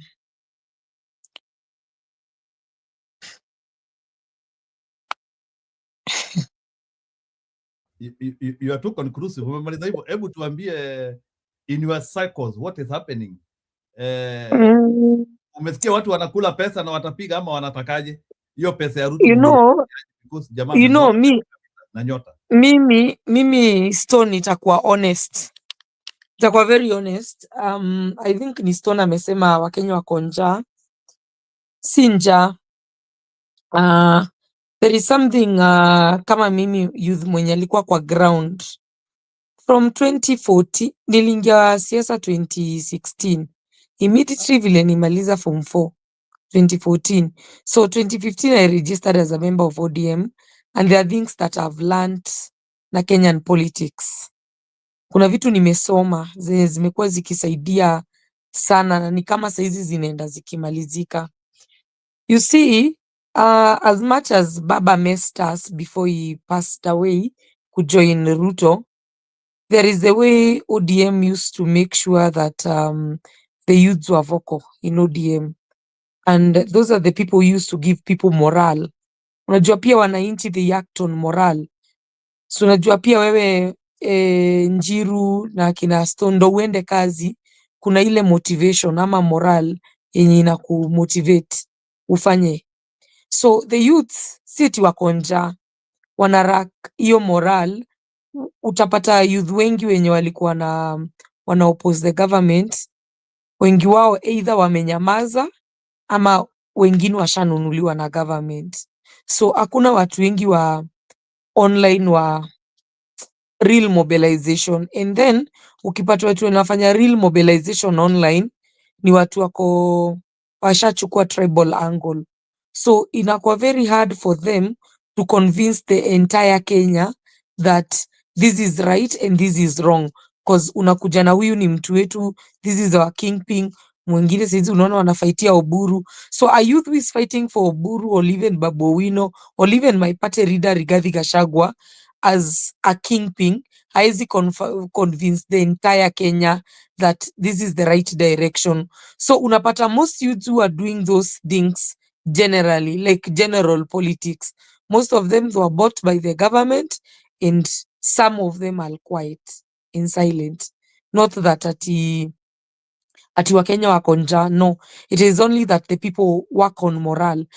Ukiangalia ndio maandamano ya Gen Z hapa in 2024, hiyo maandamano tulikuwa sisi ndo tumeanza hiyo maandamano 2023. So there was that morale ya maandamano, wengine wanatokea, so tunaweza tokea. But if there is no morale, watu hatatoka. Watakuwa wanatoka vile unaonanga wakitoka watu 5 wanarudi, watu 5 wanarudi, because things only works zikienda as a team.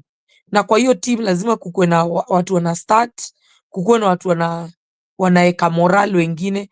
For instance, ndio muelewe, when maandamano ya Gen Z ilishika, kulikuwa na watu kama akina Samuel, akina nani, which Gen Z kwa akili yao walikuwa nadhani these are the people who gonna help us. So unaona wengine walishabaiwa na serikali, and then utapata kuna watu bado walikuwa wanaongea sana kwa hiyo maandamano. Where are they today? Most of them are silent, and they are not silent because they want to be silent. They are silent because of reasons 1, 2, 3 and 4, because also kufanya hizo vitu ikuangi cheap and ina exhaust time. So maybe youth anaona nitaamka asubuhi niende nishughulikie hizi vitu, maybe sijalipa rent, sijafanya. Unapata alisema I'll do it next week when I get rent, I'll do it next week but one. So utapata hiyo kitu hata waifanya, na mwingine atafanya, na mwingine atafanya, and that is how the government now bloggers takes over from the people who are agitating against the government. The people are telling people, wake up, irregardless of the tribe, and vote. Wake up, irregardless of your tribe, irregardless of your religion, and make a change 2027. So unapata wamenyamaza, and then now the government bloggers ndio wamejaa now to sell the propaganda that the government is feeding them with. So I think that's the issue. But maybe by the time inafika 2027 they will change. But what I know, morali ya 2027 election inapaswa ianze sahi. You should be feeling that heat on the social media that even if election is done tomorrow, that nobody is going to vote for Ruto. Yani mnapaswa mwanze kuset your pace. Hii inapaswa ikue kama marathon. Musipoiset ikue pace, trust me, it's not going to be easy. Cause human beings, binadamu worked on morale. The reason why nimewambia watu walitoka 2024, it is because there was a morale in 2023 na wakaona watu wamescore. So when it came in 2024, people are easy kusema si hao wametoka. So hata saizi mkianza sasa kuanza hiyo, sijui ni akina nani wanaweza anza initiatives za 2027, washield hata ambition zao, wasisimame. Watu wenye wako vocal na wako strong, washield ambition zao, sijui watatoa funding wapi, wanze vuguvugu. Hiyo vuguvugu yenye wanaweza push kutoa government. Because hata ukiangalia Ruto mwenyewe in 1992 si walikuwa na hiyo vuguvugu ya YK92 and it was a strong movement. So kama kunaweza fanywa vitu kama hizo zenye zinaweza anza kupea youth moral na zifanywe na watu wenye wako genuine, wenye waezi nunuliwa na serikali, I think that can help people when it comes to 2027. Yes. Cause the reason why nimesema hivyo, nimesema juu saizi tuko na 3 voting blocks na sijui kama mnajua hivyo. There is the group that will be influenced by our party leader Rigathi Gachagua and the likes of Kinawanga and the likes of Oburu. I think they are in the same level because Rigathi might control a very big portion in Mount Kenya community, kuwapatia voting block in one basket. There is another group itakontroliwa now, the youthful leaders. They are not youths but they are youthful leaders. the Babu Owino, Sifuna and the Rikes watakuja na crowd yao, and then there is the majority yenye haina watu. Now my age group kurudi chini, I am turning 30, so my age group kurudi chini, kuna hawana mtu wa kuwa control, so that is the sensitive group. Juu ndio ikiona Ruto anawapea 20,000 za kwanza biashara, they become vulnerable because they are desperate. So they need the people within the same age, watu wanava the same, watu wana relate the same, either in music, in dress code, in lifestyle, kuwa convince otherwise.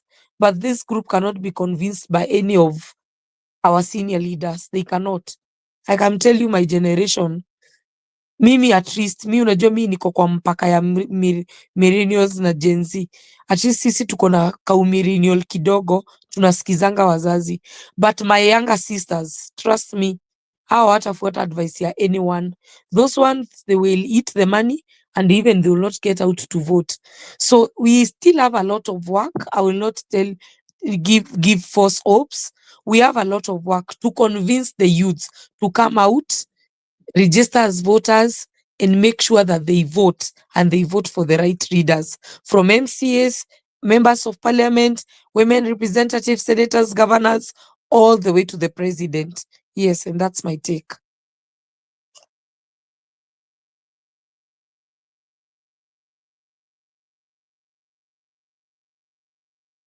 Okay, sawa, amazing mami, thank you for that contribution. Maybe kabla ya tupate Jeromora, maybe Jeromora nani amazing mami akimalizia hiyo, maybe you can come straight without me coming again.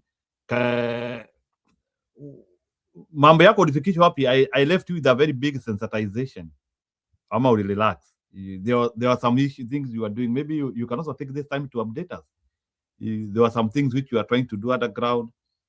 Ama in the ground. Sometimes I saw you with Kalonzo Musyoka. You used to be very visible before you went ulienda chini ya maji. So how has your agitation been? Any discouragement or bado tu unaendelea? Mimi, I stopped because I was funding myself. And as I said, funding these political activities, even if ni kuamka asubuhi na kwenda kwa media, it is not cheap. Because utaambiwa going to the media house is free, but in reality is not free. So utapata unatafuta do, you go to media house one, and it's not something, let me tell you, when you are selling tasemaje, kama unauza narrative, you don't sell a narrative today and rest tomorrow and do it next week. If you mean selling a narrative, kama wenye, I think akina Julia, they can be a witness, I delivered in 2023, because this is a narrative that we used to sell daily and we used to work as a team. Siezi atataja watu wengine because even some quitted politics kabisa. But you can understand ni kitu ilifanywa na group na ilifanywa consecutively. Ilikuwa inafanywa kama ni Monday, kama mimi nilikuwanga na shoot content every Monday, every Wednesday, on Friday and Sunday. I used to make sure that I do either at Bunge la Mwananchi or I go somewhere. I used to make sure that I'll go to a media station, or kama sitapata nafasi, I will call media press ni address. So you see, in a week, I used to create like five videos with different media. Mwingine anafanya hivyo na hivyo. So it's telling the narrative was easy. I am not alone. We are maybe a group of 4-5 who are selling it, and we are doing it consecutively. So it is easy. Ni kama injili, kama kuokoka. Hawezi hubiriwa leo uokoke and then utarudi uambiwe uokoke after 4 months. Utakusha sahau. Utakusha ingia kwa usherati na vitu mbaya. So you understand, ukifanya hizi vitu consecutively, you deliver 100%, because there are things that that zitaigitate wengine. Unapatanga mkiwa group na mfanye consecutively, ni kama mna recruit wengine. Kabrenda kengine kanatokea huko Busia, kabrenda kengine kanatokea Mombasa. Unapata Edwin mwingine anatokea huko Coast, mwingine anatokea Garissa. That's how a movement starts. It starts as a conversation of few people, then later inaendaga iki expand, but it can only expand when it It is done by the people who are not spreading political tribal politics, people who have a certain agenda and a mission.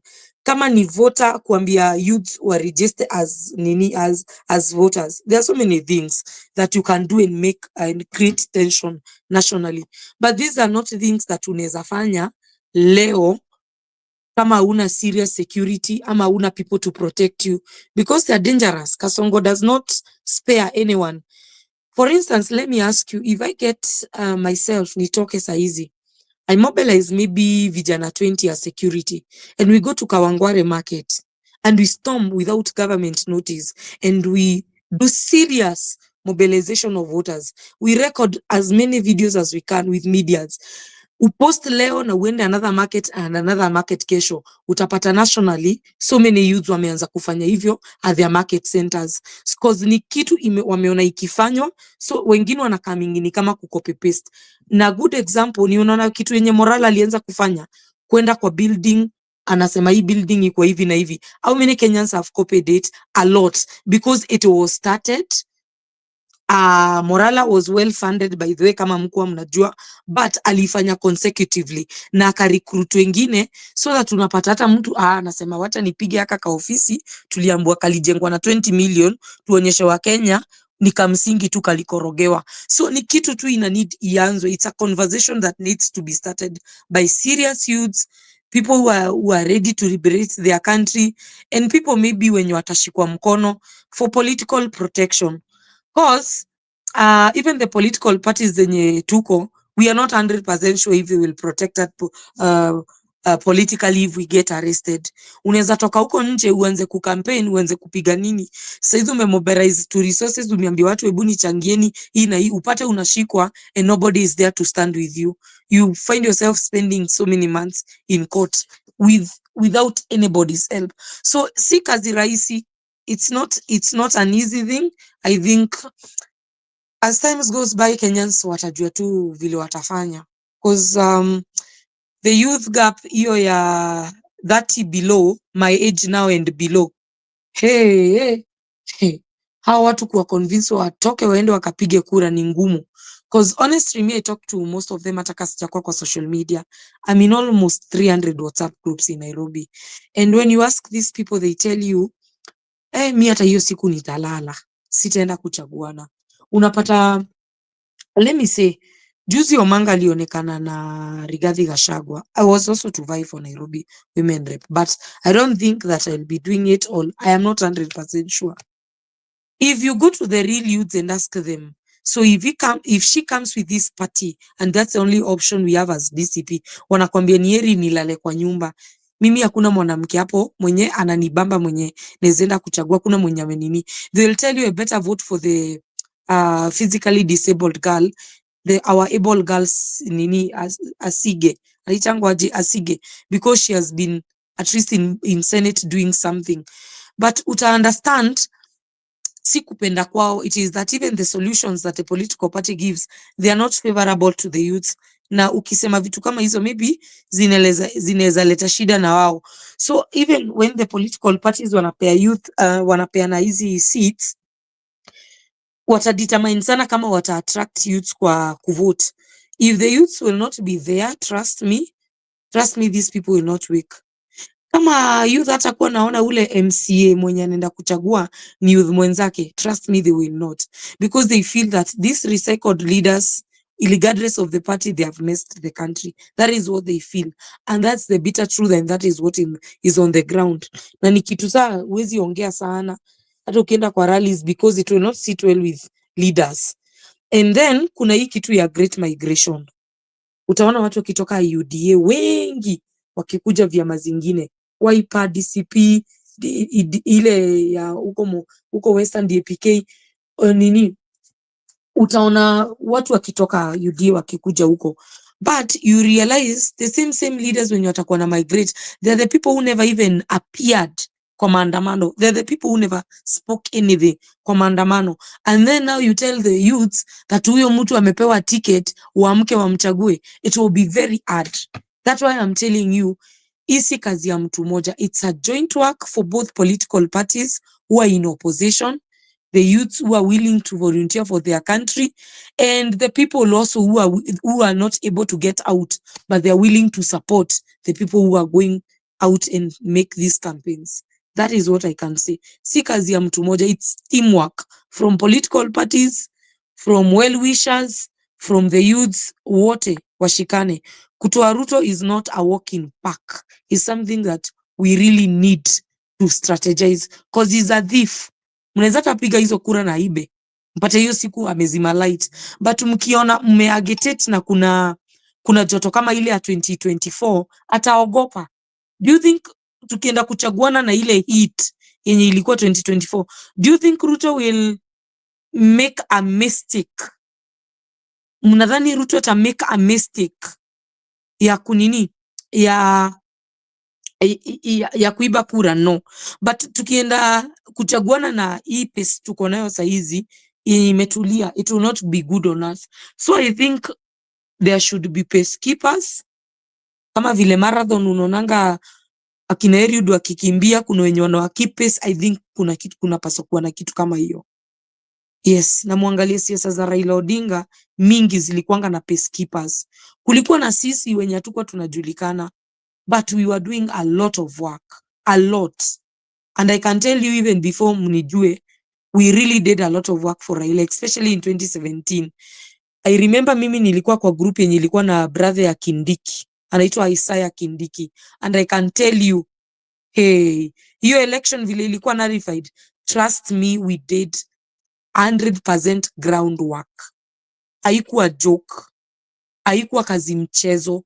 Hizo kura tulikuwa tumezilinda, so we had even evidence kwa karatasi. So hata Maraga, hata kama alikuwa anapenda serikali aje, hakuna favor alitufanyia, but alifanya what was right, because there was serious mobilization. Watu walikuwa wamepiga kura, and this is what we want in 2027, so that even if Kasongo roots atuibie kura zetu, we have evidence. Youths are agitated, wako na moral ya kutoka na kudefend hizo kura zao. That is what I can say.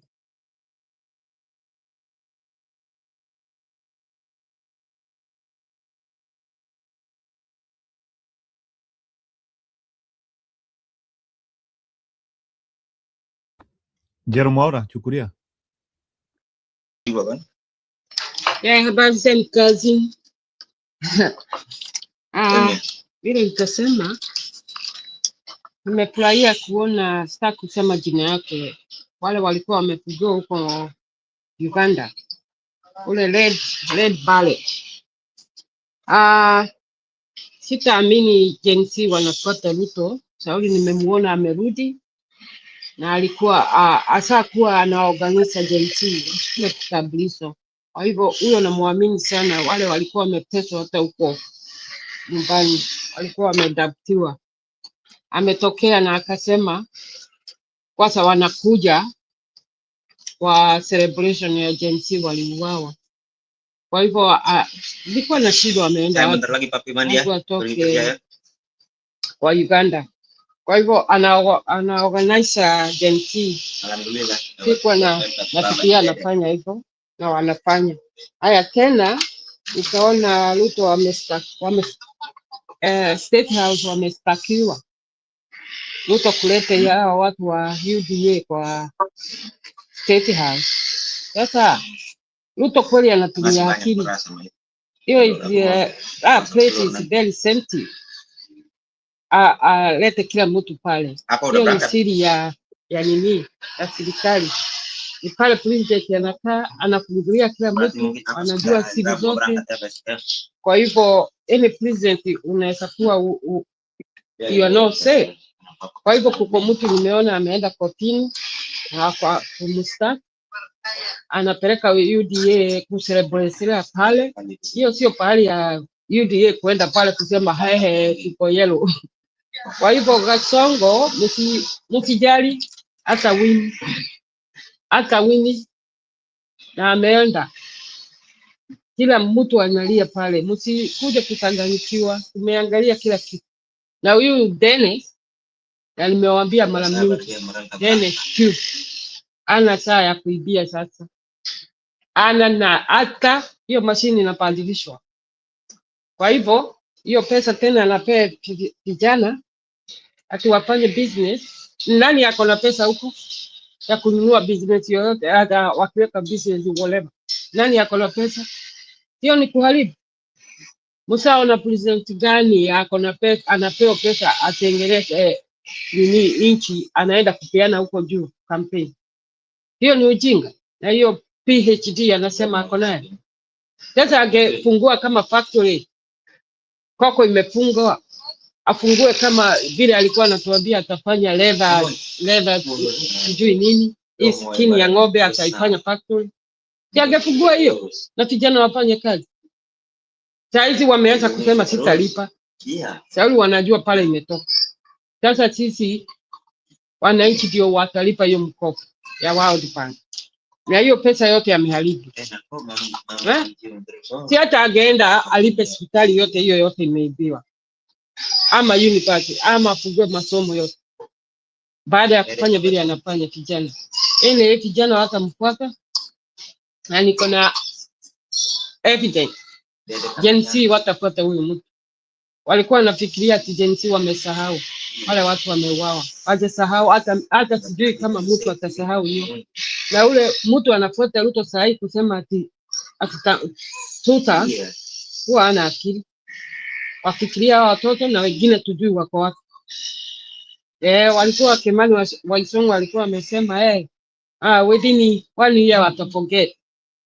Huo jage, they haven't forget. Now we will never forget. Kwa hivyo watu wasichanganyikiwe, jinsi wachukue kitambulisho kula, ule hajachukua achukue. Hii match wanaleta karibu wasikue, huyu mtu aende nyumbani.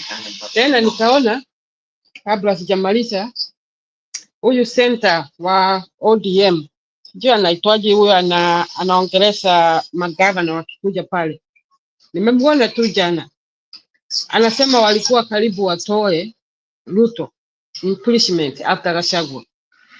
Na Raila akamuingilia. Walikuwa that much Gachagua na yeye waende. Na alirudia jana hapa. Sijui mmeona hiyo video, alikuwa anaongea kwa video na ni yeye kabisa. Akasema hiyo tulikuwa na hiyo mpango. Pengine wale wa ODM wamenisikia MP watakubali, lakini ODM is still question mark. Sio wajiga wanaona vile huyo mtu anaendesha nchi. Sauli Ruto sio leader. Na tu kwa tunajua. Ni kisungu tu anaongea kisungu mtata sijui anaongelesha wamama kisungu ndio nini. Anaambia watu wako na ukabila. Yaani Kenya ni wasungu wanakaa. Na anaenda huko anaongelesha wasungu. Sauli wale wa vijijini wajui anasema nini, wanafikiria huyu mtu anafanya vizuri. Si hata yeye aongee lugha ya taifa. Kwa hivyo msijali, hii ni Mungu amemweka pale na atatoka. Msijali Wakenya wetu. Mimi sina ya kusema, lakini naona vijana tu wanajipanga. Wajanunuliwa na hiyo pesa. Wanajipanga tu. Mtu sijui analota. Asante sana Jiro. Tunafuatilia tu vile inaenda huko. Asante sana.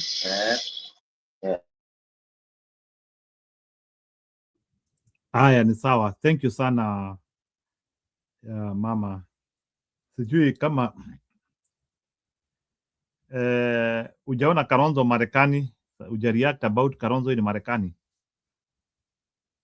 Mama Njaro.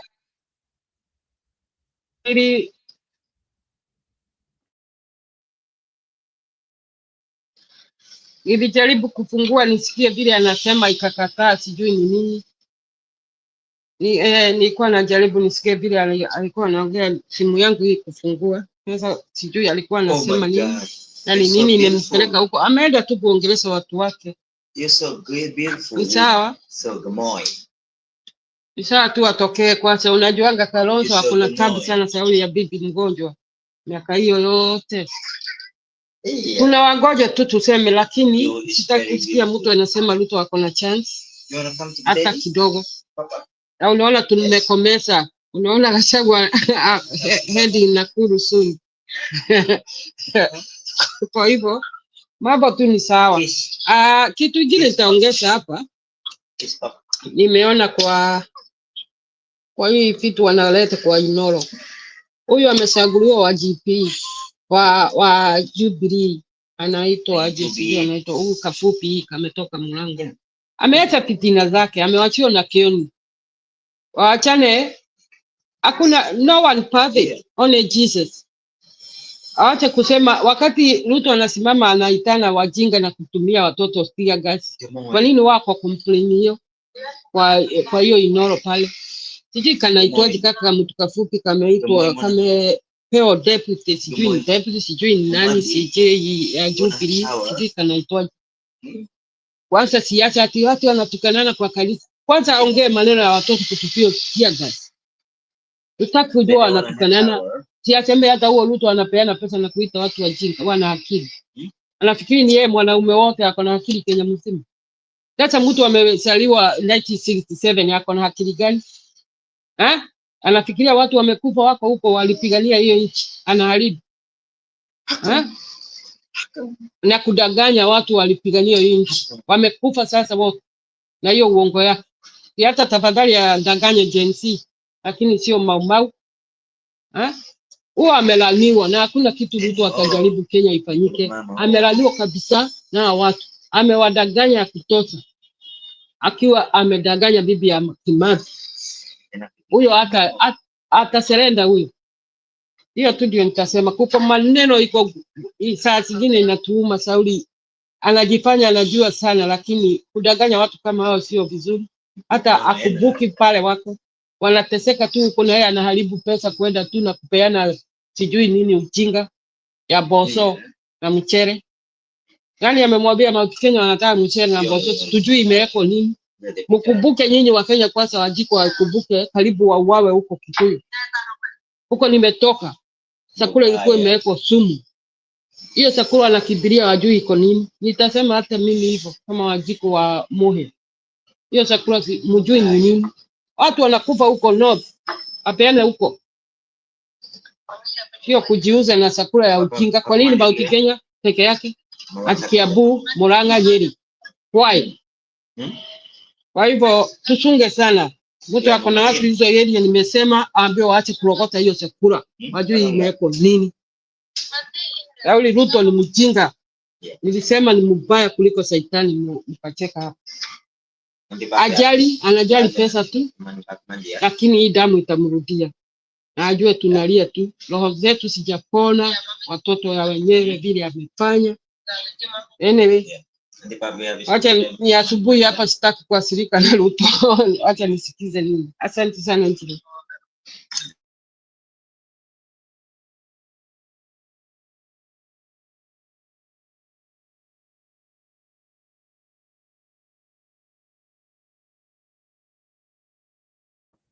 Okay, sawa Njero Mwaura. So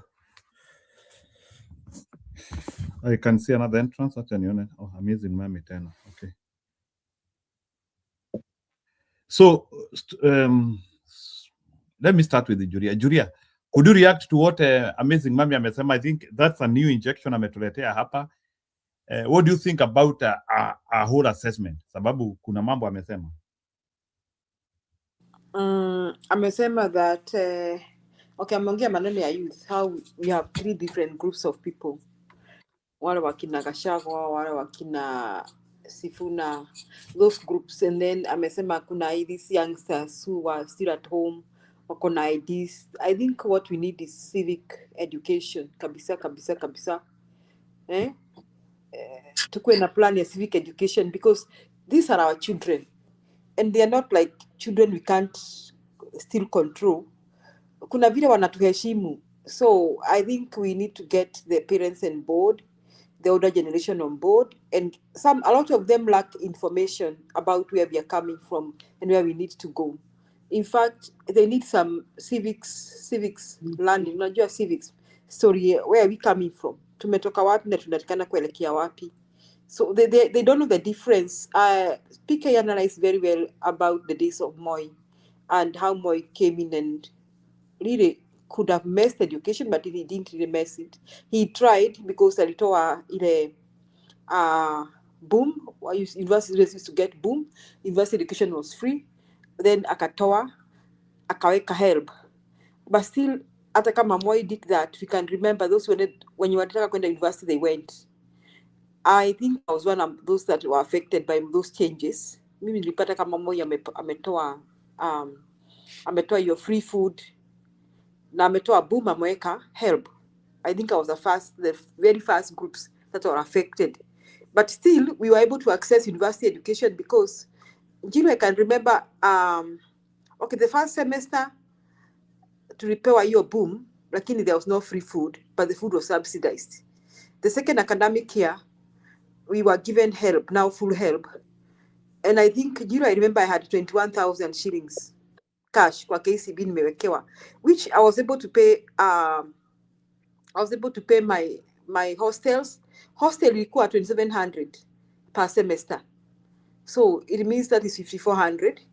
It means spending my money wisely, it was enough for me for food na everything. Now those days, even with Moi, we had a book allowance of 3,000 per bookshop. Kwa hivyo ungechukua stationery to the tune of 3,000 per academic year. So life was not impossible, and watu wako wananyimwa. As long as you applied, you qualified. You qualified for 50,000, and then 42,000 was cash. Unapewa 21,000 per semester. Na 8K inatumwa university. Then you were expected to foot the balance ya 8,000. It was 16. This 16,000 fee had been there for a long time. You expect to pay the 16,000, 8,000 difference. So kama wewe ni mwanafunzi mwerevu, unaweza tu jilipia hata hiyo 8,000 difference. Na maisha yako iendelee tu, you still pay the 8,000 difference na ukule na usurvive to the academic year. So and then the food was still subsidized. Our breakfast Njiru, if you had 4 shillings, ungekula breakfast. Ungekula 3 big slices za mkate na iko na butter na chai kikombe was 2 bob. Kikombe kubwa ya chai ya maziwa. Then you wanted to eat other things you could add. So around 10 shillings, you had good food. In fact, ugali beef was 10 bob. Rice beef was 10 shillings and 50 cents. Food was still subsidized. So hata kama Moi aliingilia masomo, Kenyans didn't feel it. Now, and the high school fee was not exaggerated for a long time. I think it remained constant for a long, long time. So Kenyans really didn't feel it. So unaweza kubali na mimi, the common man was able to take the child to school. And even, you did not have to be wealthy to join a public university. You only needed to pass. And you are called a government-sponsored student. Once umepita na unaitwa government-sponsored students, uko sawa. Now, masomo karibu haribike kiasi when the introduction of parallel education. Parallel degrees, university zikaenda hiyo kwa profit making, money making. So they'd rather admit more parallel students at the expense of public government-sponsored students. Now, however, so I think parallels zimekuja mahali zikamalizika almost na Matiang'i. Matiang'i kind of ni kama amemaliza parallel. How did he do that? When he decided, when he worked on the exam cheating and all that, to attune that this mushrooming private universities who are being funded by the government did not have enough students to do that. At a parallel universities, because at one time Matiang'i admitted all the students who had C+ were government-sponsored students. I think 2016, 2017, 2018, all students who qualified with a C+ were admitted as government-sponsored students. So it means we no longer had candidates for parallel degrees. So ni kama zilipungua. Sijui the fate of that. Njiru, you can update me. I'm not sure what's going on in parallel degrees. But then, now, so still education was manageable up to and including Kenyatta era. Now, when Kenyatta came in, I'm in touch very much with Kenya when it comes to education.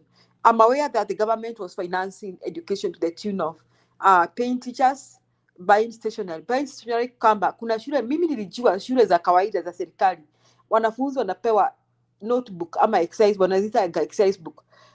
Ninajua secondary schools wanafunzi walikuwa wanapewa 200 page exercise book 11 ama 12 every academic year. And the textbooks were the ratio of 1:1. that ran down to primary schools, which means even the Uhuru government really financed the education, textbook, stationery, na kulipa walimu. And don't forget they were sending capitation for lab.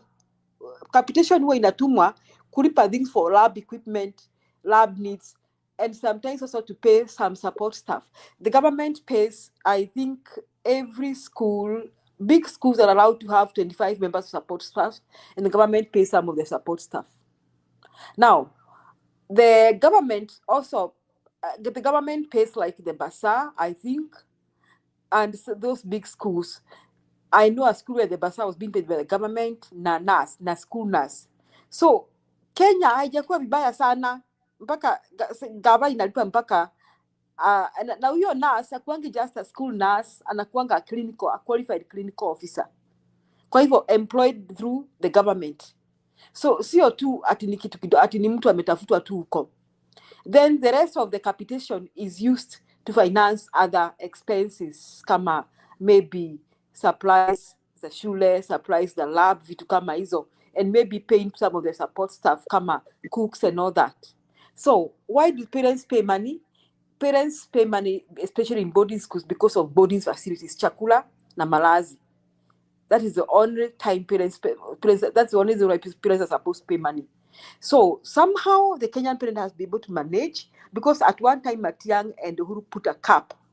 They put a cap on how much schools would charge, and some of the head teachers the preschools were interdicted because of the increase in school fee. Lakini saizi, hey, leave alone the head teachers doing as they will. Capitation hakuna, unaona. On top of that, this thug called Kasongo, because he wants to bring new things, he comes and dismantles HELB. And it puts the whole university education upside down. Now, right now, if you're a poor person, you cannot acquire a college degree in Kenya. It is very sad, because in our days when we went to school, you did not have to come from a wealthy family to acquire a university degree in Kenya. You did not have to. You just need to work hard and read your books. Simple. Na ungefika tu huko. Lakini Kasongo naye ni nani? Sasa hata kama tukiangalia wakati wa masomo na nini, I think Kenyans have many reasons to kick this guy out. Now, and then he decides to come up with those financial bills and all that. And when the Gen Z protests, he decides that these children should die abducted and all that. Look, I'm telling you, we have many. So when Brenda says that these youngsters are not aware of what is going on, these are people who need to be educated. They need civic education. They need to be told where we are coming from and why we are so mad. Unaona, si kwamba tunoko na hasira yetu ni ya bure tu. We just so mad and so aggravated because we know that even though we have not had the best governments, things were better. We were able to take our children to school. We know that NHIF was working to a larger extent. We may not have had the best medical facilities. We may not have had the best medicine and the best doctors, but at least NHIF was working to a larger extent. So these youngsters, as Brenda says, they need some civic education. Waambiwe, si tunataka tu mabadiliko, si tunataka tu tupewe Kalonzo. Saa zingine they keep saying, nani tofauti, nani yako different from Ruto. Hata mkiweka kina Kalonzo, tofauti yake ni nini? We need to tell them, it is not a Kalonzo issue or a Matiang'i issue. It is where we are coming from. Jamaa ametutoa. Unaona? Hata kama afadhali angeweka status quo ya Uhuru, hatungekuwa tunalalamika sana. So they need, what I can comment about that, they need civic education. That's my take. Kidogo Julia, kuna kitu nataka kuuliza. Do you think the young people listen to their parents? And number two, why do you think that even Kasongo himself, hata Suluhu, hata President Museveni, mumeona dictator Museveni akitumia musicians, the young musicians kwa campaigns zake? It is because these young people, they only listen to the people of their age group and to the people who resonate with their behaviors. That's why unaona Babu Owino akona the majority now of my age kupanda up to around people who are between 40 years to 30, wengi watasikiza Babu Owino, but hawa wadogo kabisa, hawa hawana mtu. There is a group that it doesn't have anyone, nobody owns them. Usidanganywe na mtu. These are the people that you need to send their fellow youths to talk to them. And ndio maana unaona mimi kitu kama najua saizi Ruto is going to poach a lot of young gengeton musicians. Why? Juu hao ndio watawavuta huko. Tatu unaona akienda kwa hizo rally, hizo vitu zake za nyota za ukora, wana dance hizo vitu zao. He knows very well. Unajua Ruto ni mwizi ambaye anajua kukuibia the right way. Mwizi ambaye anajua kukuibia the right way. Ni mwizi anajua what you want. So atafanya what you want ndio akuibie. And that way unaona kwa hizo nyota program utapata Ruto amevaa t-shirt, amevaa sneakers, ana dance hizo nyimbo zao. Why? Because he want to relate with them.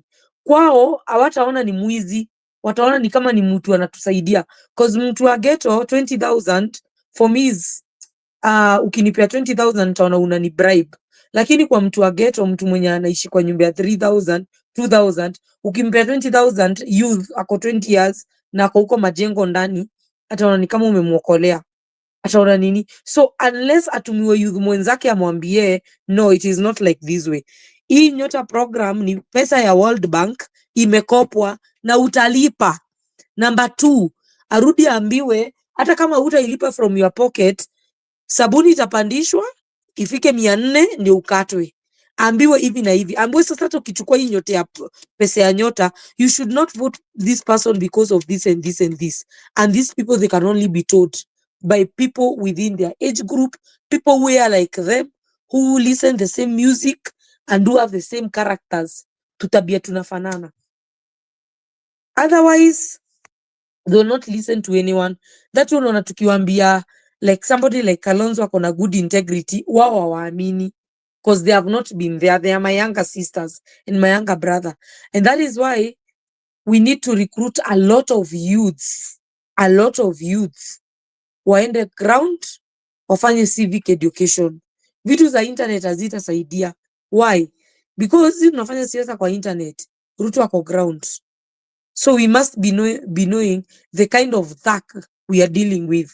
Na huyu thug vile tulideal naye 2023 tulikuwa kwa ground tukiignite watu ende maandamano. Same as 2024, people on the ground is the same thing. The internet did 50%, ground did 50%. So hizo vitu mbili lazima ziandamane. What is done on the ground iuzwe online on the internet, so that wenye wawakwa kwa ground waone how their fellow youths are communicating to the people who are doing maybe civic education and how they are relating to each other. Yes, that is what I can say. Ground na internet ziandamane. Both civic education kwa ground na both civic education online. Cause kuna watu wa mkokoteni. Julia, want you understand that kuna youth ako 20 years ako na mkokoteni na ana smartphone. Na huyo ndio atapewa 20 bob, 200 bob na Sakaja na afanye kitu hata nini. So huyo mtu hautampata online, ana simu. Huyo mtu lazima umkute hapo roundabout ya Marigiti mahali amekaa chini. Umufanyie civic education as a group of 30, muongee na wao mueleanwe. I don't know if you understanding there. Because people assume that we are in 2025, 2026, and technology go almost everywhere, and you assume that there are people, everybody has a smartphone. No, I think only 70% of Kenyans have smartphone. That yawana, kuna mtu ako ushago, kitu anasikizanga tu ni radio, ana hata TV. So huyu mtu usipompata pale kwa ground umuelimishe, my friend, that person might vote for a very wrong person. Akifikiria hiyo 200 amepewa ndio nini. We should remove that perception of we are all enlightened. No, we are not all enlightened. We still have our mothers wenye tunaona wakipewa mabosho. Tuko na bado mama zetu wenye wanamwagiwa chakula chini, wanaokota. We should be taking those things very serious, knowing that there are people there bado hawana the right information. and hao watu ndio easily manipulated na ndio wengi. Don't be lied by the numbers of the people in Nairobi who are making noise on the social media. No, watu wengi sana ushago, they are not there. Mtu anaingia kibarua ya majani saa 12. Mimi nimetoka zone iko na majani. Mtu anaenda kuchuna majani 6, anarudi 6 jioni, anakuja anaosha watoto, anaenda kulima, anaenda kulala, ndo amke asubuhi ya prepare watoto wake. So that person usipoenda kwa hapo mahali anachunia majani ama kwa hiyo kibanda anapimia, you do civic education there, that person will still vote for the wrong person. So that's why I'm saying we still have a lot of work to do, a lot of civic education. And I also want to thank my party leader, Rigathi. He's trying to do a lot of mobilization in major towns and different parts of the country, and that's a very good move. That's a very, very great move. Now, youths pia wanapaswa watumwe huko kwa vijiji, ushago huko ndani. Kama kuna youth wa Karatina, wajiunge, wajue vile watafanya, mali watatoa funding, waingie huko Karatina ndani kwa kijiji, waongee na mama zetu one on one, baba zetu one on one, our brothers wenye wako huko one on one. We should not assume that everybody is enlightened. We should not assume that. We should not.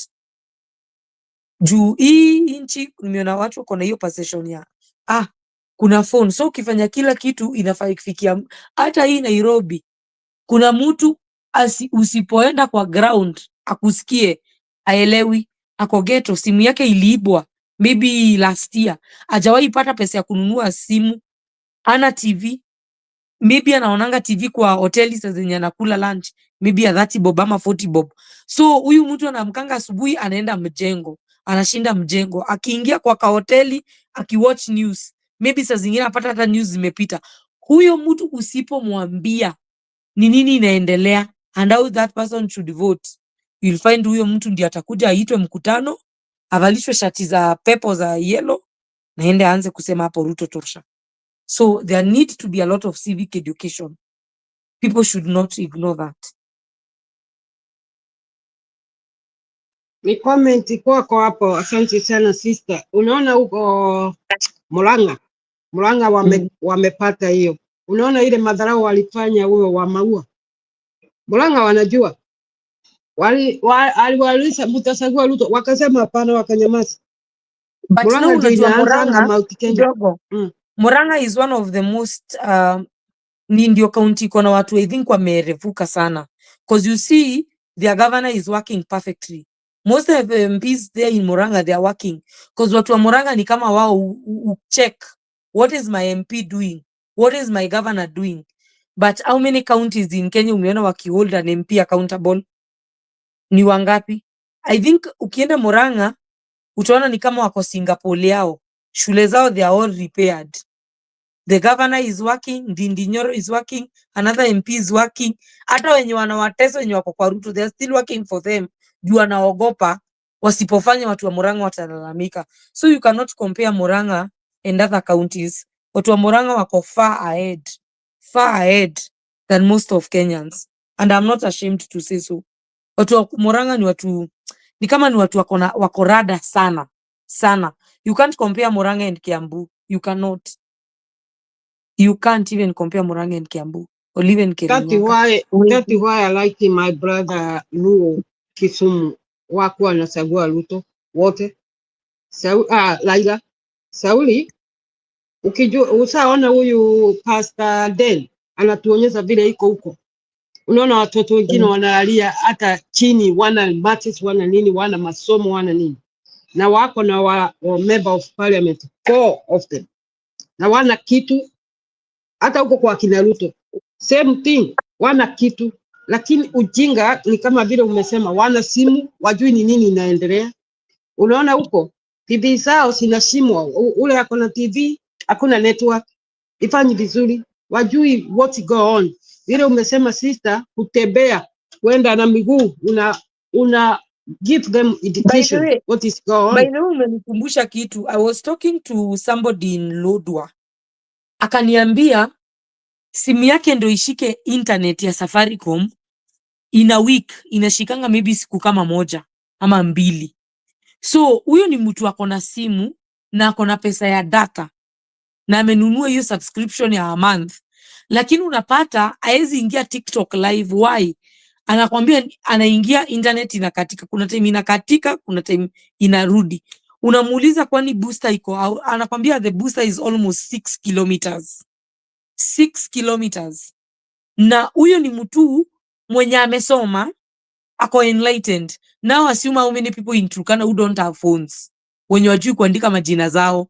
Those people wenye wataletewa 100 na 200 na wavalishwe t-shirt because hawana anything, na ni government imeweka hivyo, imeweka vulnerable. Umewekwa na njaa such that hata ukiona mtu akikupea 100 unapiga magoti, unaona ni kama amekufanyia favor na ni kama Mungu amemtuma. So huyo mtu asipoenda hapo kwa kijiji aambiwe Ruto is bad, kutoka Ruto aingie kumekaa hivi na hivi na hivi, that person will just vote blindly kama ajui. Hata vote akijua, yeye atakuwa anachagua akiona kuna mtu alimletea 200. So that's the reason why we should not assume that we are reaching everybody in rallies. No, we should not assume that. We should do a lot of civic educations. Hata hapa Nairobi nimekwambia, kuna mtu anaamkanga asubuhi ni house girl. God forbid, na sijasema kwa ubaya, ama ni mtu wa mjengo. Anaamka 6, anaenda kibarua kujitafutia. Akitoka mjengo ni 6. Huyu mwingine akitoka kama ni kazi ya nyumba ni 6. Amechoka. So akiingia kwa nyumba yeye ni kulala, analala. Ana hiyo time ya TV, na hata maybe ana TV because maybe analipwa 9,000 per month. How can 9,000 per month utasave sangapi? Ulipe nyumba maybe ya 2,000 na ukule na ukunywe. Utapata maybe in a month ana manage kusave 4,000 kama amejifinya sana. Ako na watoto, hiyo savings inalipia watoto shule. Utapata yako kwa survival mode. So TV hana, maybe hata majirani wake hawana, because kama unaishi nyumba ya 2,000 na 1,000, maybe the same people una live na wao, you are in the same situation and the same condition. Mko tu watu wa level same. So utapata huyu mtu hana simu, yana mkanga vizuri sana kama Mkenya ambaye anajituma, anaenda kibarua, anarudi, no information. So huyo mtu on Saturday amepewa off na mdosi, asikie watu wanaitwa mahali wapewe ngiri moja moja, atakataa kwenda, atakataa kwenda. Na hiyo kitu atafidiwa huko mahali ataenda, si ndio ataamini? So that is the reason why you need kupata hawa watu kwa mjengo, kwa site, you have a one-on-one conversation with them. You need to tell them, the government will call you on the days maybe you are off, utawapata, and they will bribe you with 1,000.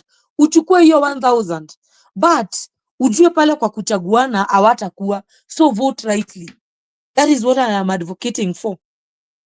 Kuna watu hawana information na ni wengi, na hiyo assumptions ilikuwa inatukosti sana ODM, hiyo kuassume assuming that hata tutaweka agent, wananchi watatoka warinde, and then people vote and go home, na mnaacha kura zinaibwa zote. The next day tunazibeba zote na roli, and we cry. Kama mimi nilikuwa nalia sana baba kibiwa. So we should not assume. Youth should be online 24 hours advocating for good governance, telling people where they should vote. But I know most of the people with phones, they are aware. That's the reason why ukienda social media utapata very positive comment. But kwa ground ni different. Very different. Very different. And I also urge the youths, talk to your moms kama uko na uwezo, na kama umefunguka akili, ongelesha mama yako. Na pia wazazi, talk to your children, tell them this and this and this. Youth groups, civil organizations, well wishers, watu waingie ground, wa make serious civic education, so that when we wake up in 2022 mpate hata 90% of Kenyans they have voted out Ruto. So hata kama ataiba, hataweza kuiba hizo kura zote. So he's just a lender and get out of power. And that's my take.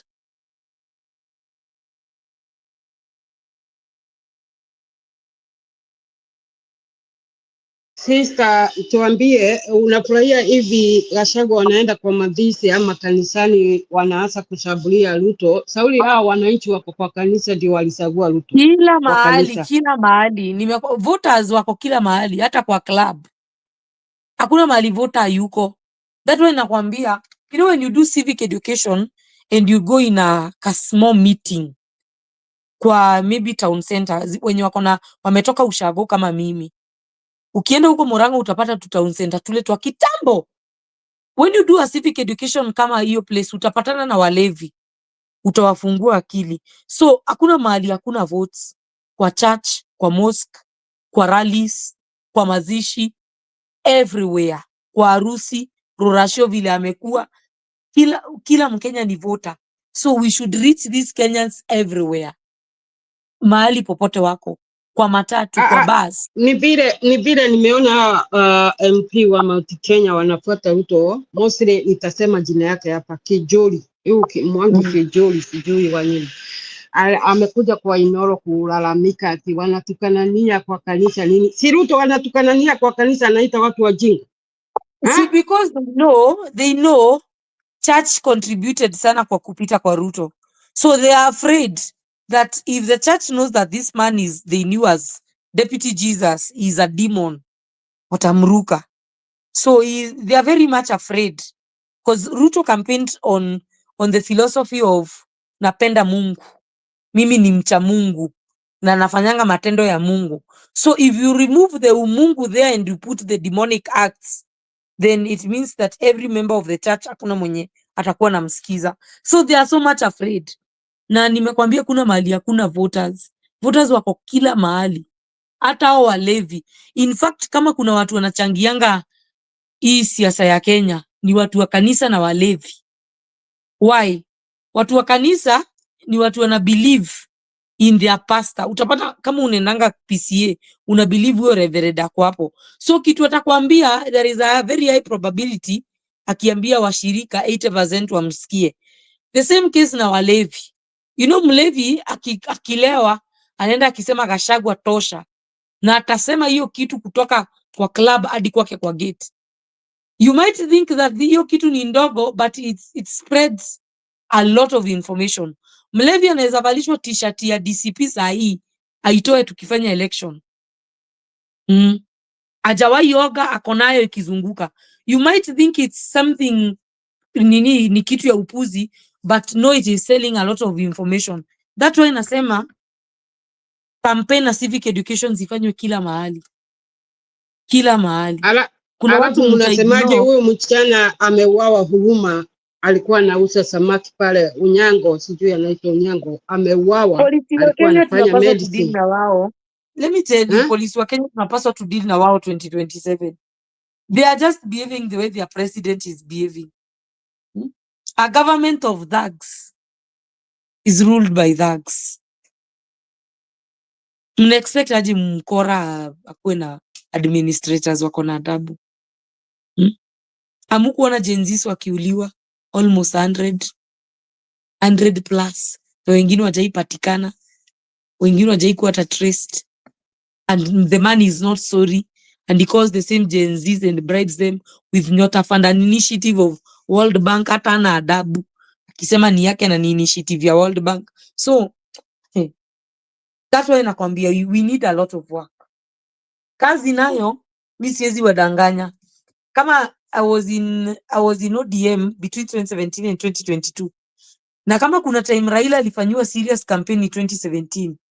Hii yetu ya 2022 na kina Uhuru, hii ilikuwa hakuna siasa ilikuwa hapo. So zilikuwa vipindi. 2017 watu waliingia ground one on one. I can assure you that. Na uende uulize mtu mwenye ni diehard fan wa Raila ama mtu alifuata Raila genuinely, atakwambia kitu nakwambia ni 100% right. We need to do a very serious mobilization. Si ya mchezo. So that hata Kasongo akituibia kura ashindwe kuziiba. Because mkitoka 90% of Kenyans and we vote out Ruto, haezi iba hizo kura zote. Hawezi. We just surrender and go home. Because hata my biggest worry ni hawa vijana. You know, mimi naongeanga reality. I interact with these people. Most of them are my younger sisters and brother. Unawauliza wataenda kuchaguana. Unasikia mtu akikwambia hiyo siku mimi nitalala. Nimeona political parties hazifevi mtu yote ambaye ni youth. Nimeona hakuna youth kama youth atapata ticket. So utapata most of these people wataangalia political parties zimepea kina nani ticket. Kama wamerecycle watu wenye wametoka UDA wakakuja hizo vyama. Ati tuseme sasa hizi mtu ametoka UDA ameenda Wiper, amepewa ticket ya Machakos governor na walikuwa wanajua ni mtu wa UDA. Trust me, youth watatoka kumchagua. Watauliza, why should I recycle the same person mwenye alikuwa ana support police watu shoot just because ameama kwa political party yenye tuna support. This time round it is going to be very delicate. Very delicate. And I can tell you for free. Kwanza, if political parties might fail us, if they are going to give the people wenye wanajulikana ni rais wa Ruto tickets, trust me, the youth will not vote. Trust me. Hiyo kitu itafanya youth wengi sana wasitokee. Na nakwambia hata wanaziandika hizo vitu online. If you have time, enda usome comments online. You know, most people they read what they want to hear. But I read comments. Ni hata kama comments ni dhao, sometimes najipianga time nasema, ebu leo nisome comments, hata kama ni 400 ni learn views. Unasikia mtu akisema MP wangu ameishi kututukana time ya Ruto. Saizi tunaona anataka kuhama kukuja hii side ya opposition ndio apate kura. Akipatiwa ticket, mbona mimi nimchague?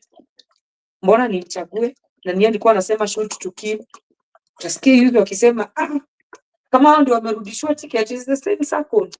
And they will just say that there is no need of waking up and voting. So even political parties must make sure the people they are giving tickets, they are people who wenye wanaingiana na youths na wali support youths na walitokea kwa hizo maandamano zao, if they at all want to attract youths waende wa vote.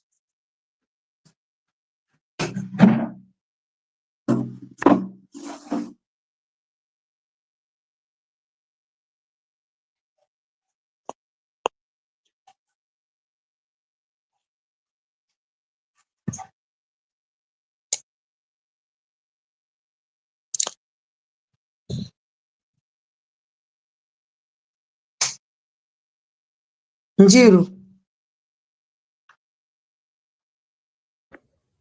Yes, I'm here. Sawa, wacha let me do this.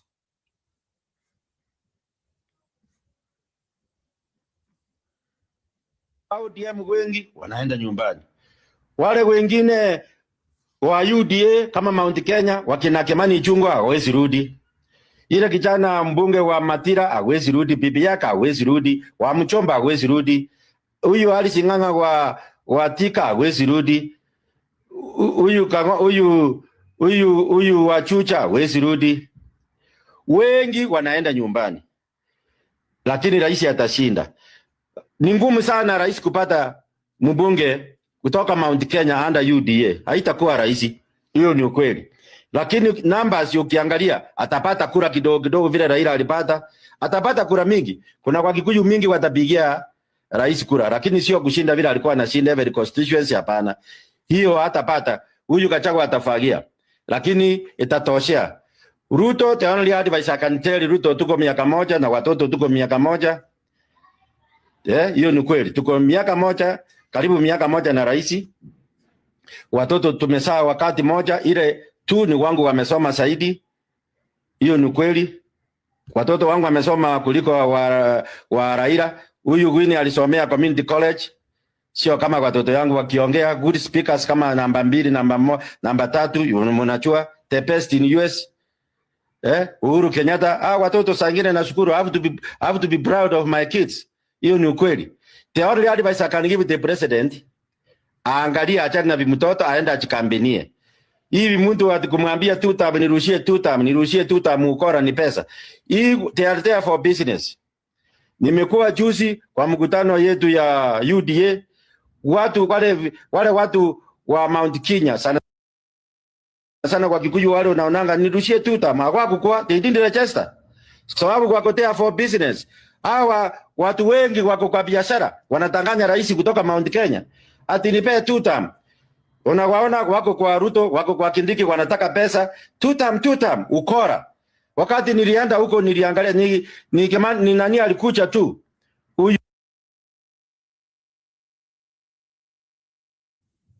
Aya, Stone PK, nikuulize swali. Huyu jamaa anasema watu hawatarudi Mlima Kenya, lakini Ruto atachaguliwa. How does that work?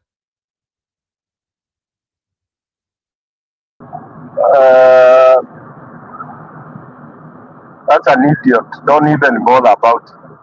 Oh, unamsikiza? He's my neighbor. Si lazima usikilize udaku yake. Jiro. Cosmo Choi achana na yeye. Hiyo it doesn't make sense. I have no further comment for him. Amekuwa. How do you come on? Unakuja kwa TV kuanza kutuambia habari ya watoto wako. That's an idiot, my friend.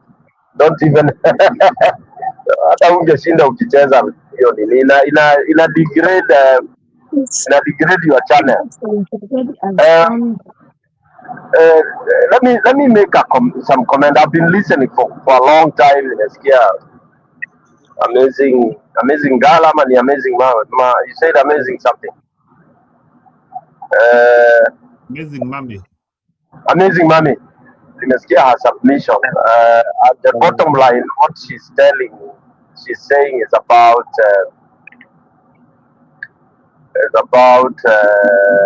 grassroots mobilization. Bottom line, that is it.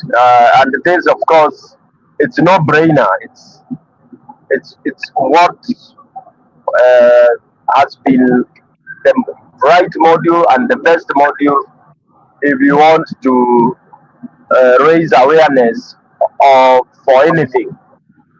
It's a module that has worked, but what happens is that people ignore. People ignore because of hiyo ukora unasikia Kasmo akisema, because it involves money. Remember, if you want to be effective, lazima uanze ward level. Ward ndio iko na villages na ndio iko na estates in towns. So you have to really concentrate so much so, because wards, I keep saying this and I think on every presentation, it is the wards that form the constituency. Okay, the constituency is made up of units called wards. Na hizo wards ndio hizo hata ukienda county level, those constituencies with those wards, they are the ones that make the county. Now the counties, 47 of them, wana watoto wanaitwa wards, and those are the ones that make the country called Kenya.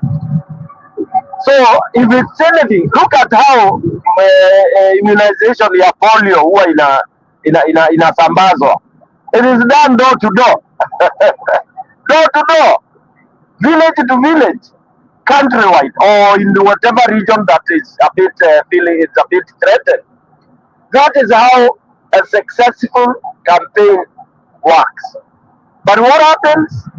People, because of kukula pesa and all these kind of things, inafanya kuna nini, unakuwa na people, we don't have to spend. Instead of doing that grassroots, let's go in the major town, hold a rally there, let's do a Mugithi, you do a truck inapitia main road, ikisema mashinani, kuna watu watokaji hapo, ametoka shamba, ameenda amekuja kwa nyumba, ama akona carpentry shop yake pale in the local center yake, anatoka hapo ameshinda, anapiga mbao zake, anarudi kwa nyumba. So until you go to that village, this guy hautamuuzia sera, atakuwa akisikia tu jina ya Ruto. Alright, so I don't want to dwell so much on that. It is no brainer. We proposed such things in Azimio. I don't want to name names, but now we know the reason why most of those things were never done. Now, I come to the other issue, which again I find us Kenyans getting a bit disoriented. Kenyans, one youth wameanza kuzaliwa 2020s. Is it when we began to have youth? Because when I hear Kenyans discussing, it's like youth wametoka kama mushroom kuanzia 2, 3, 4 years ago. ama kuanzia 2020 ndio tulianza kupata watu wanaitwa youth. No, we are lost. Tumekuwa na youth since Jesus came on this earth. We've always had youth, and every year there has been, progression. Youth were 10 years ago. Now they are different because of the dynamics of life, socially and economically and including politically. Now what happens is, as they evolve, let me use the term evolve, youth evolve, you should cope with the times. Alright, usiwezi kuniambia youth wa saa hii ati hawajui kitu fulani. No, youth wa saa hii they know maneno mingi ya saa hii. They cannot be ignorant. So if they are ignorant, then they are useless. They are dummies. Okay, and that brings me, my question is, kama wewe ni youth, then what are we talking as purpose for voting? Do they know why people go to vote? Is it that saa hii ndio imekuwa youth hawajui watu vote kwa nini? Then we have a failed country. Kama mtoto wangu wa miaka 22 sijawahi ama hajawahi sikia kwa nini watu vote, na ako 22 years amemaliza college ama whatever, na ni ndaandaa aelewi what is, kwa nini watu uchaguana. We are doing very badly, and that is why then kufunza mbuzi ama kufunza mtu ambaye ashakuwa na meno, it becomes very difficult. Ndio hiyo kazi itakuwa ngumu. If our tunaita Gen Z, that they don't know the importance of voting, they don't know the importance of going to elect leaders, even if it's their first time, then we have a huge job to do, and that huge job we will not get results by 2027. Why? If I ask, like I see, and I take example of them going to the streets in 2024 and 2023 and 2024, a simple question: mulienda kwa street kwa nini? If they have that answer, then how can you tell me they don't know what it means not to vote good leaders? If they didn't know, if they just went kama zombies to Nini, then it is dangerous. What am I driving at? What is it that now Kenyans are geared, or that is inspiring Kenyans? Niongee kwa Kiswahili. Ni nini hicho ambacho saa hii wa Kenya kina wasukuma waanze kusema lazima one term? Nini hiyo msukumo wa one term ni nini? Kama mjenzi aelewi hiyo one term wimbo unaimbwa kwa nini, then we are in trouble, in big trouble. Kama yeye kwa yeye one term two term ni the same, basi nitoa dira.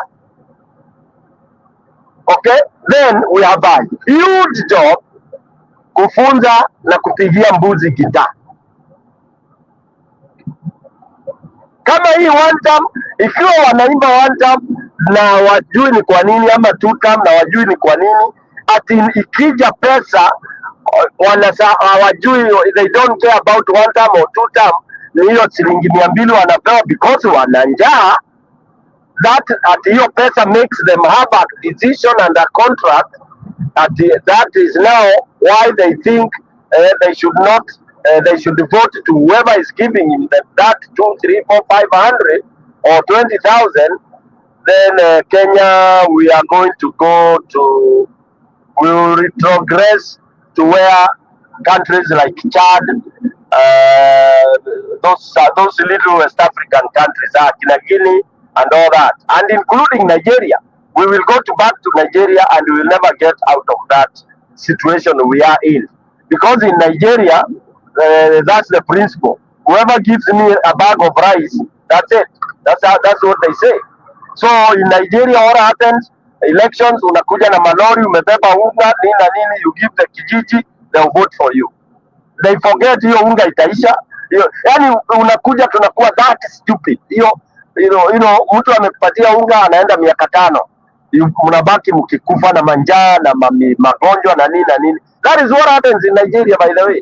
And we are not far from there. Because if that is the thinking, that is the brain, we have a big job to do. And that's why I would appeal to opposition, if they are not going to do that formula hizo umesikia amazing mother akisema wasahau itakuwa hivyo Kasmo anasema if they cannot deconstruct that, if they cannot confront this ignorance ambayo amazing amesema, it is deadly, it's a disease. If our youth, I repeat, a 22-year-old mwanaume, huyo mwanaume anaweza zalisha na ni mwanamke anaweza zaa, ati anakaa hapo yeye akisema anybody ni okay, bas ole wao, they can get doomed. And remember, hao ndio hawana maisha, because these are hard facts. Unakaa hapo ukisukuma wheelbarrow, hata sahi hata kupata kusukuma wheelbarrow ni ngumu. Those are the ones who will die before the age of 30, because unasota mpaka una anything. Maybe you have your mom dies when you are 22, 23, 24. Your parents, they go, finish, you're gone. All right? So it is hard. And I hope and wish that it is not true that they don't know and care about elections. It would be the saddest day in my life if these people would have gone to, even if they are going to vote for the first time, that they have never had or even read anywhere why it's good to vote good people. We are doomed. Okay? We are doomed. Stone. Yes. Most of the youths wenye mi nimeinteract na wao one on one, wenye tunaongeanga na wao kwa WhatsApp group, saa zingine wanakolingi hapo, unasikia mtu anaulizwa utachagua nani, sikia mtu anakuambia hiyo siku hata sitaamka, sitatoka kwa nyumba. So unamuuliza je, if you don't wake up to vote, si hata ndio utakuwa umetuweka kwa shida sana. Unasikia mi nimesikia their cry, na kuna kitu nasajaribu kusema hapa na ni kama muelewi. Most of them are saying kuna migration inafanyika ya watu wenye wamekuwa kwa government wakitusi wananchi, wakidharau wananchi. Watu walivote finance bill both 2023 2024, walimpeach Rigathi, hata hawakuongea anything when the youth were being shot and what. Hao watu watahama wakuje hii side ya opposition. Brenda, let me cut you short. You nilielewa when you submitted. Let me tell them this. They will be most stupid. Nobody is forcing them to vote for those people. Nani? Amazing. If kuna kitu ndio nataka kukuuliza Stone. Ungenipasa ungoje usikize nikuulize swali. Wacha nikuulize Stone. Tuseme wewe ni mbunge na ulivote out Rigathi, ulivote finance bill, ukafanya hizo vitu zote. Umekuja chama yetu ya DCP na umepewa ticket. Do you think you will convince the youth now ati umeacha zile tabia mbaya na umeziacha UDA ati sasa ndio umeokoka, umekuja to the right party? That's why I'm also telling political parties zenye ziko opposition, DAPK, Wiper, my party DCP, hivyo vyama zingine zenye chama yetu ya mama Martha Karua, be very cautious about these people you will give tickets.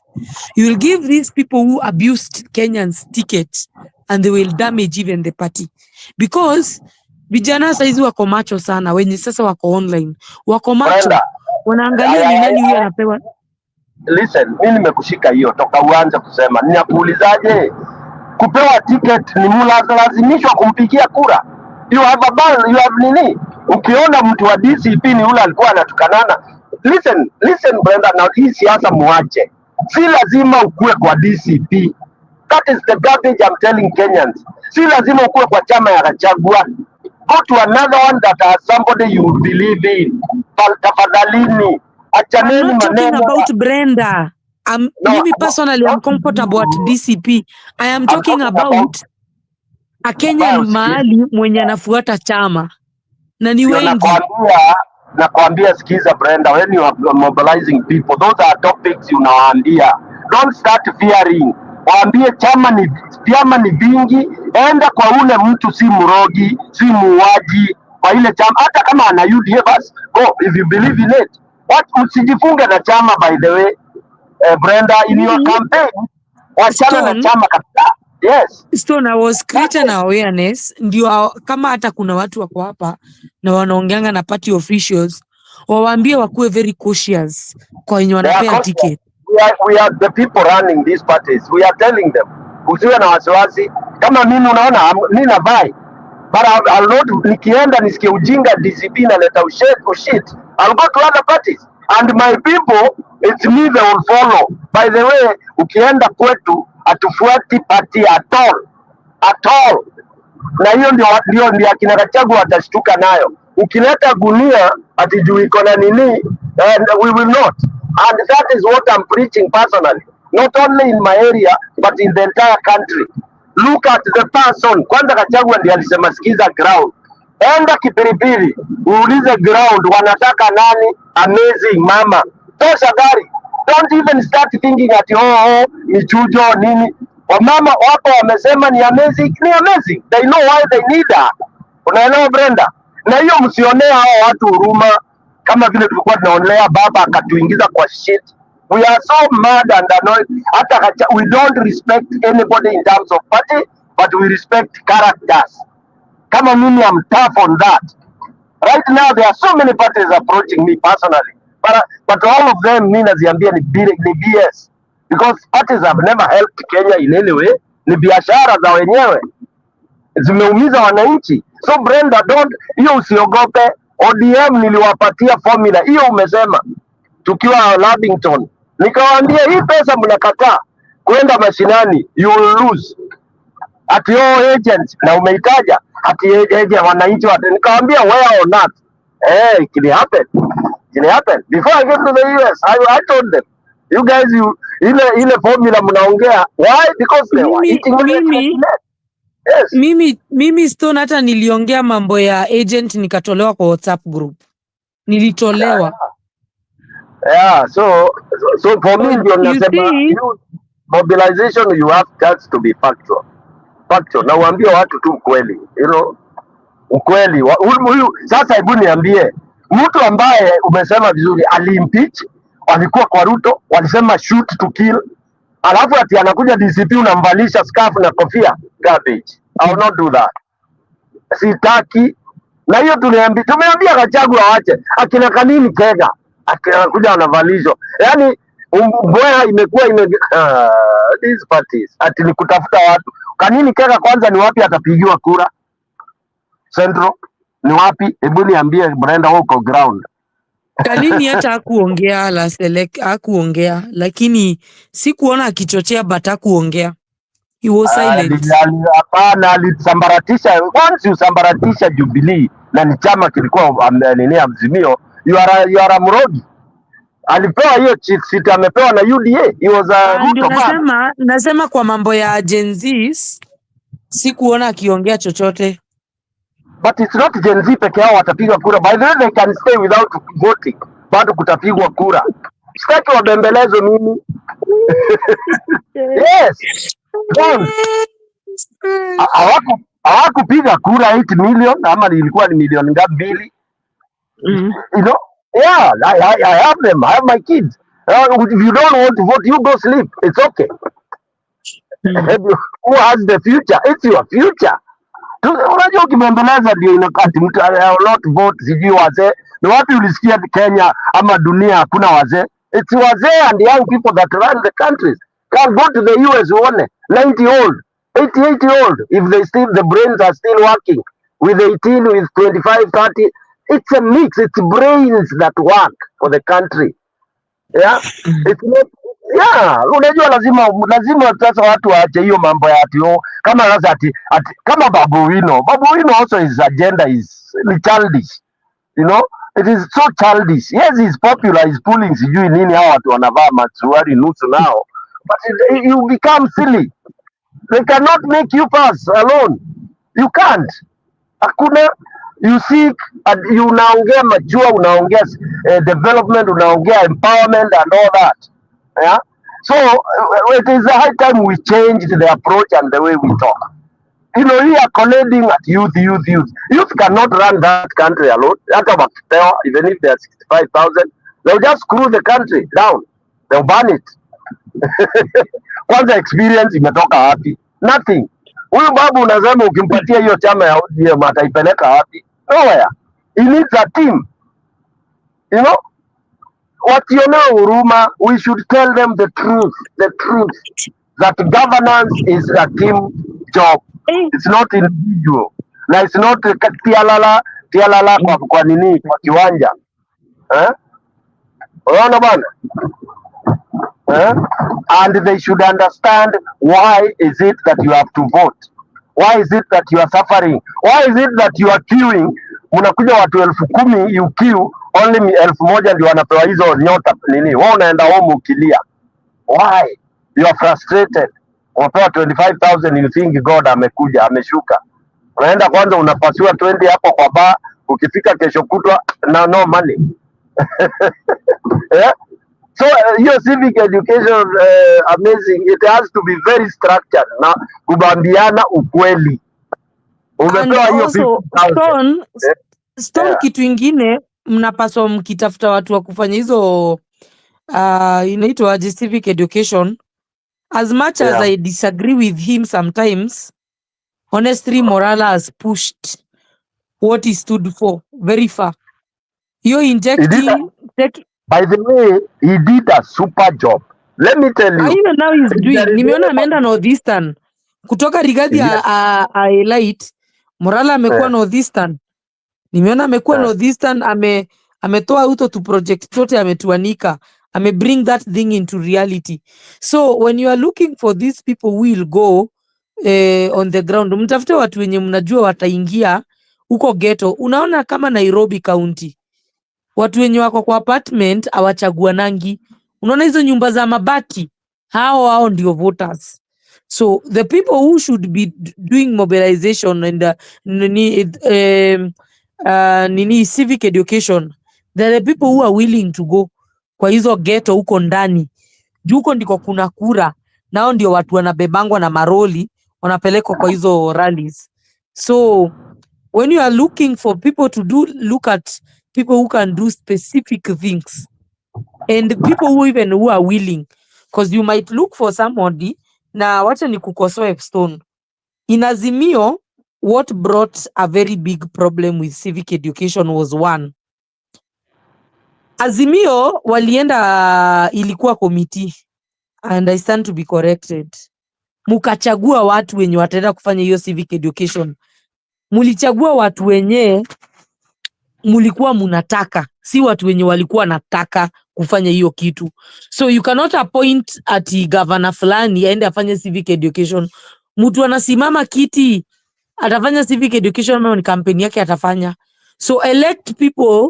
When you're giving people these roles, tafuteni watu wenye wasimami kitu yoyote, ama mtu ataweza shield ambition zake akose kusimama, aingie ground afanye hiyo kazi ikiwa ya civic education.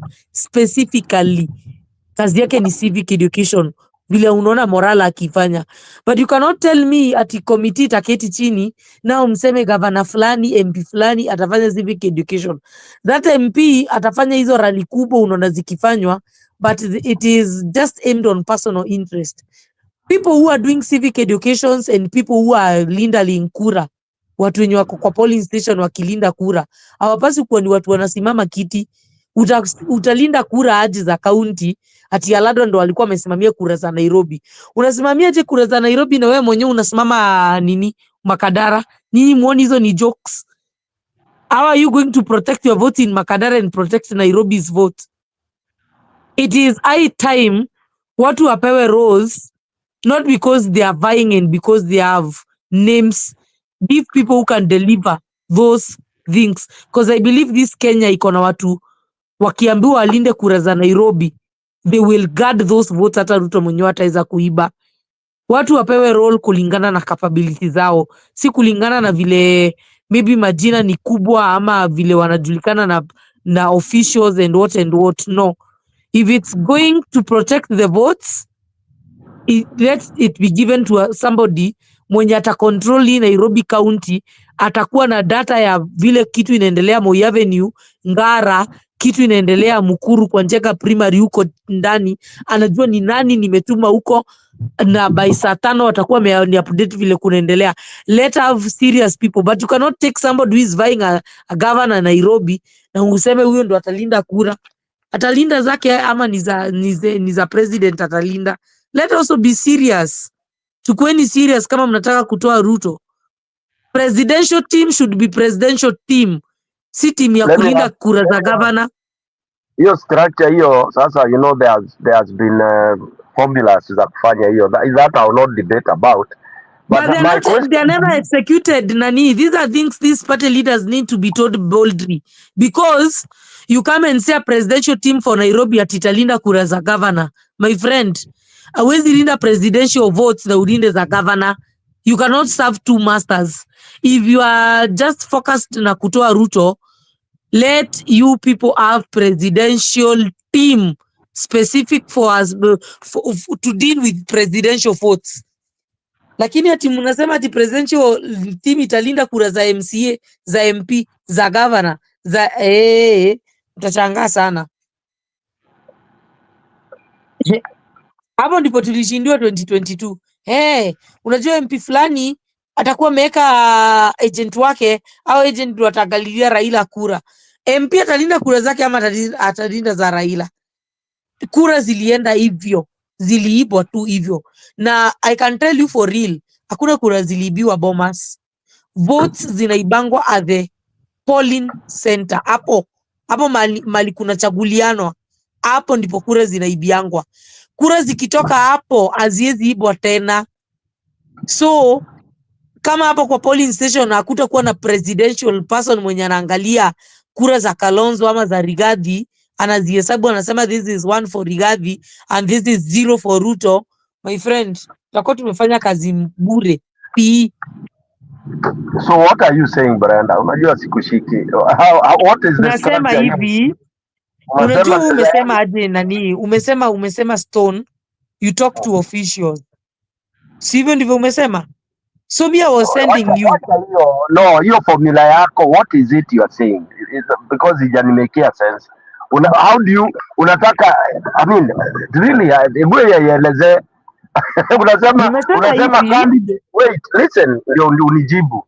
Unasema candidate hawezi linda kura, sijui hawezi fanya. So huu nani atalinda kura? Who? Let me tell you Stone, ndio nataka unisikize unielewe vizuri. Hapa Nairobi, let me give you for example what happened in 2022. Alado ndo alikuwa amesimamia Nairobi County. You tell Alado as what? Ni alikuwa chairman wa ODM. So ni alikuwa na foresee elections za presidential za hapa za Nairobi County. Let me put it that way ndo uelewe. So you give that person a role ya kuoversee presidential election na anasimama kiti yake ya MP. Atapata time ya kuenda kulinda kura zake za MP ama za president? Na anaenda kuzilindia wapi? Ni yeye ndiye analinda? Ni Aladwa? Si yeye ndo alikuwa amepewa hiyo role ya kuangalia kumake sure kuna agent. Listen, kupewa role, Brenda, nafikiria ujui maneno ya delegation. When you umepewa role kusimamia, it's you to recruit the people you are talking about. So ile ungesema, and I'm asking you, how does an MP who is vying looking for his own seat recruit people and Brenda, you don't listen. Utasoma kama usikizi. Na kuambia ukipewa umeambiwa wewe ndio utasimamia kura, you recruit people. Hapo tuko pamoja? Yes or no? Ndio niendelee. Ukiambiwa Brenda wewe ndio utasimamia kura za tuseme president, hiyo ni kumaanisha what are you supposed to do? Recruit a team. Lazima upewe pesa na chama urecruit the team. Si wewe utakimbia kila polling station kulinda kura Brenda. Wewe ni coordinator wa kama ni 200 people you recruit kusimamia kura. That's how you do Now, it. No, thank you. Umekuja vile nilikuwa nataka. How do you coordinate 200 people na at the same time wewe mwenyewe you are vying? My dear, you cannot serve two masters. Hapo ndo tulishindiwa, my friend. Ruto had his own presidential team yenye ikuangalilia any person wa UDA votes. You have to discuss with. Huwezi. Sinimalize uelewe. What do you mean huwezi ukiwa MP? How do you mean? What do you mean? What do you mean siwezi coordinate? Kwanza mimi ndio nita coordinate better because I have people also on the ground, my agents. Plus now wale nitakuwa nimeongezewa presidential. Brenda, wewe uko ground. I mean the candidate has all, huyo ndiye hata ana defend na nguvu sana. Ndiye hata anatoa vita. What are you telling me? So candidate atalinda zake ama atalinda za president? So kuna watu wanalinda Brenda, kama ni MP ana agent wake. Na president kuna agent wa president. MCA kuna agent wa MCA. So if it's party Azimio, it's supposed to have not less than three people per polling station doing the job.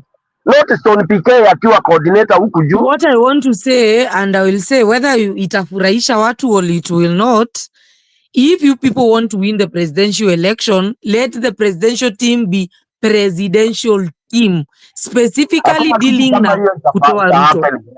Mixing it, aya kama mtaifanya basi tutaibiwa tu same. Si tutakuwa tu hapa na nyinyi.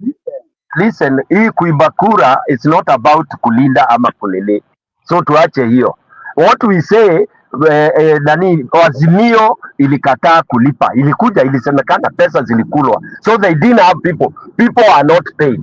So tukiendelea kuibiwa na kukoraptiwa, it was as a result pia wale huwa MPs hazikuibwa. Mbona kura za MPs wa ODM hazikuibwa especially hapa Nairobi? Kama gani angeibiwa? They guarded them. Listen.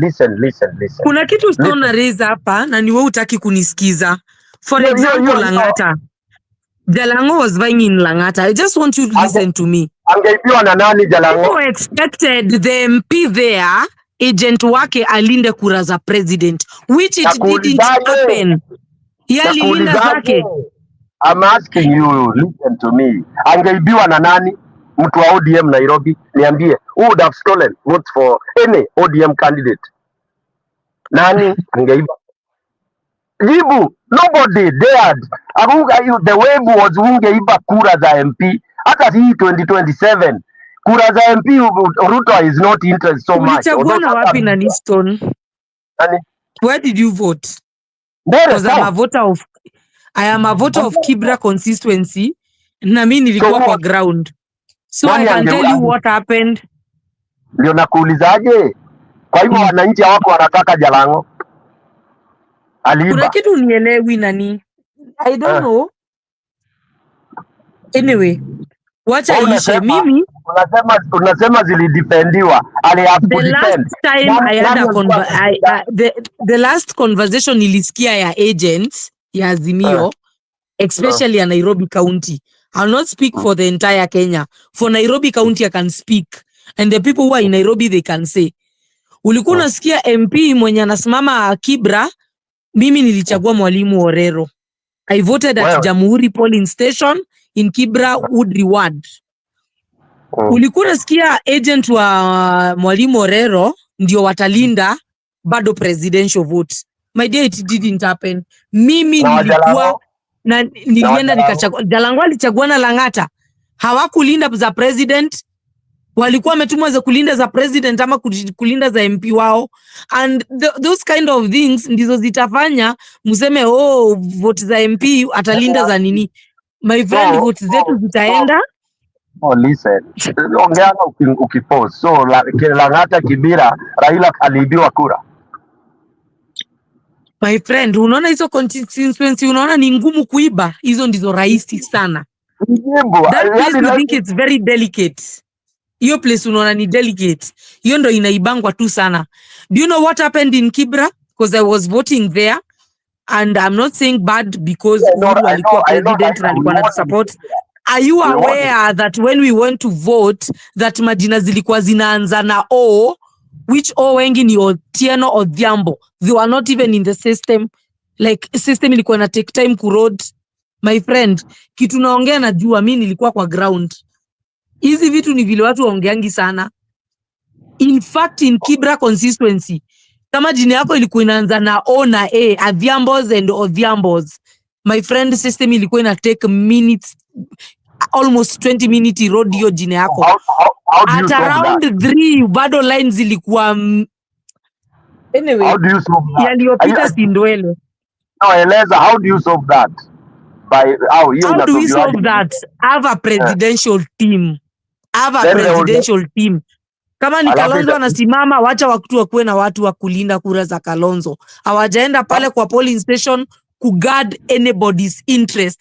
They are there to guard that our presidential candidate interest only. Nakuulizaje and by that way we will win asubuhi sana. Nakuuliza, unachanganya vitu. Sasa ukiwa na presidential team ndio itafanya hizo majina zilikuwa zitokei kwa Kimskit zitokee. Unajua nani Stone, kuna kitu niliona 2017 na iku happen 2022, and I can tell you clearly in 2017 kura za baba zilikuwa zimelindwa in a very high percentage. Nimekwambia was in a team yenye ilikuwa inalidiwa na brother ya Kindiki, huyu Isaiah, not Kithure now, the Isaiah Kindiki. And I can tell you at that time I went to Chogoria Boys. Hapo ndo ilikuwa Tarin Center ya Tharaka Nithi. I went there and I can tell you the presidential team there, it was not a joke. Hiyo haikuwa mchezo, my friend. Unajua hata vile evidence zilipelekwa. Listen, I'm not disputing. Anyway, I am sorry. Don't be sorry, tunaelezeana. Wewe unaongea vitu 10 tofauti. Umesema majina hazitokei. Alafu unasema presidential. Sasa which is which? Which is which? I was proposing a presidential team ikuwe presidential team. Wewe unaniambia UMP ndiye atalinda kura vizuri. Anyway, I am sorry, it was just I was just raising. I am not perfect. No, it's a good nini vile nakwambia. Sasa unachanganya ukisema ati presidential nani ndio watazuia hiyo rigging ya majina kukataa. Inasaidia sana kwa sababu a presidential team akiwa kwa polling station ana focus na presidential resort only, si za MP ama MCA ama mtu yote. So in case of anything they will be able to raise alarm. Lakini huwezi patia nini presidential team anadeal na kura za MCA, anadeal na za nani, my friend. Alafu ndio akarinda alarm majina the most sensitive counties and I have learned a lot. Alafu mimi nataka uelezea watu hapo, unasema majina hazitokei, sijui Kimskit inafanya. My friend, enda ulize mtu mwenye alivote Nairobi County. You know, you are not a registered voter of Nairobi. Mimi nilichaguana Woodley Ward, Jamhuri Primary School. My friend, ask anybody and I swear to God, majina za A na O hazikuwa zinafanya kazi. Only people don't talk. No, naelewa, ndio nakuuliza. Na tulikuwa na system, si ndio? Si tulikuwa pia na system. Ndio nakuuliza. Kulikuwa na presidential team, it would have raised alarm. Lakini hakuna presidential team. Si kulikuwa na nini agent wa Mwalimu Morelo. Watafocus na hizo kura zao zimepigwa hapo kidogo. Of course, wanajua hiyo ni stronghold yao. Nobody talked about failure of the Kimskit. My friend, enda uangalie kama kuna mtu wa release. Nobody. And I can tell you the people of ODM were at that Jamhuri polling station. So hizi vitu naongea hapo, you might think they are jokes. Lakini hii Kenya ukipia ni kama unaongea sana, watu wanaonanga we ni mjinga. You just decide to keep quiet. Some of these things we know they happened. Tukiona na macho, tuko na maswali tunajiulizanga hadi wa leo. How did they fail when we have system? But anyway, me, I was just suggesting watu wenye wanataka kuchange presidency kama mimi, it is good you have presidential team so that in case of anything the presidential team juu itakuwa na focus na presidential results, they will raise an alarm. Lakini mkitegemea ati mtu anasimama hapo governor walindie kura, my friend, zitaenda and I will not even sina wadanganya, zitaenda vizuri sana. Ruto will not be praying, he will be there to root those votes, kutuibia hizo kura juu anajua of course hatutamchagua. So it is up to you people, as much as we do civil we do mobilization, we do civic education, hizo kura pia zilindwe, because it is so frustrating uamuke uchaguane alafu you realize kura yako hata ikulindwa. Honestly, Wakenya wata lose hope. Kenyans will lose hope. Uamuke uchaguane alafu kura yako ikose kulindwa. Hebu tulane, hebu tuongee tukisikizana, alafu nikuuliza kazi ya agent ni nini? Ndio maana nimesema kukuwe na presidential team yenye kitakuwa na agent wa president peke yake. Wasimixiwe kama last time hatunasikia agent wa governor ndio wataangalia kura za president hiyo area. That is what I'm saying. Na wewe hutaki kusikia. Anyway, wacha hiyo topic iishe. Wenye wananielewa wanaelewa kitu nasema. Me, I have voted in the most sensitive counties, Tharaka Nithi and Nairobi. Nimelan. Sikiza, unajua Thailand wewe usikizagi. Ninakuelewa vizuri. Na kuelewa kura zinaibiwa. By the way, I've been a candidate. I know this thing. Hata sitaki kusema. So nakuelewa. Ni ile tu nakwambia ndio uelezee vizuri. Unasema lazima kuwe na presidential people peke yao. Mtu huyo yani waite agent tu, presidential agent peke yake. That's how it's supposed to be. Lakini umesikia that's why I've said a presidential team. You know it was mixed. Sinimaliza ni sawa, achana na agent. Kuna kitu unielewi. The people who are doing the Azimio campaigns, the whatever, most of these people were aspirants in Nairobi. So they were not much concerned about the presidential whatever. They were protecting their interests. Me, that's when nimeita a team. It comprises of agents, it comprises of advisors and all. Watu wa president wasimixiwe na wengine. Na sijasema agent peke yake, from top kurudi chini. For a successful campaign, successful mobilization, and successful agents. Mukiwachanganya, my friends. Give me picture ya one polling station. Vile unataka ikue. Describe one polling station. Iwaje? Mimi hata sina haja na sana na viti za MP and whatever. Personally, I just want Ruto to go. Let me say, Mali niko registered voter. I'm a registered voter of Jamhuri polling station. I want when I go to vote there, nipatane na presidential agent. Kama ni Rigathi Gachagua anasimama president. Huyo presidential agent anaangalia kura za Rigathi peke yake. Si za MCA ama governor, analinda za Rigathi peke yake. Kama ni Kalonzo, huyo presidential agent anaangalia kura za huyo Kalonzo peke yake. Ndio zikipotea ama kitu happen, we will ask huyo mtu. So that kura zikipotea mtu asikuje kusema, oh hiyo time yenye mimi nilikuwa naangalia kwa MCA, tulikuwa tunahesabu za MP, tulikuwa niliona hizo stories na zikunifurahisha. Sasa, I was there. This is the biggest problem that there was. Unaona? Na hiyo problem ilitokea because the planning was ikuwe hivyo umesema. Unaona? Si tulikuwa huko tunajua.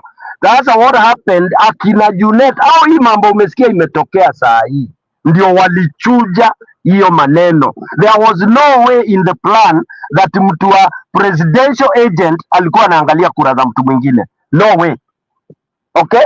That was the initial plan. Na wakafunika, wakaficha akina baba, wakaficha akina Kalonzo, they ate that money. Sasa nimekujibu. So hiyo plan unasema ndio inakuaga na ndio ilikuwa hata baji inatolewa, baji ya presidential agent peke yake hapo. Presidential agent is not an MP agent, no way, because hiyo baji ni kila mtu na yake. You voted, you know that. Sasa nikikuwa point wewe ndio utakuwa presidential agent kwa hiyo polling station yako, it is amazing hapo, na unavaa hiyo badge only na inaandikwa presidential agent. So ukiambiwa ufanye za MP na MCA, ni mtu anakula pesa za huyo agent. Angekuwa wa MCA na MP, amini na MP, wewe unapewa job 2 3 wakati wamekula job hizo. Wewe unajua hiyo ukora ndio ilifanyika especially kwa Azimio. So what you are saying is what was put in place but it was never implemented because That of is the what I'm saying now. Currently it should be done. If you are told mnataka kutoa Ruto. No, you know, itategemea ule atatrustiwa. Si that time Junet alitrustiwa na billions. You see what happened? So but we are arguing over the same kidogo thing. tu pause. Umekuja pale nilikuwa nataka. Who was Junet? Junet alikuwa mtu ambaye anasimama Suba. Si ndio? Yeah, Suna East. Si alikuwa anasimama MP ngoja. Si alikuwa anasimama MP kama Suna East. That why nimesema hizo kazi zipatiwe watu hawasimami kiti yoyote. So that anything happen we have to question them. Ninyi mnapea Junet pesa, ataenda kulinda kiti yake Suna ama nini atalindia kura? And that is what I'm asking. Na ndio utaki kusikia. No, nasikia Brenda, unajua wewe ni mchanga na siasa. Siasa pesa azipeangwi anybody, ni personal hiyo. All right, it is the candidates that choose who they want. You should understand that. Usipo understand utapata heartburn. All right, Baba, you could not remove Junet from his. Mbona Baba kupea Junior hiyo kazi na Junior hakuwa anasimama kiti yote? Hajawahi mpatia amtrust na pesa zake. Ala Brenda. Yeah, atrust alikuwa akienda kila mahali, deals zake ilikuwa na nini, anabeba kibeti. That was the only person that would have been very close was Winnie. Na Winnie unakumbuka ndiye alikuwa ana control do za hapo juu. I mean, this I can tell you now. Mbona hakupewa hiyo kazi? Nani? Hapana, yeye alikuwa amepewa hii ya kunini, alikuwa amepewa pesa ya just budget ku release pesa, that's it. Si kuenda kusimamia. Bulanda za Azimio ni za kujiwekelea, all right? Na ilisemekana na ikajulikana. So what we are discussing is we are agreeing is the same thing. Unaweka agent, in fact, yes, you are supposed to put somebody of your choice, na mtu ule ambaye by the way lazima akuwe pia amejitolea, volunteer. You know that. You volunteer to do that and then you get facilitated. Wakikataa kukufacilitate utafanyaje? You know, there is even the money people are given. So the best thing we should be talking about is, of course, if candidates, they have learned. He Azimio was a mess. I agree with you. We complained thoroughly by the way, all through our campaign period. Hata mkisimama huko kwa podium ni tulikuwa tunaona ujinga mingi inaendelea hapo nini. We knew and only that ukiambia watu wengine ilikuwa inaleta shida. Hizo meetings zilikuwa kule Lavington, if you ever attended unajua vile zilikuwa. Me, I attended so many of them and you could see, you know, I mean, Azimio was not organized. Why? Because of kukula hiyo pesa. Unajua hata PA system ule mtu alitumwa alienda akanunua second hand. That's why zilikuwa zinalet Baba down in every nini mulikuwa. You had the worst PA system. Those are things we know na tulikuwa tuna raise unaambiwa uache because ni nani amepewa hizo doa kanunue PA system, sitaki kutaja. Wewe unajua. Unaona? Ameenda ameokota vitu huko River Road. Saa zile Ruto analeta zake kutoka Italy nini na nini, vitu zinaguruma kama kitu kingine. Si tuko hizi hapa unasema hello. Yeah? And we were complaining. So you are right. If people want to perform well, then they have to go for the best. That I agree with you. You know? Na wamesoma hiyo lesson kabisa. Sasa hakuna lesson nyingine wanatakiwa kufunzwa. Hiyo ya Azimio, the misplanning, hiyo ya agent mess, hiyo ya grassroots, kutuma watu wakasomeshane huko grassroots. You don't send, unatuma mtu huku, mtu ni ndio unatuma huko kwa village. Tumia watu kwa village, they will volunteer, wataambiana na watafanya. That I agree with you.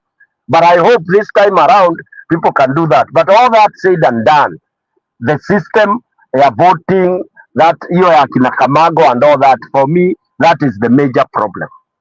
Okay, that is the major problem, because until hiyo itolewe itupwe, na hivyo IBC itaweza kufukuzwa, the better. Yeah, because again hiyo system ikiwa ni hiyo ya zamani already iko calibrated, iko vile imecalculatiwa, vote zitaenda tu zikijiongeza vile zilikuwa zinajiongeza mbele south, because zimeformulatiwa. So hata mulinde msilinde itanini. So begin with cleaning IBC, then huku kwa kulinda you get the agents properly. That I agree with you. All right. And again, Kwa hiyo ni Mbere, candidate. mi kitu najua na Mbere, vile kura za mbele ziliibwa, people are paid every to vote. I don't think ni system, watu walilipwa 5,500 ende ukachaguane. So that is what I Sasa know. najua wakilipwa hivyo 2027 Haezi afford kulipa Kenya mzima. na ni mtu ana 4 trillion. Haezi lipa Kenya mzima. That's a Kwani lie. ananidi kura ngapi? Kama mtu unalipwa 200 Brenda, unaingia box. Si ukipewa 1,000 utaingia box. Eh? Ukipewa 1,000 hiyo siku, na ni for that kuvote tu, na umesema hawa kwanza hawataki kujua. Mtu alikuwa amelala njaa na ameambiwa hii ngiri vote Ruto, na hii ngiri na atavote Ruto. So if we cannot be able to fight that, But then now we you can even look at after wamelipa watu, the margin was ilikuwa kidogo sana. So even if they paid people, it didn't do much juu Seti alishinda na kura mingi, waliachana na some hundreds. So it but can tell alishinda you bado hata kama ni moja ameshinda Brenda. That's the bad. haitakuwa 100% effective. Lakini kushinda ni kushinda Brenda. That's the bad thing about siasa, mambo ya siasa. Unaona? So the best is I don't know what we'll do in Kenya honestly. Sijui.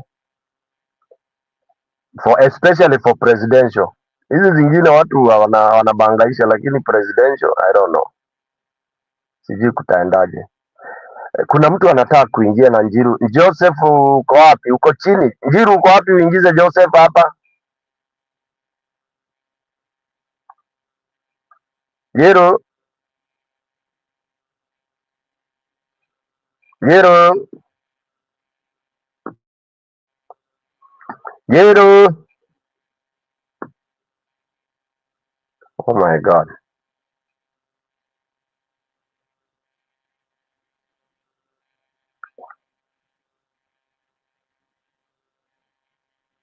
Mabel, watu wanataka kuingia studio hii sasa. Njiru alilala kabisa, na ni yeye peke yake ndiye anakuanga na kifunguo ya bedroom yake. Anyway guys, bye, because I'm all alone here. I don't know where amazing ameenda, I drop, but that was good and engagement. People need to look for many ways to prevent Kasongo from taking, because for me I don't call it winning, I call it robbing, from robbing the country. That's why every other engagement should be done. All comments kama hizo the amazing, they should be taken. Why is it that there was shortage of why would you want somebody to double up? Because I saw that as well. If you are supposed to have an agent for every candidature. Presidential, MP, MCA, women rep, and who else? And those four. I think 4 or 6 MP, governor as well. Yeah. So all those 6, 7 people are supposed to be in the classroom. At times you hear the other guy saying, "Oh, it's crowded. Some people should stay outside." That's just an excuse. They know it is. They knew that it would be crowded. Yeah, they knew. Why did they put all the 6 ballots at the same time? And you have 6 people. If you have 2 governors, 3 governors, yeah, that's a crowd. But it's up to them. They should know how to manage that. Yeah. Yes. Okay, guys, asanteni sana for the time being. Stone PK, karibu sana all of you. Ani, kwaheri. Mabel, kwaheri. It's unfortunate that Injiru aliingia akalala kabisa. Tutabanduka. We see you tomorrow. Thank you very much. Good night. Good morning.